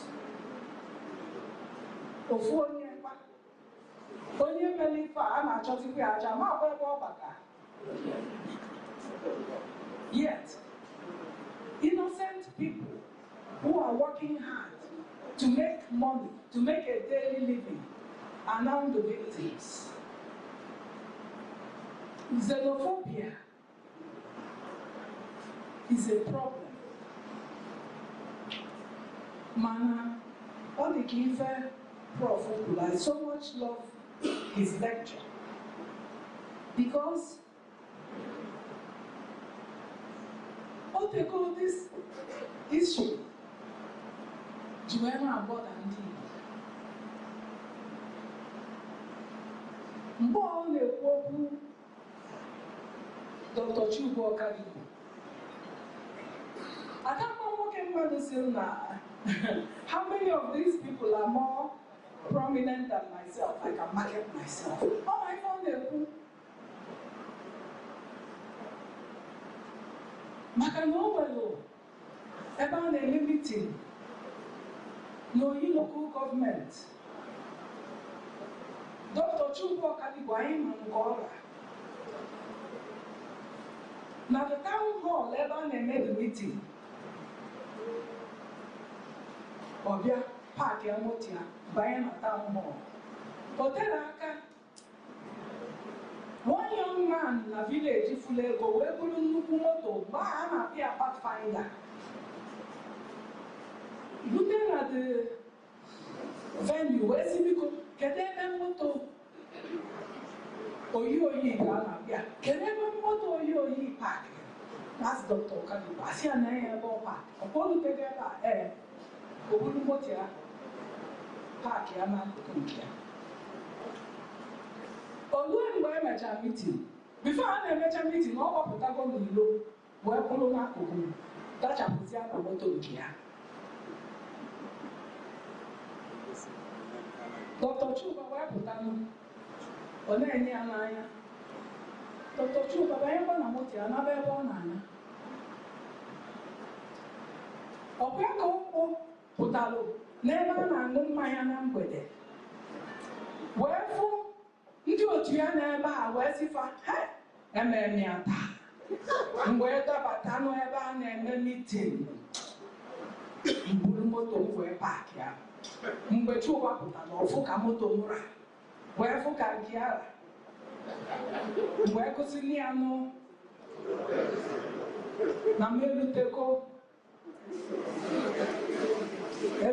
n'ụmụ ọ dịrọzi ka mgba ọmọmi komoto bụ the defining element of an individual.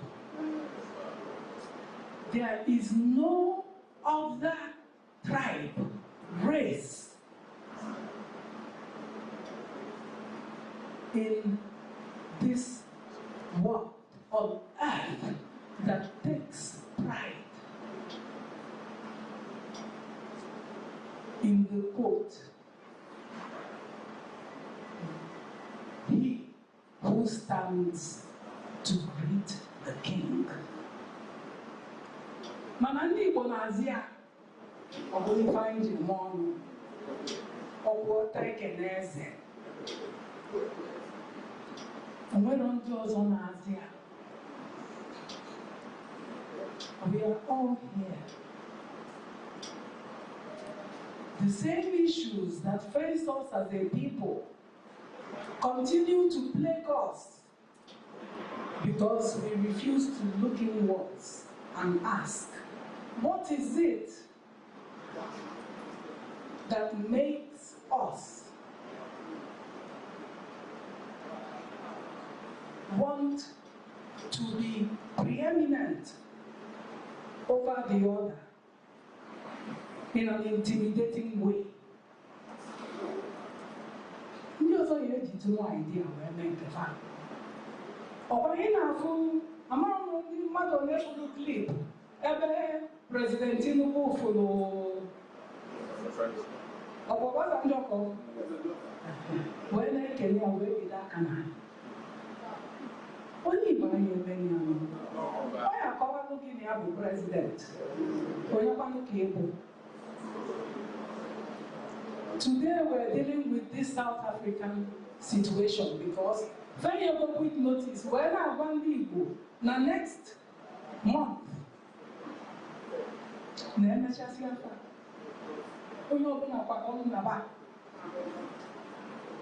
Why will we not learn? Maka ife a omego mgbe mbụ mmekwa ọzọ nwekwa ndị nke melụ na Naịjirịa ọkwa ndị ka nọkwa na nga faka pụtarakwa. So ife a bụ ife anyị ncha ọha na eze ga-atinye anya biko ka anyị mmalụ ka anyị ga-esi n'ife a ka anyị esi kọwanụ our young men nweta ego ịbanye ebe mmadụ ịkọwala onye ọ na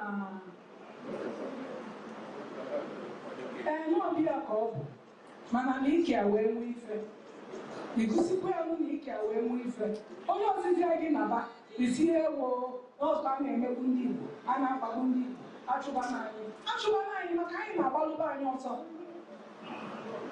kee ndị lụrụ Banana Island kee ndị lụrụ afịa dị na Lagos elọtara m mgbe di m jelụ na trade fair wee nenesịa wee sifa ewo ndonu ahụsịa achụpụ ụlọ ebe a na-ejekwa lụọ ọzọ achụpụkwa ụlọ na-ejekwa lụọ ọzọ ụmụ ụka niile ije Abuja ije Lagos nke ndị lụrụ enwe ebe mmiri dị asị na a na-eji mmiri claim abụnye ma aja na ya ma ụlọ dị ebe a when Dr. Ikechukwu talks about the Ben Gurion examples, the Jews themselves, after the state of Israel was created, made an intentional, conscious effort to come back and build a homeland.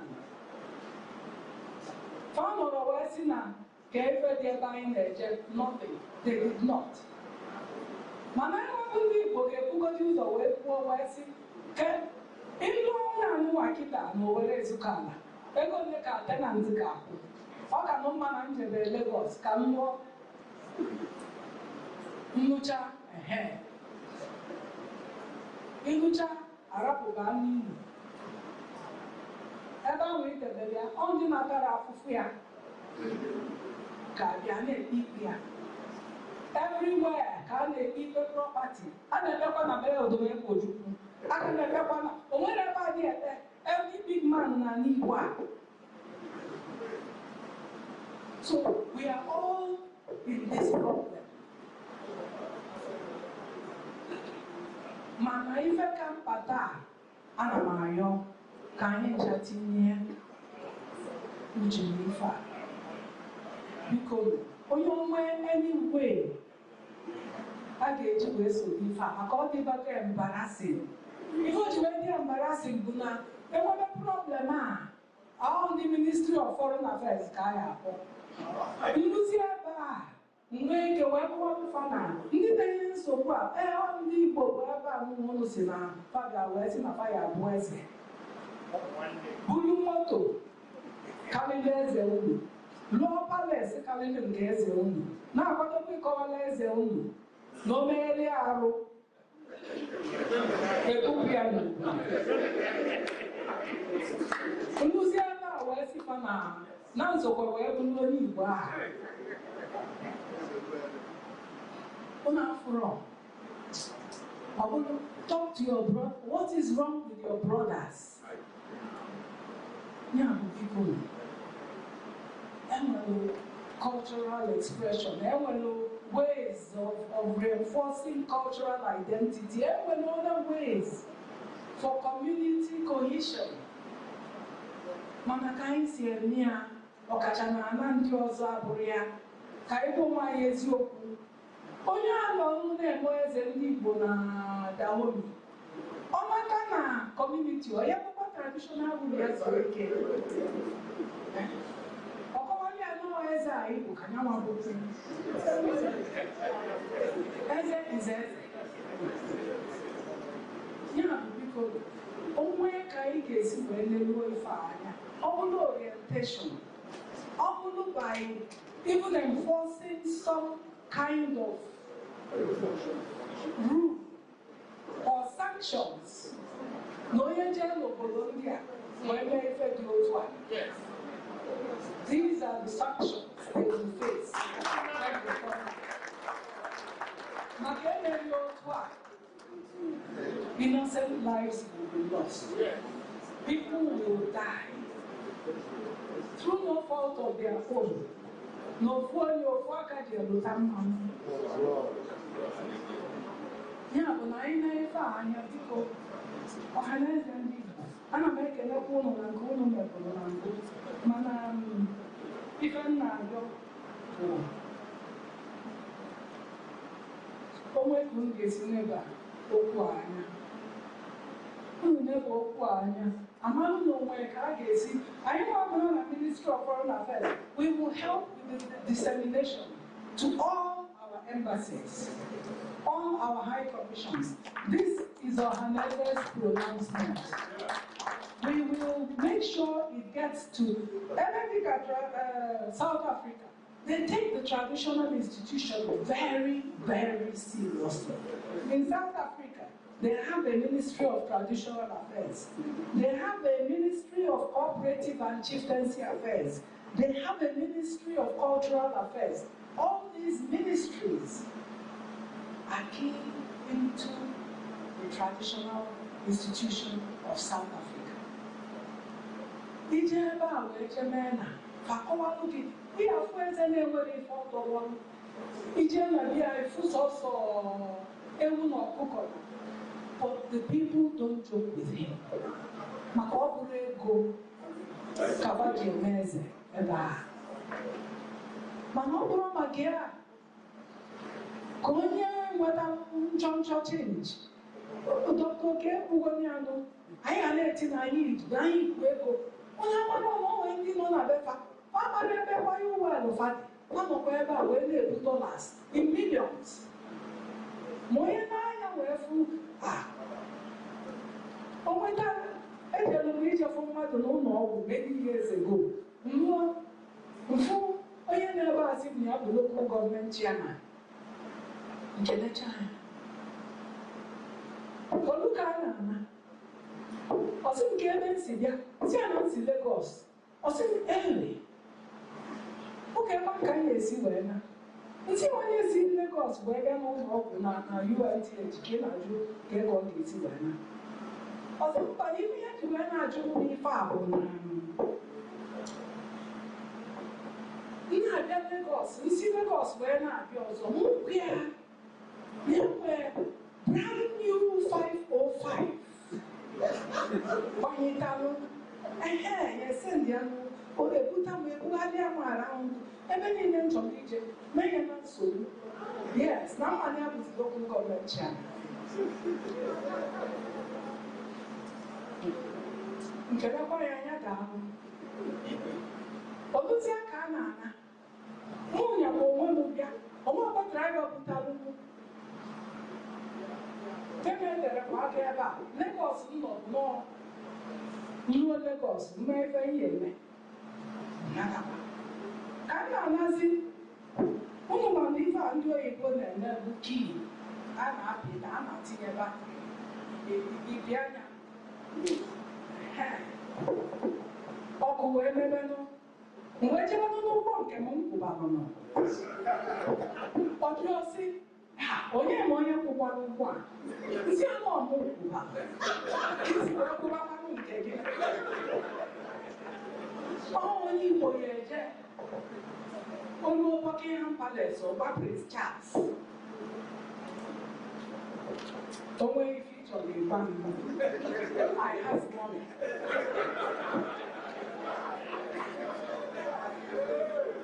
So not important. Can see package your wine. I eat other people's country. I came here back. I need what I don't wine. I need what I don't wine. I need ma. We have reason to be proud people. But when only also and survived in the way we have done. When you can leave. The kind of destruction that took place. What we see, the big houses, everything we see is like the phoenix rising from the ashes of 20 pounds. This is what our fathers had to rebuild this homeland that we see today. when on the other, with all our limitations, they will achieve.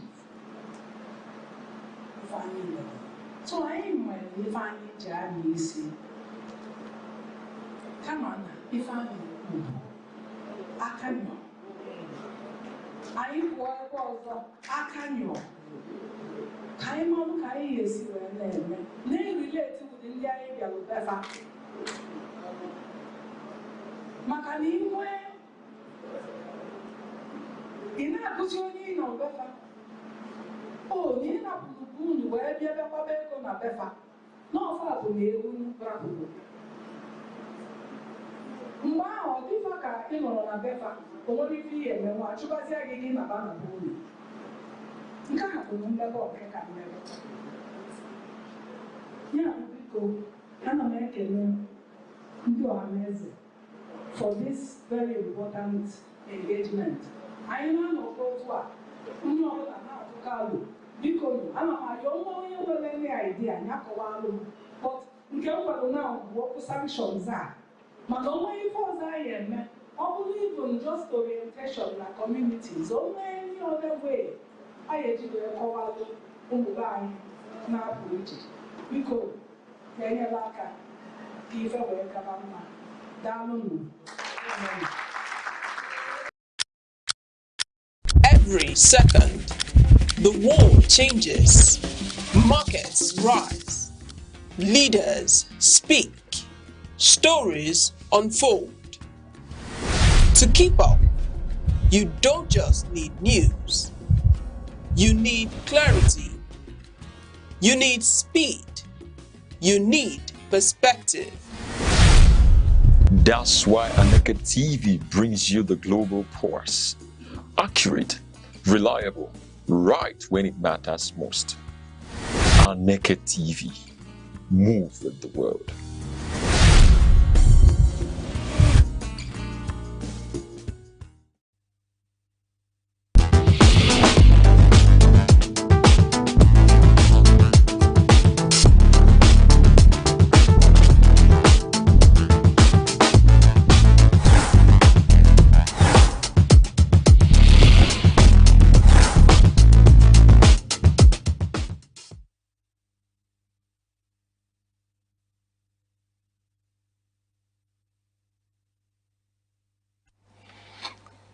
You're welcome to another edition of our program Arena on Aneke TV, Enugu, Southeast Nigeria. And this is a program where we discuss and dissect some national and international topics, issues, somehow to lend voice to some of these topics with a view to getting a better society. And here I have the topic of this program, problems of opposition politics in Nigeria, or political party. The problem of opposition politics in Nigeria. And I have with me a man who is not a very new, is a very popular face on this program. I am talking about Barrister Gabriel Ofoma Abo. He's a human rights lawyer and a public affairs commentator. Barrister, you're welcome. Thank you so very much. And we talk about opposition politics in Nigeria and the problems of opposition political parties in Nigeria. You see, Nigeria, especially within this dispensation, the political opposition had not been very virile in Nigeria. Somehow, they've been having problems with living up to their responsibility as those who are bent on playing opposition politics. Somehow, the opposition tends to be a censor to the incumbent or the leading political party. The opposition tends to hold those in government accountable for the people. This is because they will always point out where they are derailing. And somehow, the gains that the ruling party gets from the opposition is that when they, point out these areas of derailment, they tend to actually gain from that and then change the course and do what is the needful for the people. But here in Nigeria, the opposition has been faced with a myriad of problems. Somehow, the political parties that are notable in the opposition politics in Nigeria are parties like the NNPP from the north that has this major area, predominant place in the north, in the Kano state of Nigeria. We have the Labour Party that Obi was their presidential candidate during the 2023 elections. Of course, Kwankwaso was the presidential candidate of NNPP during 2023 elections. And we also have a new coalition, the ADC, which has become more, better positioned to actually give a credible opposition. Yet, it has been beclouded with myriad of problems, just like the former main opposition political party, the People's Democratic Party. So these opposition political parties, and there are a lot more, but those ones have not been able to have a better share of the crisis. The ones that are mentioned now are the ones that has had very beautiful share of crisis in their political parties. And today, we are going to discuss these problems of opposition in Nigeria to see if the Nigerian opposition political parties have lived up to expectation, whether their actions and inactions are complementary to what the Nigerian people needs, whether they have actually done what they ought to do, whether they have been lackadaisical, whether their interest is about the stomach infrastructure or whatever one may call it. We want to actually talk about what the opposition ought to do and what they ought not to do, and to actually make the government of the day to sit up and give the dividends of democracy to the Nigerian people. And to you, Kenofoma, you have heard all that I've said. What is the opposition in Nigeria, opposition political parties in Nigeria like, from your perspective? Thank you so very much for having me. Talking about the opposition political party in Nigeria, and from my perspective, opposition political parties in Nigeria have not been faring very well as it ought to be. Essentially, when you talk about politics, politics is about power display, democracy. And when you talk about democracy, it's government of the people, for the people, and by the people. And when you get it properly defined, you will appreciate that power ought to ordinarily belong to the people, not political parties, essentially. So talk about Nigerian political party system. It's like winner takes all in Nigeria, and that is the reason why the opposition political parties will always continue to have problems and challenges. What are those problems? What are those challenges? The challenges, or the major challenges of opposition political parties in Nigeria is that of funding, and that of when you talk about the eggheads, that is the money bags, people who have essentially funded the various political parties.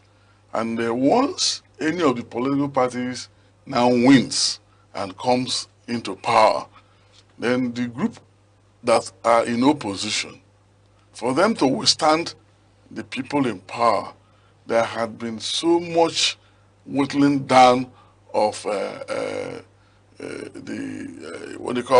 various democratic ideals which ought to assist opposition parties to find their ways.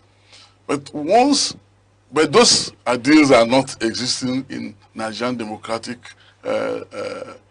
surface. What am I saying? What I'm saying in effect is that in Nigerian democracy and the political party system, you discover, or you agree with me, that once you have any party as a leading political party in Nigeria, other political parties are weakened. And because of the weakening of the other political parties, because of the structural defects in the political system in Nigeria, those opposition parties are hoodwinked. They find it difficult to really oppose the party in power, because the party in power has it all. Again, there's a problem because of the constitutional framework. You know, how did the political party in power come to power? It comes to power through election, or so-called election. And who organizes the election? In Nigeria, you talk about the Independent National Electoral Commission. And how did Independent National Electoral Commission emerge? It's also from the government in power, one way or the other. So we need a situation whereby whoever become the INEC boss ought not to be dictated by the power or by the people in power, by the political hate in power. It ought to be dictated or by the people representing the people. When you talk about people representing the people, well, we have the National Assembly, we have the state assemblies. There has to be a way whereby whoever becomes the boss should be truly seen as an independent boss of the election body. But in Nigeria, it has not been so. We will talk about the Independent National Election Commission. You want to ask a question, is the Independent National Electoral Commission truly independent without listening or paying attention to the people that saw them to come into power? So that's one problem. So another problem is that once a political party assumes the position of leadership in Nigerian democracy, they corners every other thing to themselves. Oppositions, however described, are left with nothing upon which to lay hands. Is it the Nigerian police force that ought to ensure that there's order in the society? Nigerian police force pays all manner of homage, you know, to the leading political party, because the leading political party also, one way or the other, ensures who become the Inspector General of Police. That is not good for the Nigerian democracy. Just as it's not good for the leading political party to, in one way or the other, ensure who become the chairman of INEC. Then, when you talk about opposition in Nigerian democracy or Nigerian political democracy, it requires funding. And how would these opposition political parties fund themselves without money, when the ruling political party had cornered virtually every other thing to themselves? If it were to be in those other years back of political system in Nigeria, where opposition is, you know, in a way allowed to have a position in the house, you know, carefully couched for that purpose, and then they will have a say. And the fact that we do not have clear-cut ideologies in the Nigerian political system also creates problem for opposition political parties. And that's the reason why when once a ruling party gets into power, and over time when they have hoodwinked the oppositions, you see some of those opposition political leaders, either the National Assembly or the State Assembly, because some of them are gullible, wanting to land the camp, because they do not have a clear-cut ideology, political ideology. They are now moving into the ruling political party so that it will enable them to be having steady meals on their table. So the Nigerian political system needed thorough restructuring. Restructuring is such that the national assemblies, the state assemblies, ought to be men of people of integrity, so that you can now go there not merely because of you are being paid allowance or you are being paid salary. You are going there because of the ideology which you have carved out for yourself. Okay, you see, you have enumerated myriads of problems ranging from funding, ranging from clear-cut ideology, ranging from winner-take-all syndrome, yes, which the incumbent parties, whenever they come on board, try to do. And of course, do you see a situation where this winner-take-all syndrome, which you have said affects both the police and other agencies of government, including the anti-graft agencies, and of course, they are not the other arm of government, which is the judiciary. Do you think they also have influences on these organizations in such a way that they play, or they are tied to the apron strings and tend to be used to manage whatever or make everything they need to happen? The incumbent government in question, just like you said, they take everything, including the police. They don't no longer try to implement orders as it should be. And of course, the anti-graft agencies are now an instrument of intimidation for any opposition political party. Some schools of thought tend to allege that, that government of the day is using the anti-graft agency, EFCC, ICPC, and other agencies to now,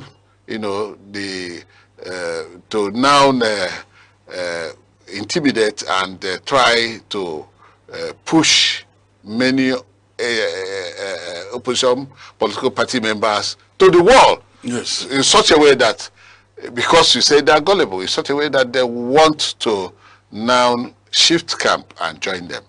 Because you see in Nigeria, there are people that are being prosecuted, but most of the people that are being prosecuted for one thing or the other, the anti-graft agencies are doing, prosecuting, are those who do not belong to the ruling APC.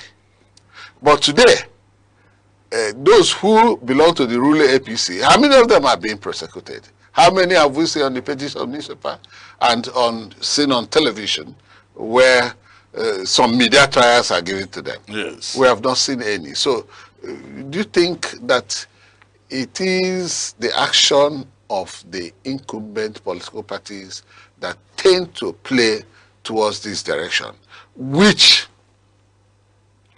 may be a problem to the survival of our democracy? Thank you so very much once more. It is obvious that, or from the play of what is happening in the Nigerian political system, that once you have served one way or the other, or allegedly was seen to have committed one crime or the other in the course of your service to the nation, and it appears that any of the anti-graft agencies are coming after you or after such a person, once such a person now cross-carpeted or declares support for the ruling political party, such persons over time, from what we have been watching and seeing, the sins of those persons are forgotten. You move around the nation and see where certain properties were supposed to have been seized or allegedly seized by anti-graft agencies. This property, EFCC says, stay clear. And once the owner or alleged owner of such property declares support for the ruling political party, prosecution or investigation into such property automatically ceases. And you also witness again in many occasions, even where there are plea bargain. And we are told that some of the money that were siphoned by certain persons in power and diverted into purchase of some properties. And those properties were seized by way of plea bargain. Over time, you see them also cornering those properties back to themselves, either through the incumbent government of the day and all that. So it has made nonsense of our political democracy in Nigeria.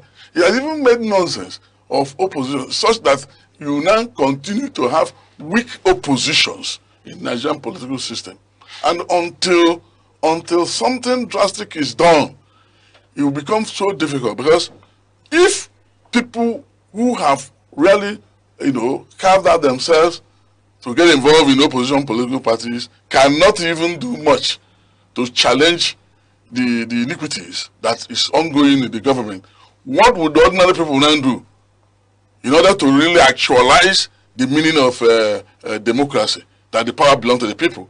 And that's the reason why most people are just watching and let it be, and we will continue to have continuing decay in our political situation in this country. And that's why some international nations are looking at Nigeria as not being serious. Because the politics of this country is obvious that the corruption has been so massive that once you're in power, you clinch down on the powers of the opposition. You use all manner of intimidation to whittle down the challenges. Look at what someone like Sowore, who also is interested in contesting for the presidency of the country. Look at the trials, the intimidations, the challenges that he's been facing, because he was raising his head so high to challenge a certain opposition. We have also some opposition activists who are not even involved in politics directly, who have been so outspoken from outside of this country. But they dare not come to this country and have their life safe. So this is a big challenge. We need to develop a democracy where people will see themselves as being equal to one another. So Okay. We have to develop a democracy where people will be seen to be equal to one another. Yeah. I want to ask you that in a democratic setting like ours, you have these arms of government. We have the executive, legislature, and judiciary. The executive are there to implement everything. The legislature are there to make the laws. And of course, we have the judiciary, an arm of government that is supposedly believed to be the last hope of the common man alongside the media. Has their role actually helped in shaping Nigeria's democracy and the politics of Nigeria? Has their role, or has their role tend to have some adverse effect? Because I see situations where matters that has to do with politics come to court. They are allowed to linger for even when they are supposed to be dealt with expeditiously and with a good time, frame. Yet they are allowed to just waste. Sometimes they will say it's an academic exercise now, because it has been overtaken by events. You find out that rest is no longer protected. So you find out that the rest is lost in the course of a matter being with the judiciary. So has the judiciary actually distinguished themselves in affairs of the politics of Nigeria? Yes, thank you very much. You were talking about judiciary in Nigeria, or the fourth estate of the realm, the media and all that. You see, it's really very hard for me to, and my heart bleeds, because indeed, to say it obviously, the judiciary has been finding it so difficult to find its level, to work as an independent arm of government. We have three arms of government: the judiciary, the executive, and the legislature. But from all intents and purposes, and from the events that is happening in our recent democratic space, the activities of the judiciary have been so whittled down that it's like a problem for you to ask yourself or for you to become the head of the judiciary in any state or even in the country, because there is no clear independence of judiciary. Even when it's been pronounced that there is now a judiciary independence, it has been taking them so long to allow judiciary to have financial independence. In most states, I tell you, because as a private legal practitioner, in most states, it's the executives that execute projects that are done within the judiciary arm of government. And why should it be so? Because the judiciary is not independent, financially independent.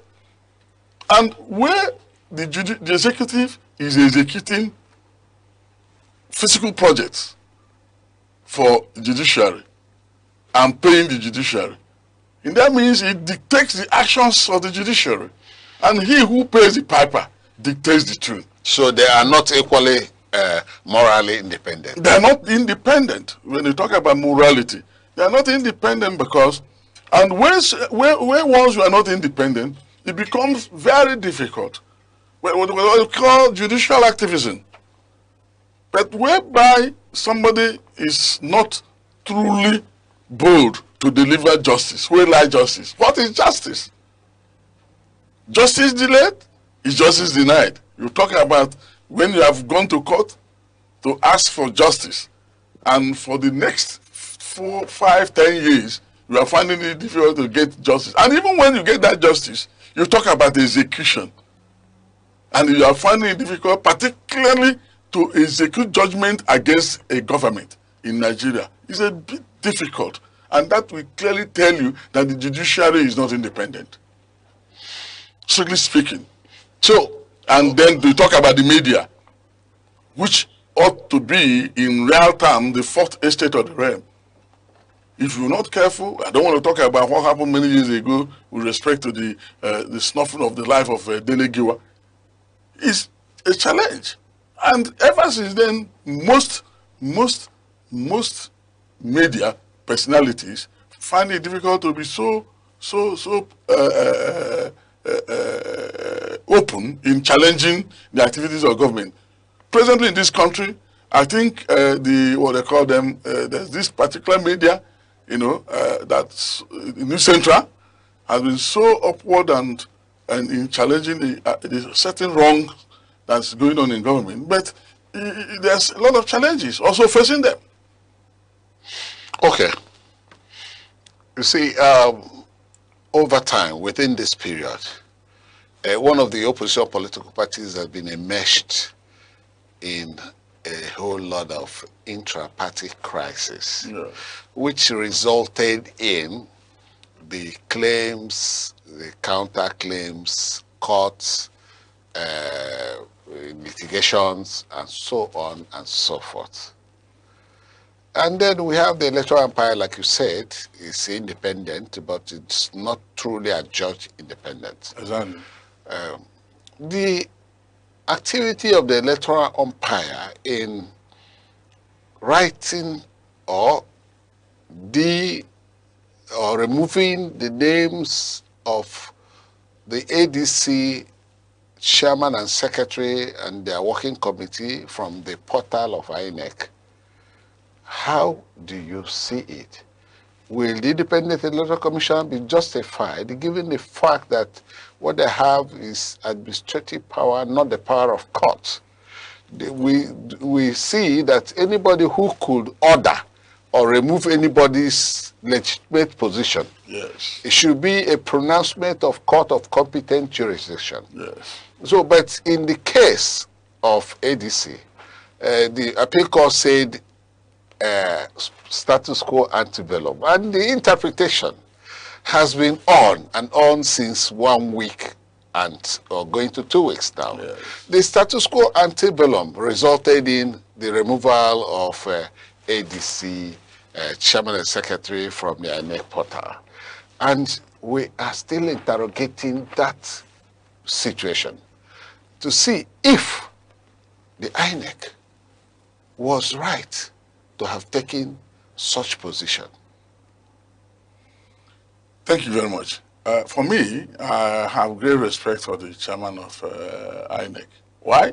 Because he's a lawyer, a senior advocate of Nigeria for that matter. And but it's very sad from what I am hearing and learning from and reading from the various media.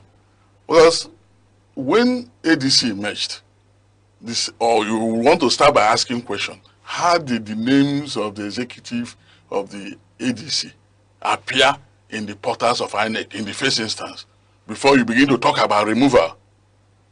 It means or presupposes that they were legitimately elected in the first instance before now, and I was reason why their names appeared in the portals. And that's my thinking, logically, you know.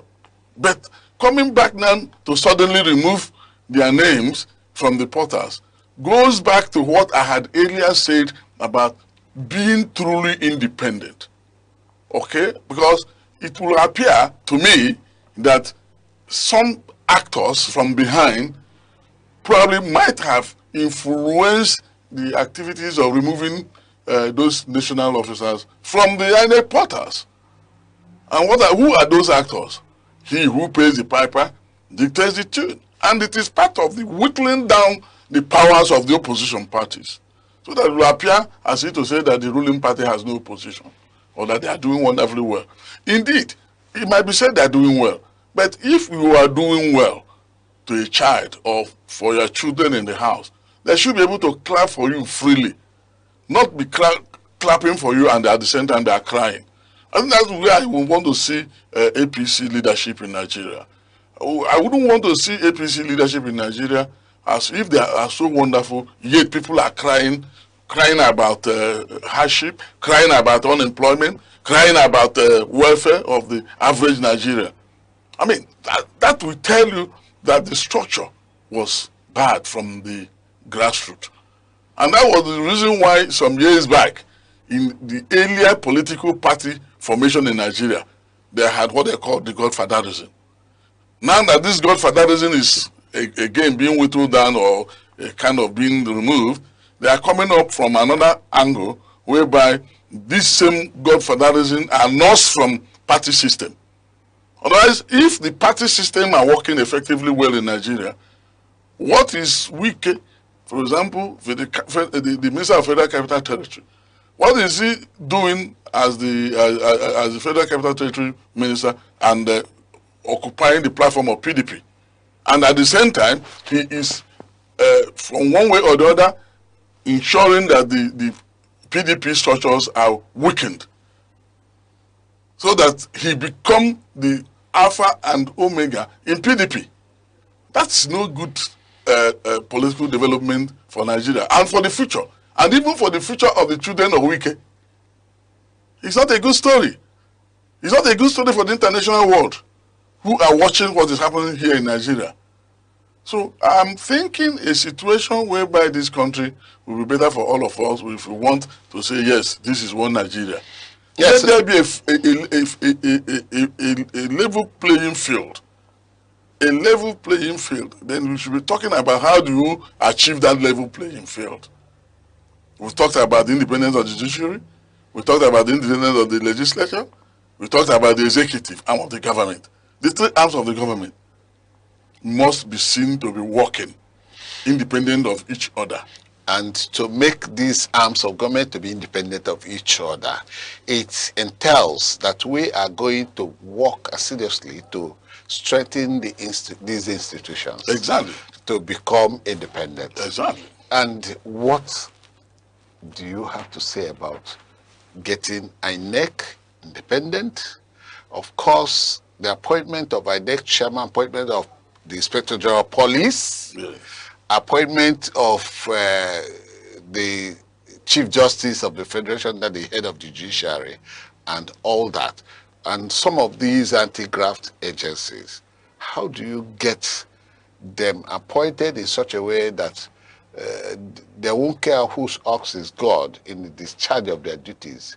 There won't be any form of nepotism or whatever that might make them feel that somebody somewhere would not be happy if I do my job very well. Thank you very much.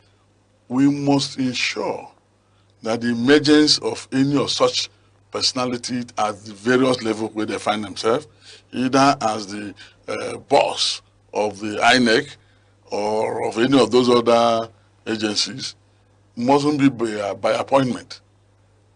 The president of the country must not be seen to be appointing the Inspector General of Police or be appointing the chairman of Independent National Electoral Commission or be appointing the Chief Judge of the Federation. Since we are talking about politics, at that level of politicking, we must allow the judicial, we have National Judicial Council. The National Judicial Council can, among themselves, elect who become the head of the judiciary. And the name of the person that is elected will be submitted to the National Assembly for scrutiny. And subsequently, the name forwarded to the president for to be sworn in.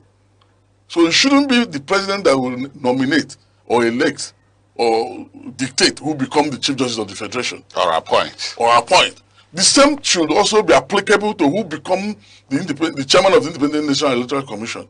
So that when any such person is elected, nominated by a group of body, recognized body, like you have the NJC, or even the 6 geographical zones we have in Nigeria, drawing personalities, drawing people from those very 6 geographical, they will congregate and elect among certain persons who have been nominated, right?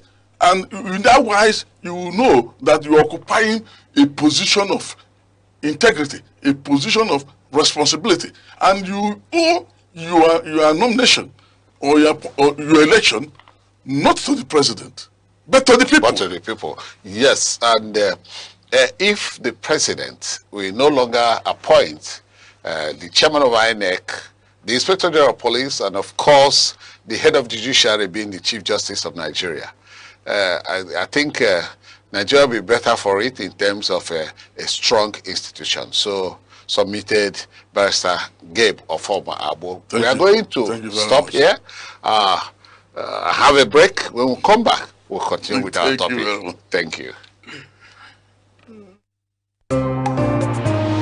Join us on Arena, Aneke TV's premium current affairs program, where politics, development and governance come alive. Every Monday, Wednesday and Friday, we host top professionals and thought leaders who speak their minds on issues shaping Nigeria and the world. It's inclusive, enriching and absolutely captivating. The roadmap is, let's have our environment secured so that investors can come. If you don't know what economic security is, kidnapping will tell you what it is. You kidnapping a person. Customers are going to get these meters, and like we said, it's at no cost. There are things that dialogue can handle. But when you leave it, you want to use a kinetic approach alone. You cannot. For discussions that promise insight and deliver truth, stay tuned, stay informed, and keep watching Arena, only on Aneke TV.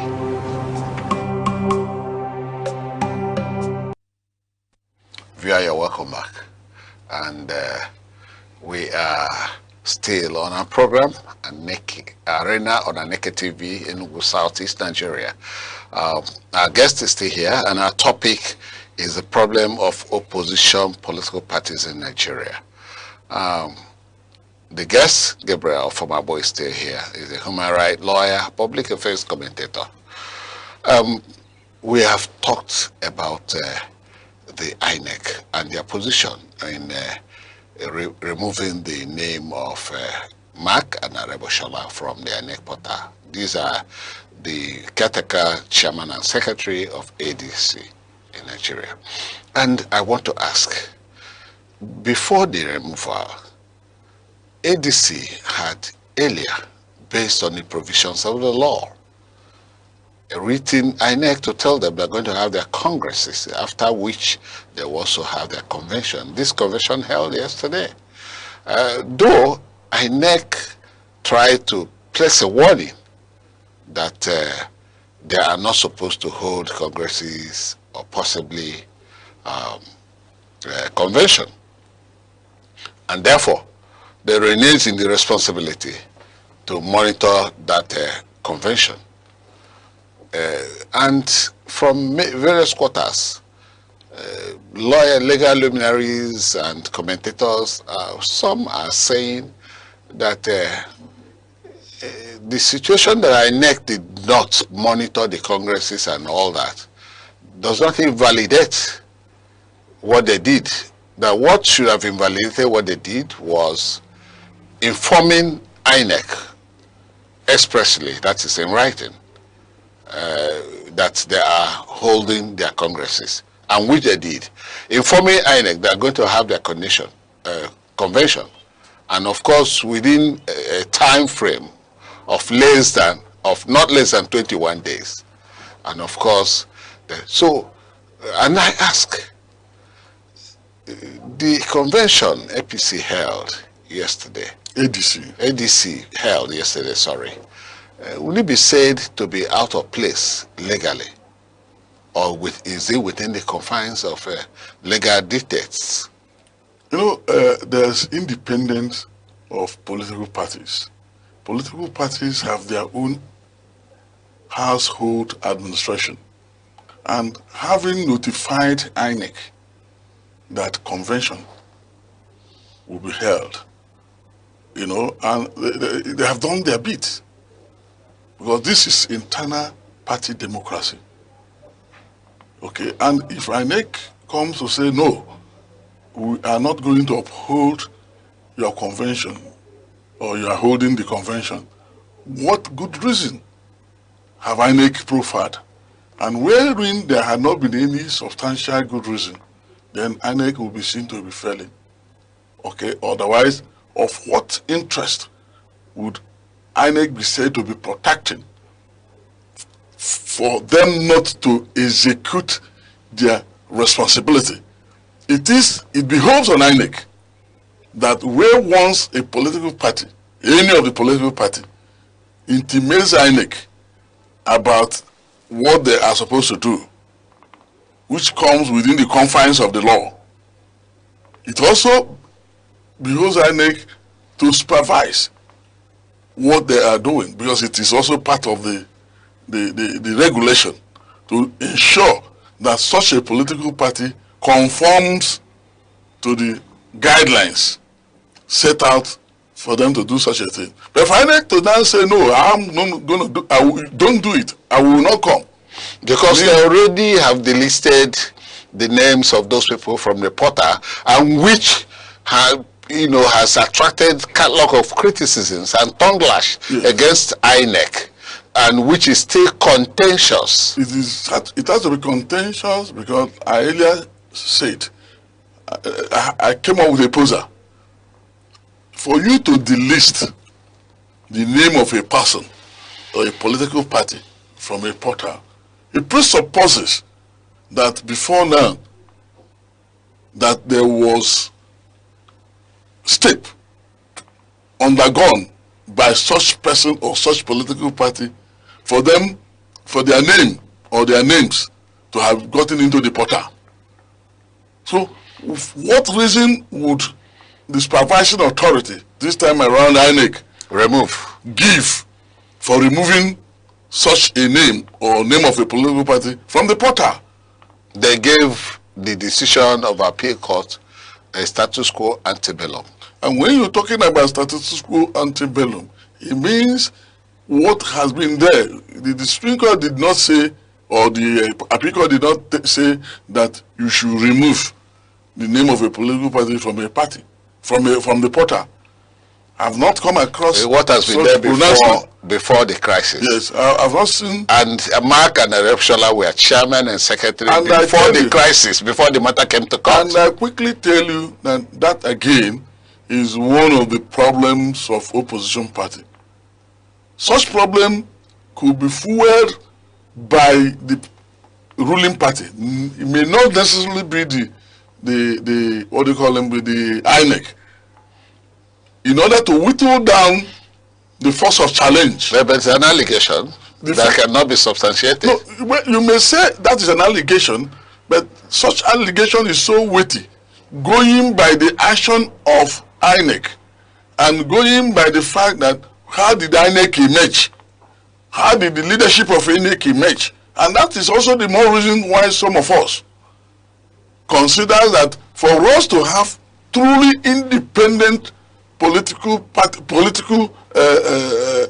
supervision agency in Nigeria, it has to be an agency that will not be nominated or elected by the power, by the president in power, as it is today. The chairman of INEC came into power from the presidency. It will not be independent. It cannot be independent. It cannot be seen to be independent. Let us be honest to ourselves. Let us be honest to the little kids that are coming after us. Every year I am above 60. You keep telling me that the youth are the leaders of tomorrow. And you are frustrating the possibility of youth becoming leaders of tomorrow. Every other day you are still in the corridors of power and you are not telling me the truth. How would an average person, upcoming youth, now believe in Nigeria? When indeed you are frustrating the youths of today from realizing their future for tomorrow by not telling them the truth. And do you think that the action of INEC has shown incapability to conduct a free, fair and credible election come 2027? Or has it eroded the confidence that the Nigerian people have on? Obviously, the Nigerian people who hold the power belongs to the people, are finding it difficult now to really trust the election authority. Such that if at the turn of any election and there's an apathy, do not ask why such an apathy. These are some of the things that leads to apathy, people not coming out to vote. Because it will appear that coming out to vote, you are coming to do what was already predetermined. So people are no longer comfortable. The people who hold the power are no longer comfortable. It's not a matter of political party this time around. For me, it's a matter of the people that hold the vote. I'm talking about INEC re-registration, updating of registration and all of that. Who is interested anymore? I'm not sure many Nigerians are only interested in going to revalidate their vote. They've already suspended that. Exactly, because it will just be spending the taxpayers' money. People are becoming nonchalant. People are just losing hope every other day. People are hungry. So many of us are hungry. So many of us are not protected again, even by the Nigerian police authority. That's the challenge of the politics of the country. And that's the challenge of people who had continued to be at the corridors of powers without doing what they ought to do for the people. Okay, earlier we talked about the woes of PDP. Having Wike, Wike, still in PDP, holding firm to PDP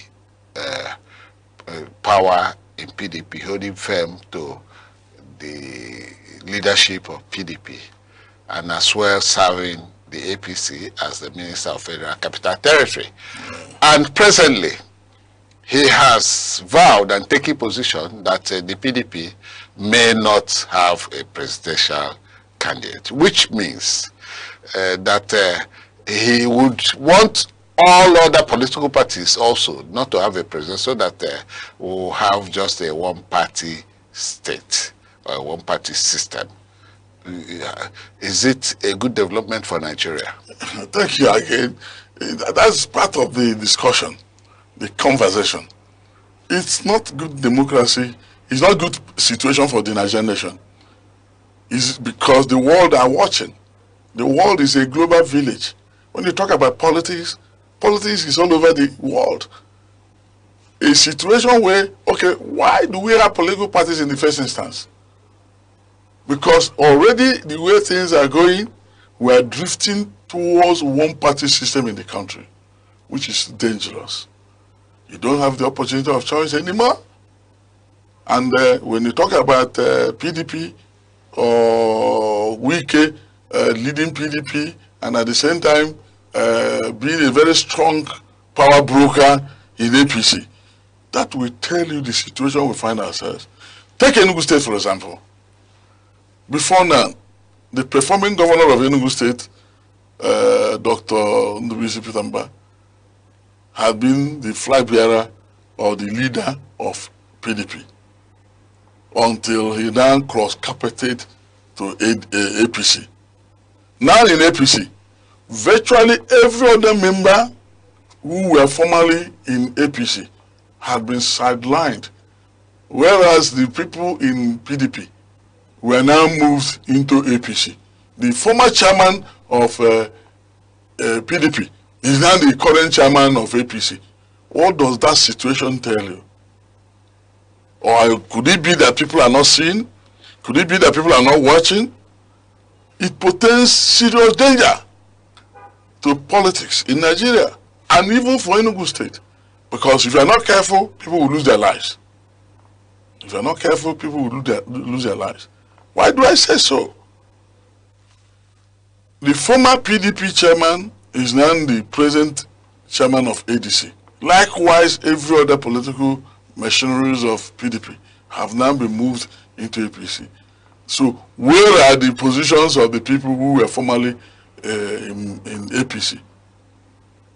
Particularly with the outage of the former minister who was involved in a scandal, right? So this is, or would the national APC or the national or the president of the country not aware about what is happening? Somewhere in national discourse, it was said or defended that the reason why virtually about 31 states of the Federation are members of APC now is because the president is performing. So it's there for people to determine. Because if anybody is performing, okay, you do not even need to raise your voice so high. People in the grassroots will say so. It's not a matter of argument or conversation. People there will say so. What is the average? What is the salary of average Nigerian? What is the average income? What is the gross domestic product? For me to buy fuel to be on the road, you know what it means. Whereas even in the Gulf area where they are fighting, fuel is cheaper than as it were here in Nigeria. And why should it be so? So things are terribly going so sad and bad for an average Nigerian. Like I've always said, we now have either you're extremely poor or you're extremely rich. Middle class has been wiped off. And it's not good for Nigerian democracy. Okay, it's not good for Nigerian democracy. This is very apt, as you have just concluded. But let me finally come. What is a way out of these problems in Nigeria? The problem of the opposition, and how will the opposition parties stand to make demand on the system in such a way that all democratic norms that are remaining will not be eroded away in Nigeria, because we are beginning to see an erosion of the democratic norms, which is why people are crying foul that the democracy we have is almost being killed. We are drifting into some kind of autocracy. So what is the way out of the whole thing? Well, there's one book written by an American, Whatever Happened to Justice, written by an author, Mayberry. It has sold millions of copies. essentially it portrays two propositions in the book. What are those propositions? That for things to work well in the whole world, global community, or even in this country, you must keep agreements. 2, don't encroach on people's property without such persons' consent. Having said so, talking about how things may work well in this country, there must be a level playing field for everybody. We had already agreed that there will be 3 arms of government: the executive, the legislature, and the judiciary. We must find a way to ensure that we have judicial independence vis-a-vis legislative independence. Executives tend to dominate everything. And the situation where the executive dominates everything, there's a problem. For whoever become a member of the legislature in any part of the constituencies is dictated by the person, the political leader, either in the state or in the national. And in that same way, you talk about judiciary. They have been gagged such that even the leader, support leader or bar, is finding it difficult because to manage the affairs of justice in the legal system in the state and also vis-a-vis in the whole federation. There are manipulations in the various judicial systems now in various states, whereby you have even staffs doing jobs which they ought not to be doing. In some cases, you see a lower staff in the judiciary signing documents for executive powers that such a person has not gotten. And things are allowed to be rotten. And as long as that persists, the society will continue to decay. And as long as the society continues to decay, we will get to a point that the society will become like a banana republic. Yes, the society will become like a banana republic if things are not set to be done well. And that is where we draw the curtain for today's edition, as time permits.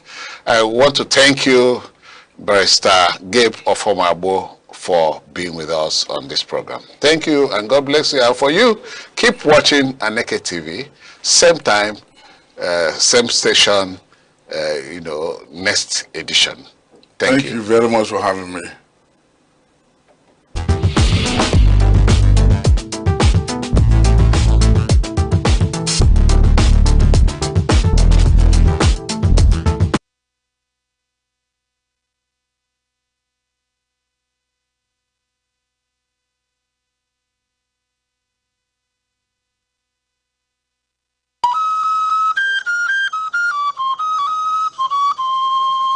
Need ad replacements, coverage for events, or the latest news stories? Call 070-3043-7110 right now. Aneke TV, move with the world.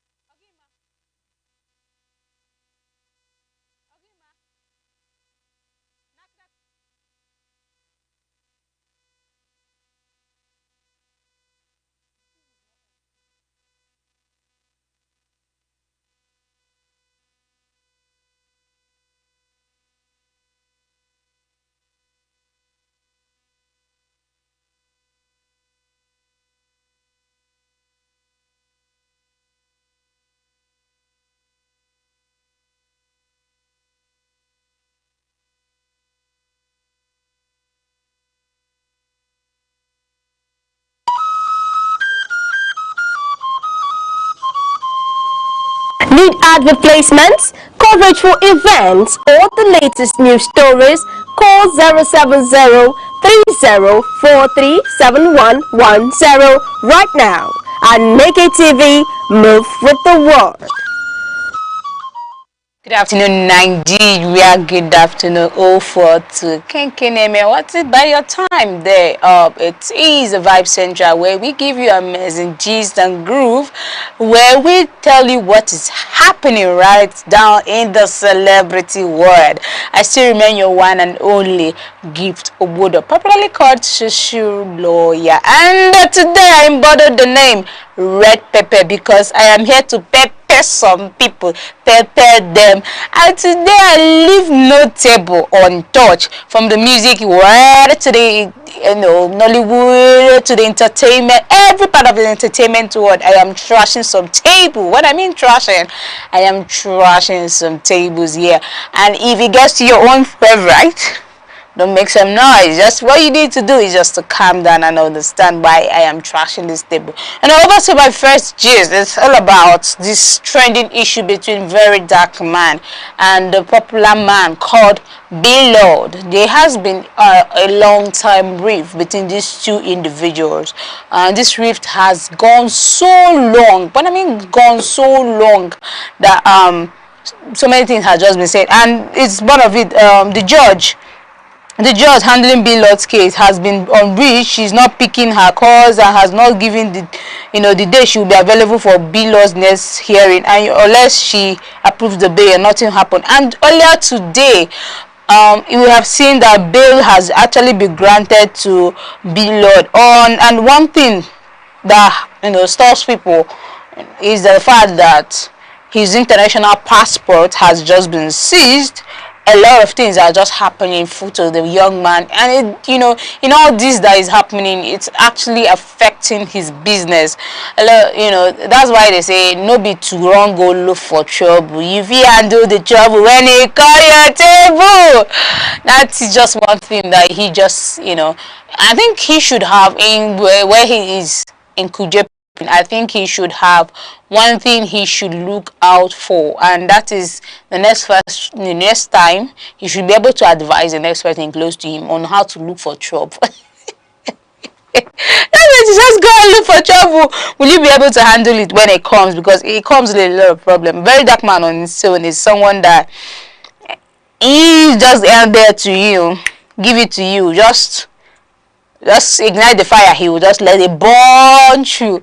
And I feel like B-Lord should have learned his lesson and should know way and how to handle some situation. You don't just pop into some situation.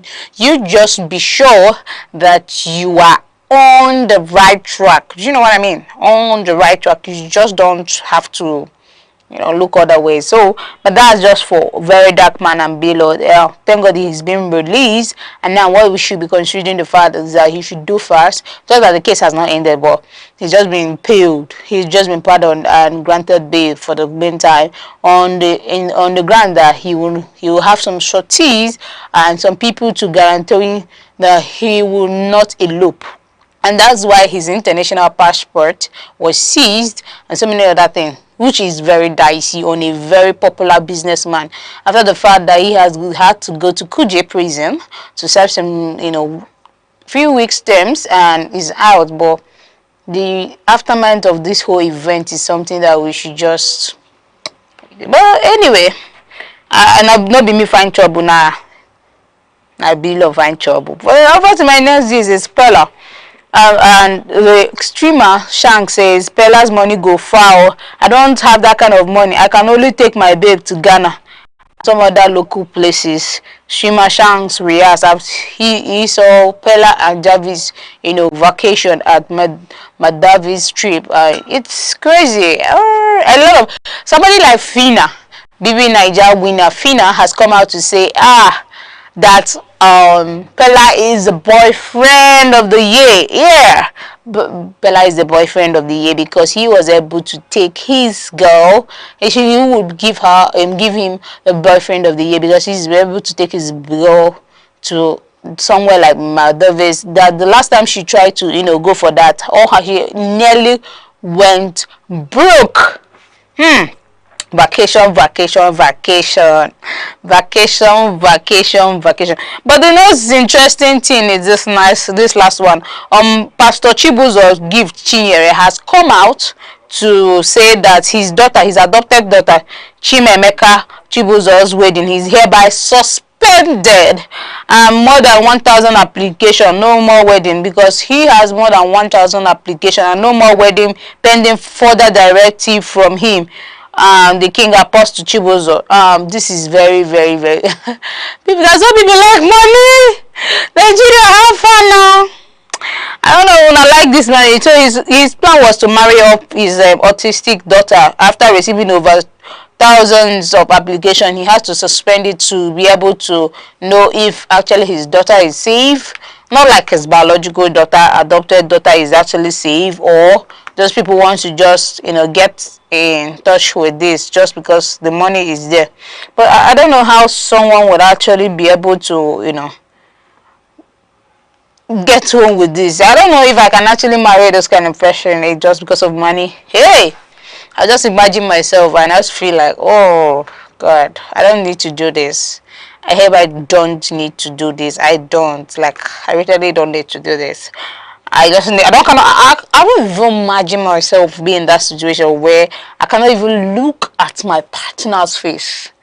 Have you even imagined that the fact that some people are not able to look at their partner's face, not because of anything, just because of the fact that it's unimaginable. I don't know. But actually, you see so many people, like more than 1,000 people, ready to grab this opportunity. Grab it. They say grab it. So many people are grabbing it. So the man is out of here. He has to stop the process, and that's just it.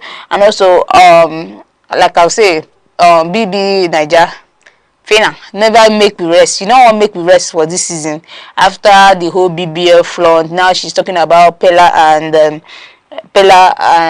that Jarvis trip to Madavis, and she's wishing that she has this kind of man. Hey, ladies, but actually, yeah, people should wish for something like this, because, like I said, good things will finish. So if you will have someone that will actually share those good memories, good things of life with you, I think you should just not waste time. Just get the person to do this. It's something that everybody wish upon. You see yourself, you see everybody just doing, and also leaving you with the fact that talking about Flavor is just one artist. We always talk about he doesn't flaunt his cars, his houses, or his businesses. Flavor is someone that minds whatever he's doing.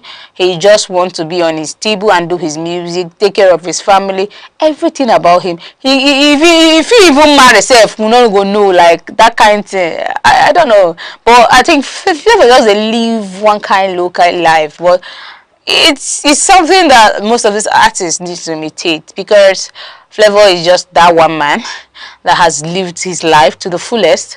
And like I say, some people geeks to be rugged. If I'm looking rugged today, yeah, Flavor is a rugged G. For me, he is a rugged G, and he does his own thing at his own awareness. He doesn't need to be influenced or need to influence or put his fans under pressure. One thing about this artists is that they know how to put their fans under huge pressure. And moving over to my next one, it's about this BB Niger star Angel.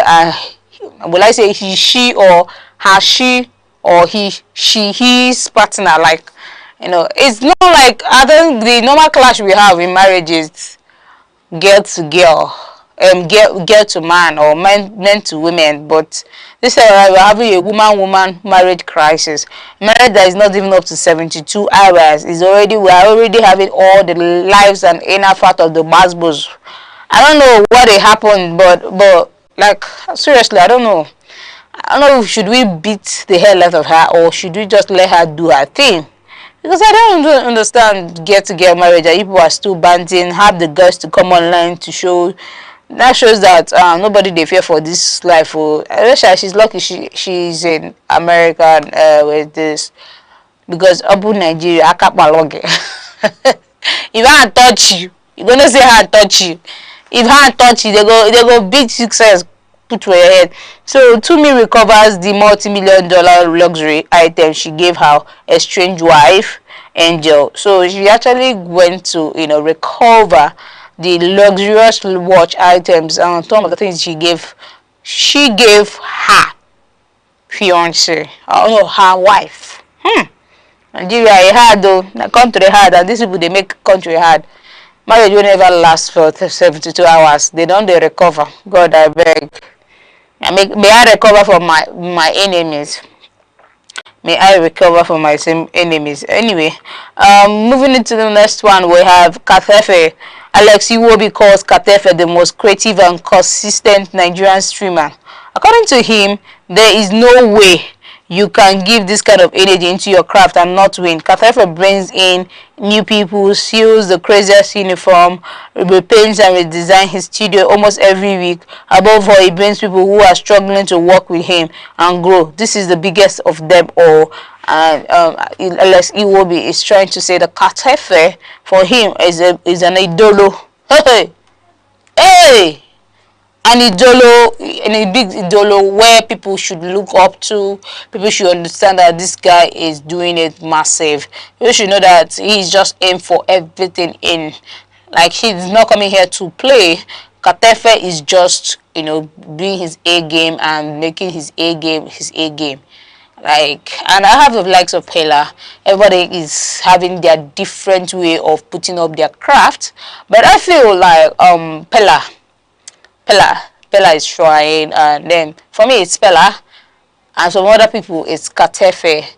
So it all depends on who actually you are, you know, supporting at some point. But, you know, it's gonna be crazy because everybody's diving in. Shanks is into, you know, the streaming. I think the streaming platform is now the gold mine in the content creating world. So it's all good anyway. So moving over to the next one is DJ Copy, the daughter of a billionaire Otedola, reveals that she has gone on a date with a bus driver. She has made it clear that she wants a simple man, a man with no social media presence, a man with little salary, that she loves her truly, and she doesn't care whether you are rich or poor. She just wants to, you know, something very simple. And it's not something that we have to look after. But before I tell you one thing, I just have to. Everybody have his own fair share of problem. But see, these rich people, their problem long. But before I tell you what is on my mind, I will just go on a short break. We'll be right back. Thank you.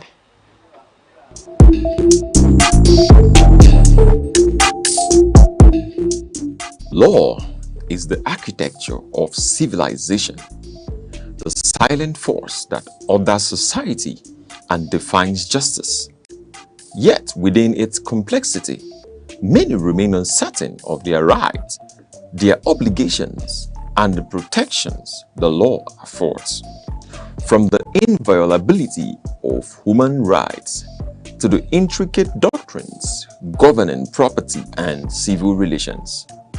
This is a platform where law is demystified, where principle meets practice and knowledge becomes empowerment. Because justice is not abstract, it is personal. You and the law on Aneke TV.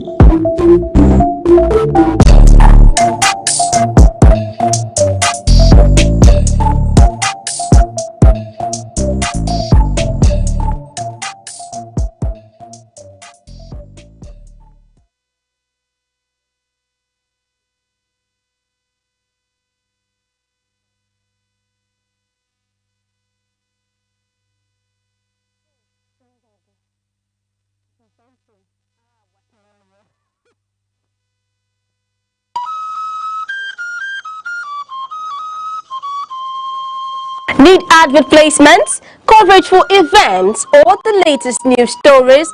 Call 070-3043-7110 right now. Aneke TV, move with the world. In a world that never stands still, where stories break in seconds and moments shape history. One station keeps you connected to your nation, to the continent, to the world.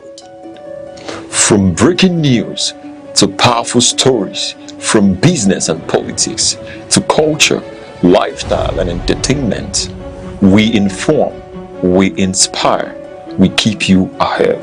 This is more than television. This is your window to everywhere that matters. Aneke TV. Move with the world.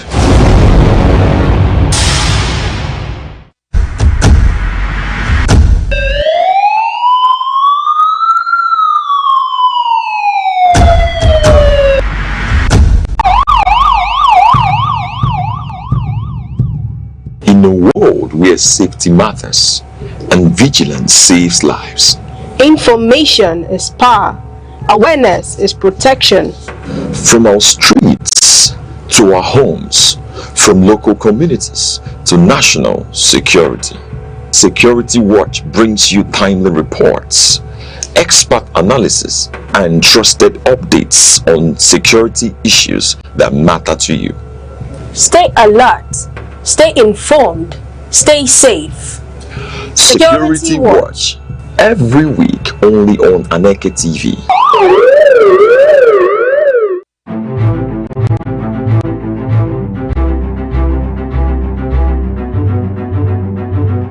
Morning headlines before you step out. Midday updates while you work. Evening analysis when the day winds down. Wherever life takes you, Aneke TV keeps you informed, connected, and ahead. Aneke TV. Move with the world.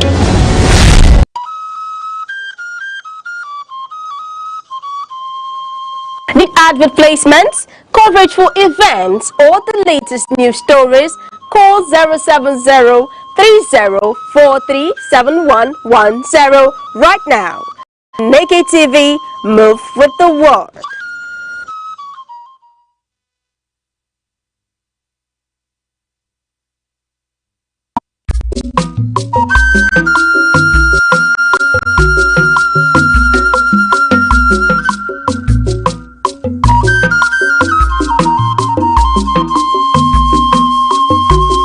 Aneke television. Hell, agiribom di egwu nkwazo na ya mgboji okwukwu kakwa ogwugwu ema. Hell, mbo wa bịa na ihe ebube eme. Mgbagbu gbabatawa na ihe ebube emewa. Aneke television na-emerụ ogbenye emela amadi ihe. Ị na-agba nkwụ, ị na-eme nkepụta nwa, ị na-akwa ozu, ị na-agba akwụkwọ. Bịawa na Aneke television, bịa ka ezuoru gị ozi ọma. Bịawa na Aneke television yidume. Na-emere ogbenye emela amadi ihe. Ume Igbo bịawo na nke a bụ nke anyị. Ị mara ebe oge ọrụ etighị ụmụọnwụ ntakịtụkwa mọwụsi nne. Ya mere ha ji wee weta Aneke television. Ọ bụ onye gbagburu agụ nna. Ọ dị na soshal midia. Ọ dị na mgbagbu. Ọ dị n'ugwu site.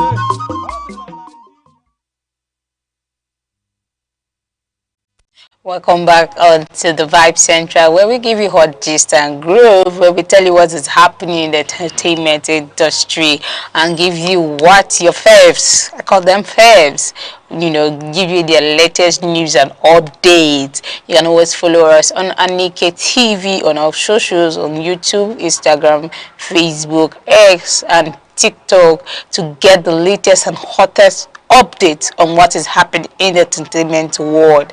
And going back to what I was saying, but before that, you know, I wanted you guys to anticipate this moment. I have my own personal person that you guys know. At this point, I will introduce my personal person joining me right back on this program.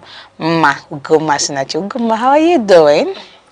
fine. Yeah, fine. Fine. What people, I'm fine. How are you all doing today? Hope you all are fine. Are you sure you're in this Nigeria with me? Because you I'm are looking sorry. all glad. I'm sorry, I'm just coming back from the Maldives. Like, I went there with Pilla then. So, not that way. So, okay. you invited me. Maldives are back clicking now.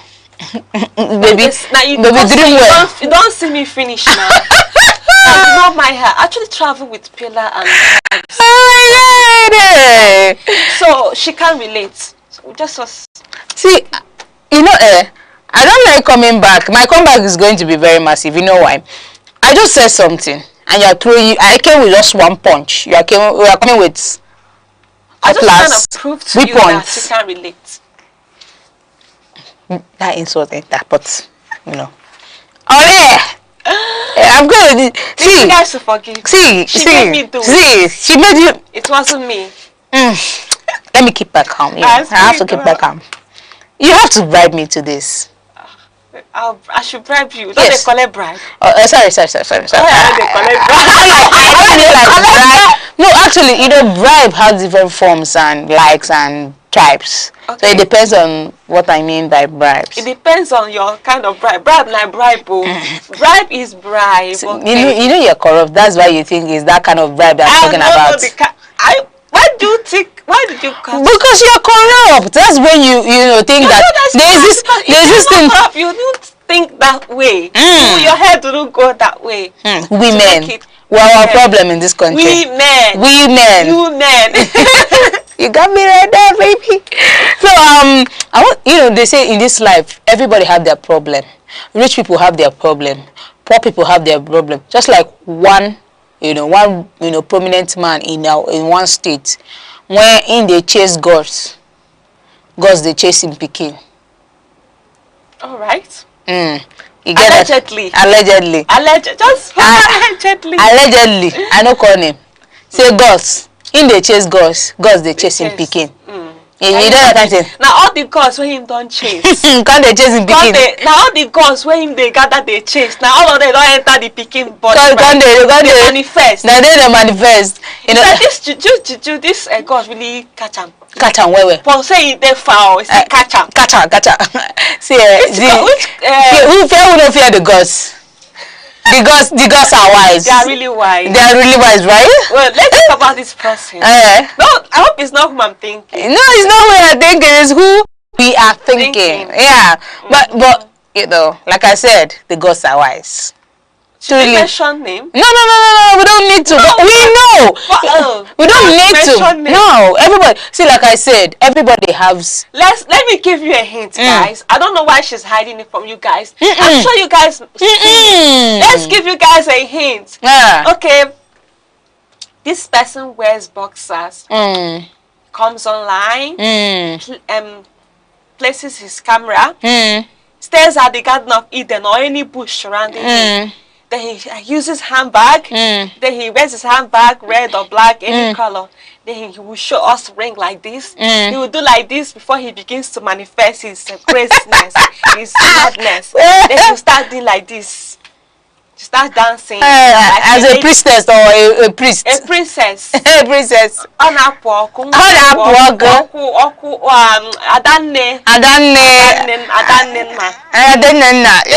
not mention this thing. For this small hint I've given you guys, I know and I believe you guys already know who I'm talking about. See, Ma, I'm not with you on this. Ma, I forgive you in Jesus' name. I'm not asking. Ma, I'm not with you on this. I'm not asking for your make the gods not come see you for where you there. Forgive me. Me and you. Let's go. But me and you were big flex, you know. Mama, you too like gossip. It's a big flex. Ma, you too like gossip. I don't know. You like gossip. All this hint I'm giving you guys, you still do not know who we're talking about. But Ma, why do you like gossip like this? Ma, I didn't throw you like this. And like, you know, like. Okay, I come across. Let me just say, guys. I'm sure you guys must have seen this. I come across a video of a guy, like a skit maker. He was in a bus. He's a skit though. He was in a bus. Was trying to light. Then a girl was using her photos, reading a message. whereby he said that the husband, the friend's husband, is cheating with the mother. So the guy wanted to adjust and leave the boss. He heard the gist.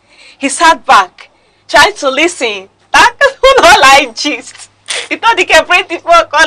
Let's watch it. Like you like Aproko? Mind your business. You don't like Aproko. Mind your business. Mind your business. Okay. Say amen. I will not say amen. Mind your business. I will say amen. I just bring small gist come table like this. You don't de-escalate it. Why? That's the reason why. That's the reason why we are here. Really? So if I gossip, you gossip. To escalate cheese for all 42 people. You guys know what's popping, what's happening. Give you cheese. Okay. But that gist, it got some people. You know, it go pay some state. Yeah. This particular state, but the gods are wise actually. The gods actually too wise. The states. Not be my mouth, you go hear the state. Not be my mouth. Don't sing the national anthem. But me and you big flex, big flex. Let's go. But actually, what I'm saying is, everybody has his own fair share of problem in this life. Yeah. Like I always say, big man they suffer.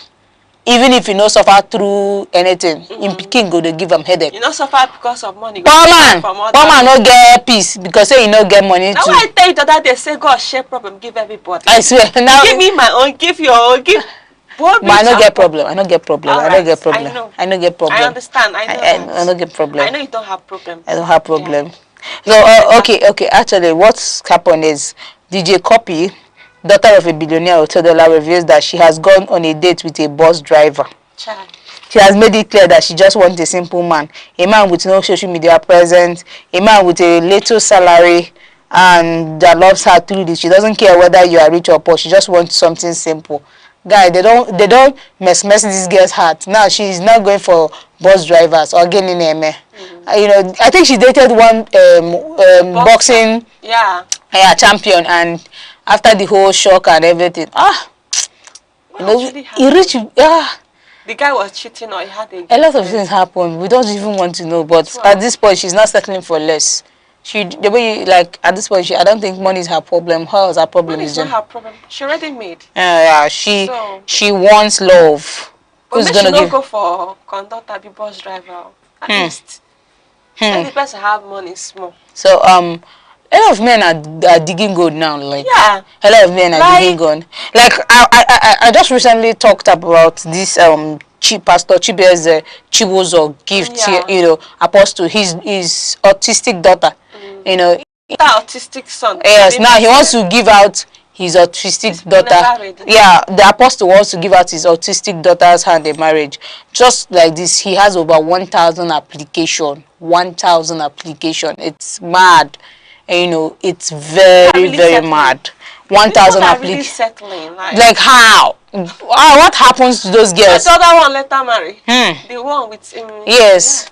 Yeah. So this thing leads me to what Yele Doche said. Yele Doche said, men stop tolerating nonsense in the name of marriage or relationship. If your wife or girlfriend doesn't respect you, dump her immediately and get someone who respects you. Your respect as a man is non-negotiable. Women, if you want your man to give you the whole world and go to war for you, just respect him.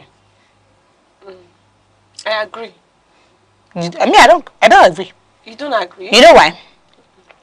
His wife, May Doche, for instance, his ex-wife.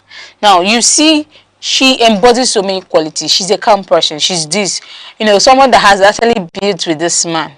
You say it's respect that made her. So can you relate a lot of things the man is trying to? How is it that a man is cheating on you and demands respect from you? Is that possible? Me, how do you expect me to respect? So that is what because he actually was.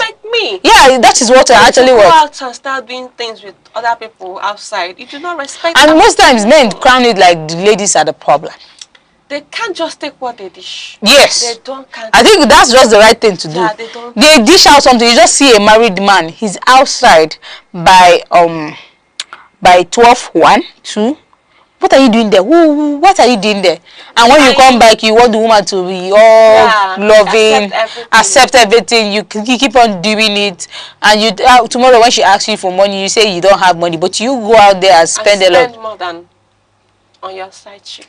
You know, you see a woman love you for all this, but at some point when she needs that lover, because I think Mary Doche actually deserve more than what she actually got from him. For me, there are things I cannot actually tolerate from a man, and this is just part of it. You cannot just be dishing something and expect me. But anyway, let's just go to this Lekki Streets boy, who is now officially the first beggar in Nigeria to own a 2023 KIA car worth millions of naira. He made a video begging big car vendors in Nigeria to help him with a car, and God answered his prayer.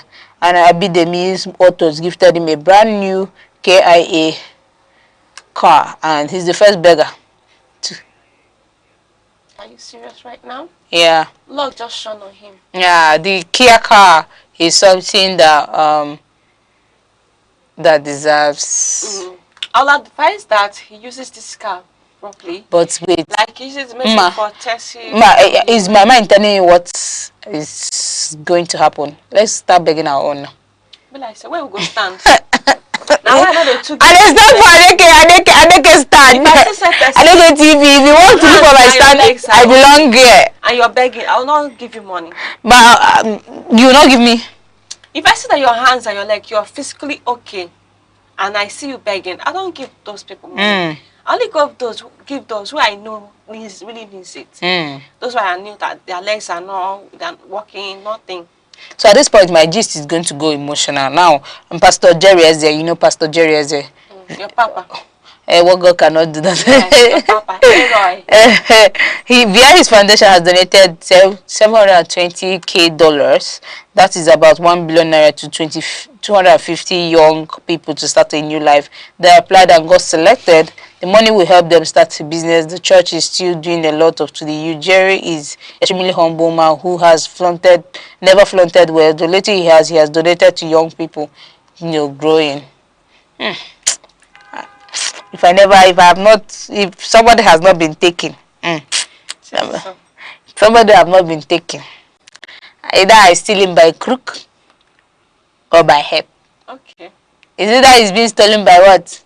You said he has not shown his assets, like he have not like flaunted his wealth. He will still flaunt it. Maybe never reach where they go flaunt. No, he's the highest paid YouTuber on Nigeria and African as diaspora. He should perform me like heavily.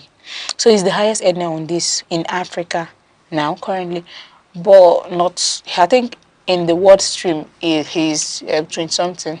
So imagine the kind of money he earns from his streaming platform, YouTube. I'm talking about YouTube. I'm not talking about Facebook. I'm not talking about TikTok. I'm not talking about Instagram. The man is the money.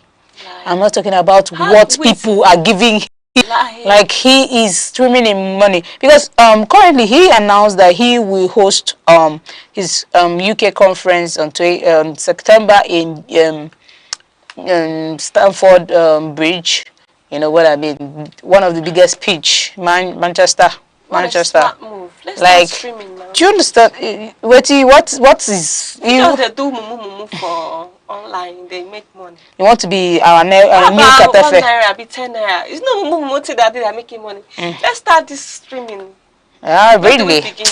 Wisdom. When you finish. What a smart move. What a smart move. You want to swim in money too. Don't you like money?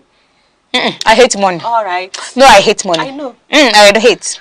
So it's been 3 years since Mohbad died. Mohbad died and still is not buried, dying in 2023. Yeah, and 2020. This autopsy issue between the families has just been recurring and it has not been settled. And government is not doing anything. The young man his lifeless body is still in the morgue for a very long period of time, and it is very bad. I hope they still recognize him. I don't think so, but his body is being, even well taken care of, but the fact he needs to rest in peace is very needful. 2023 to 20, like even if you... There's a tag on his body, right? Yes, there's a tag. Mohbad. No, he will be maintained. They were applying special chemicals on him and the rest. But they should just allow... Honest with you, I wish people just die and come back. Maybe they'll just stay a few times, they'll now come back. But now he should be so dry and stiff. Yeah, I wish there's a way we don't bury people. We just don't bury them beneath the ground. Like, we just keep them, store them somewhere, maybe within few months, they would come again. They will stand up. Okay, let me ask you. Oh, I wish there is something like that. So, have you ever experienced any bad person in your life? Bad person in my life? Like you ever thought of like someone that, even in a movie, someone that is evil, someone that is bad. So if that person die, you want them to come back again? They might come back and become a good person. Are you giving it a chance? Yeah. You actually giving that a chance. But anyway, so I want to ask you, who wins a girl's heart easily in today's world? Is he a smart guy, a rich guy, a caring guy, a bad guy, or a wrong type of guy? What? A running type of? A wrong type of guy. Is he a smart guy, a rich guy, a caring guy, a bad guy, or a wrong type of guy? Let me see. Who is the girl heart? Oh, it should be smart guy, rich guy, caring guy, bad guy, wrong type of guy. Should be a caring guy with money. No, just one. Pick one. I'm adding my own. Should No, just take one. Just take one out of the option. I know you don't add your own. Just a caring guy. So you prefer caring guy to a rich guy? I prefer rich guy, you. To a caring guy, right? Rich guy, yeah. To a caring guy. So your first option would be rich guy. Eh. Yeah. Because I know you now. Now when I asked you that question, say you remember saying now your format.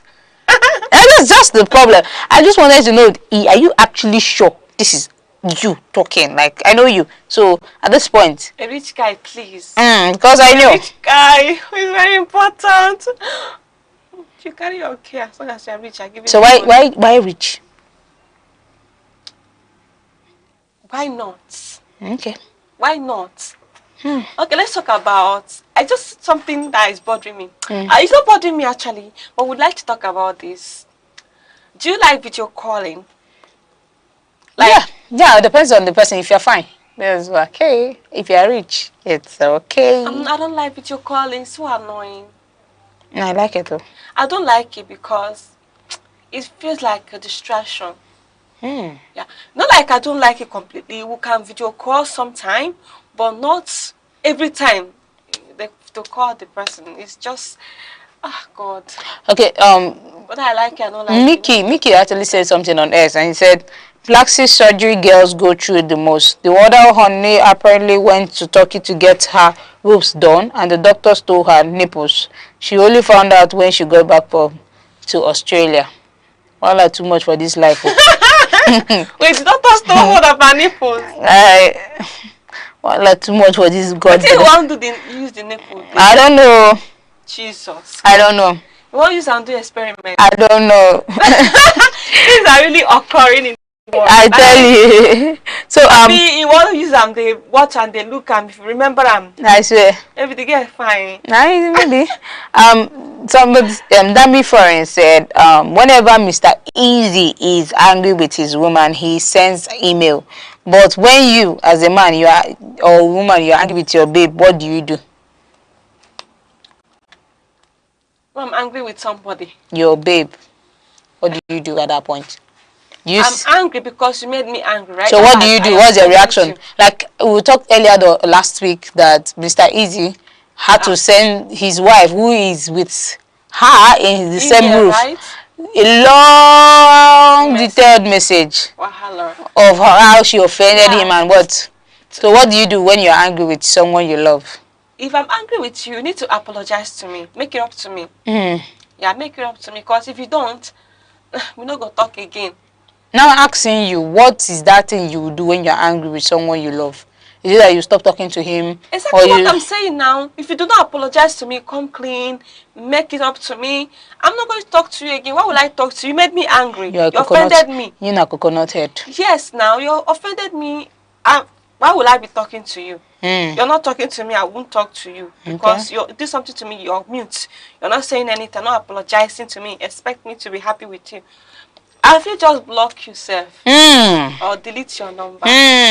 So someone said on X, have you ever caught the look of a hate on someone's face towards you? Like someone that hates you.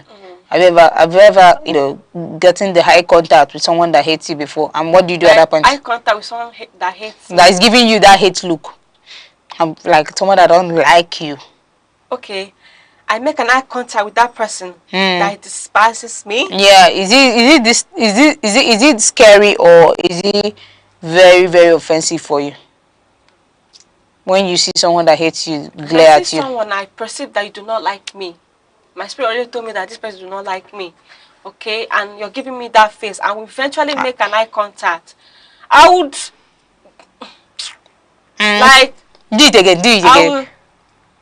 If you give me that, I will look you back. But God. That's fire, baby girl. That's fire. You back with that that's massive. I'll give you the baddest eye. Oh really? Yeah, you are not giving every giving them.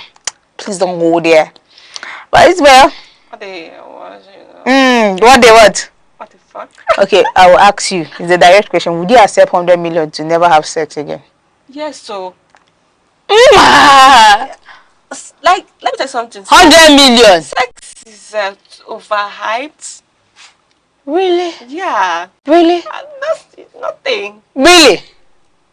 I can do without it. Just give me that money. Money is important. So you become a celebrate for life? I don't mind. I don't mind staying. Give me I feel become Reverend Sister. I don't mind. As long as I have that money. Do you actually... It's overrated. Do you actually mean this from the bottom of your heart? I mean, sex is overrated. Why do you think so? What made you say so? Sex is... everybody's crazy about it. I don't see nothing there. Honestly, just give me money. Give me that money. Carry the sex, they go. I don't mind. Yeah. So you don't feel like one day in your life that you will feel so detached, like, no. or you feel you want someone to hold? No. I feel just like want me. I prefer you just cuddle me, hold me. So if not, like, nothing at all. Nothing at all, but you will just want to enjoy 100 million. What if the money finish? If you finish now, I will not say don't finish. What will happen? And the contract is for life. If it's for life, no problem. So after the 100 million finish, you can just go and lock up. You obey to the contract. Like, yes, you obey the contract. Yes. The 100 million can't finish because I would invest in that money. Yeah, really. I would invest in it. So if so many men are coming and you feel like you can weigh them off? I weigh them off. But it's difficult, Sha. Anyway. It's difficult, especially when I see my spec. A guy with tattoo on his arms. That's so cute. So I don't think I will be able to... Men like Kosi. That your boyfriend. Anyway. Yeah. Anyway, do you still remember the first thing you bought with your own money? I still remember. I bought phone with my money when I was secondary school. You were a very stubborn girl. Like, I could see it. Phone where they don't steal. They get money like that now. I used to get money because our aunt, they will come around, they will dash us money. I used to save money, go. I sabi save then. Even if it's 200 that has given to me, I will save it. I used to save money, so I was accumulating money then. So I would just buy phone. They gave me phone first. Then thought that if I make call with it, they would be like they checking around the phone. So I had to buy myself phone. I was hiding it. And they still caught you. They still caught me. But the worst part is that I can't even do something and say, oh, I'm doing this. They will not find. They always find out. They always catch me. They always catch me. So. God, they don't to catch me. They don't to catch you. They don't to catch me. You think so? Like, that's the thing of living with parents who are learned, who are like, who knows what's up. They will not let every. They know. If you are there, they'll be like, they'll just be looking at you. You do think they don't. Come and do it and go. They think they don't know what you're doing. They're looking at. They might not even say it to you, but they're watching. So someone said something that this period you don't misplace your phone, you don't do double date, you do not do more than yourself, mind your business, do not transfer to every touching story you hear, do not impregnate somebody's daughter. These are things you do to have peace now. Do you think so? Somebody's daughter, please do not be allowed. Don't allow pregnancy. Don't like say pregnancy over missing your phone. The same missing your phone. Double dating. Pregnant. Double dating. Double dating. You can double date. Transfer to every given touching story. I don't transfer to every touching story. I have to know what that is. Like, I have to look into it. Like, is it really happening? Maybe everything you go do transfer now. If you keep giving and giving, well, the time you go broke. You need to like. I don't think going broke is an option for you. Going broke is an option for me. It's not an option. Like, who wanna go broke? So at that point, when you see yourself broke, what will you do? Bakasiaro. You go there, just they give me heart bows. Big. I don't like not having money with me.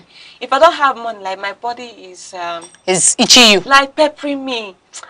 I can't that time in school. Hey Jesus, isn't it funny? I was in school in my lodge. The time I was totally broke. I don't have money. Like I was. Didn't I stayed inside? I didn't come out. Even class, I didn't attend class.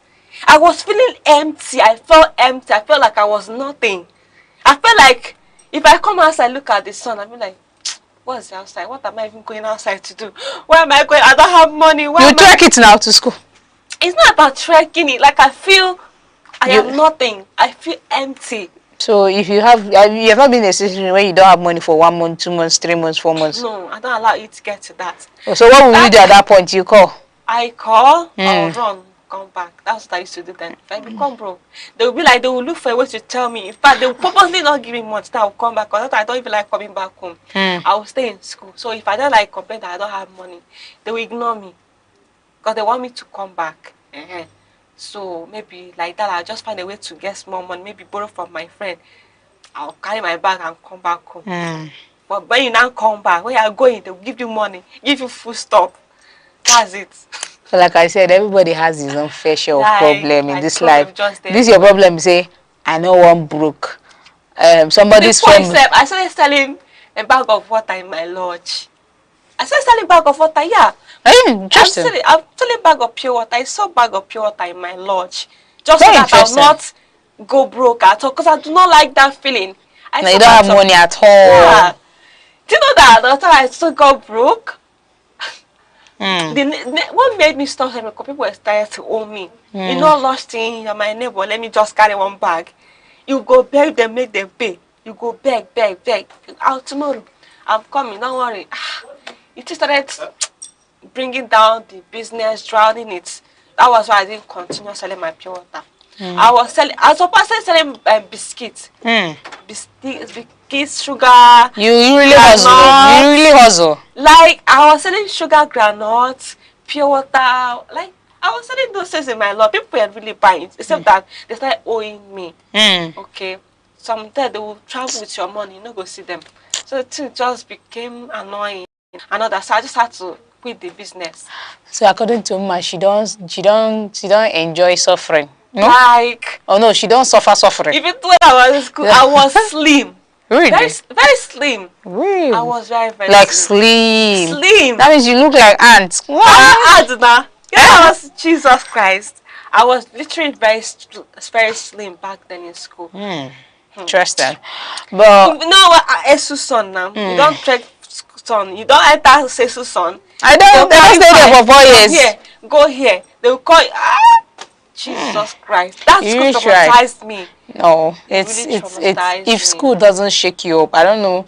That's the basic place, the basic foundation that shakes you up and molds you to a better person, stronger person. If it doesn't shake you, that means you really found an escape route.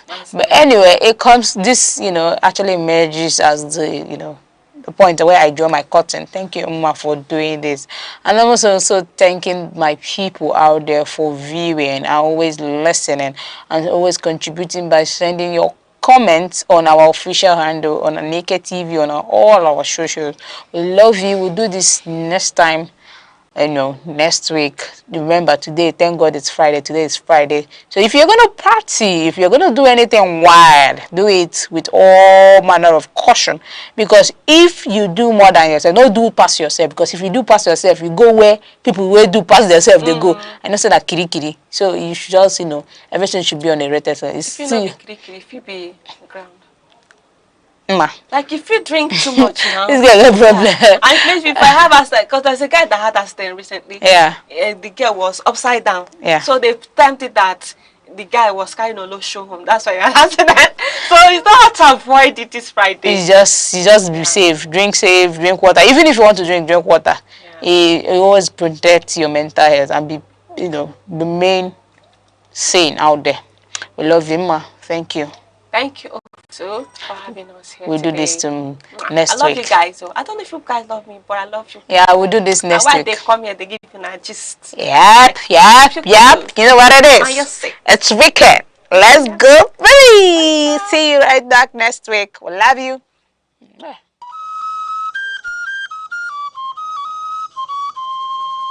Need advert placements, coverage for events, or the latest news stories?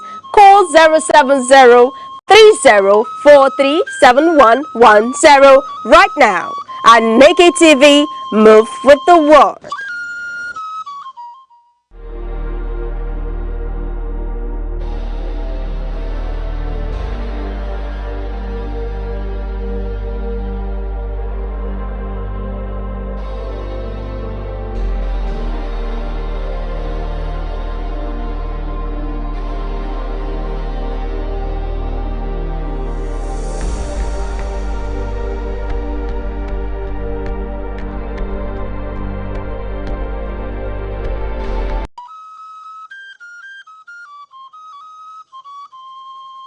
Need advert placements, coverage for events, or the latest news stories? Call 070-3043-7110 right now. Aneke TV, move with the world. Nigeria, a land of striking contrasts, where nature unfolds into dominant ecological identities. The lush southern forests and the vast northern savanna belts, stretching from the humid Atlantic coast to the dry fringes of the Sahara. Nigeria's vegetation is shaped by climate, rainfall, and human activity. Broadly, it is divided into the southern forest zones and the northern savanna belts. In the south, abundant rainfall gives rise to tropical rainforest, thick, multi-layered ecosystems, rich in biodiversity, towering trees from a continuous canopy, sheltering countless plants and animal species. These forests are not only ecological treasures, but also economic lifelines, supporting agriculture and livelihoods. Closer to the coast, fresh water and mangrove swamps dominate. Here, water and land intertwine, creating unique habitats adapted to flooding and salinity. The mangrove forests of the Niger Delta are among the largest in Africa, vital for coastal protection and marine life. Moving northward, forests gradually give way to the Guinea savanna, a mix of tall grasses and scattered trees. This region supports farming and livestock, forming Nigeria's agricultural heartland. Further north lies the Sudan savanna, where rainfall decreases and vegetation becomes sparser. Life here adapts to longer dry seasons and harsher conditions. At the northern edge, the Sahel savanna marks the transition to the desert. Vegetation is sparse, and survival depends on resilience of both people and nature. However, Nigeria's vegetation faces growing threats. Deforestation in the south and desertification in the north are reshaping the landscape. Population growth, agriculture, and climate change continue to exert pressure on these fragile ecosystems. Yet, hope remains. Across the country, conservation efforts are taking root, from reforestation projects to sustainable land management practices, from the dense forests of the south to the open savannas of the north. Nigeria's vegetation tells a story of diversity, resilience, and responsibility. A story that calls on all of us to protect the natural heritage we share. In a world that never stands still, where stories break in seconds and moments shape history. One station keeps you connected to your nation, to the continent, to the world. From breaking news to powerful stories, from business and politics to culture, lifestyle and entertainment, we inform, we inspire, we keep you ahead. This is more than television. This is your window to everywhere that matters. Aneke TV. Move with the world.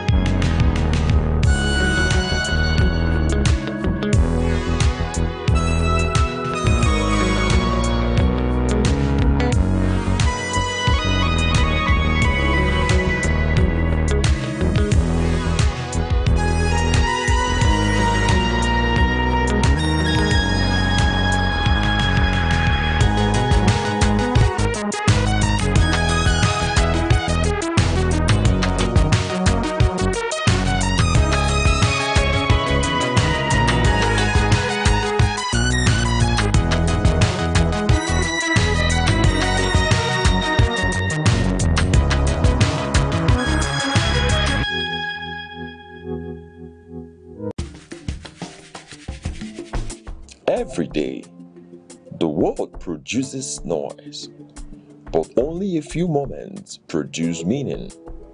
Information is everywhere. Understanding is rare. Because facts alone do not enlighten, context does, analysis does, perspective does. Welcome to Aneke TV, where news is not merely reported, it is examined. Where conversations are not merely held, they are elevated. Where stories are not merely told, they are understood. In governance, in business, in society, in the global arena, clarity is power, discernment is advantage, awareness is responsibility. This is broadcasting with purpose, journalism with depth, programming with intellect. Nigeria, the world, we are live. Aneke TV, broadcasting daily, informing minds, shaping perspective.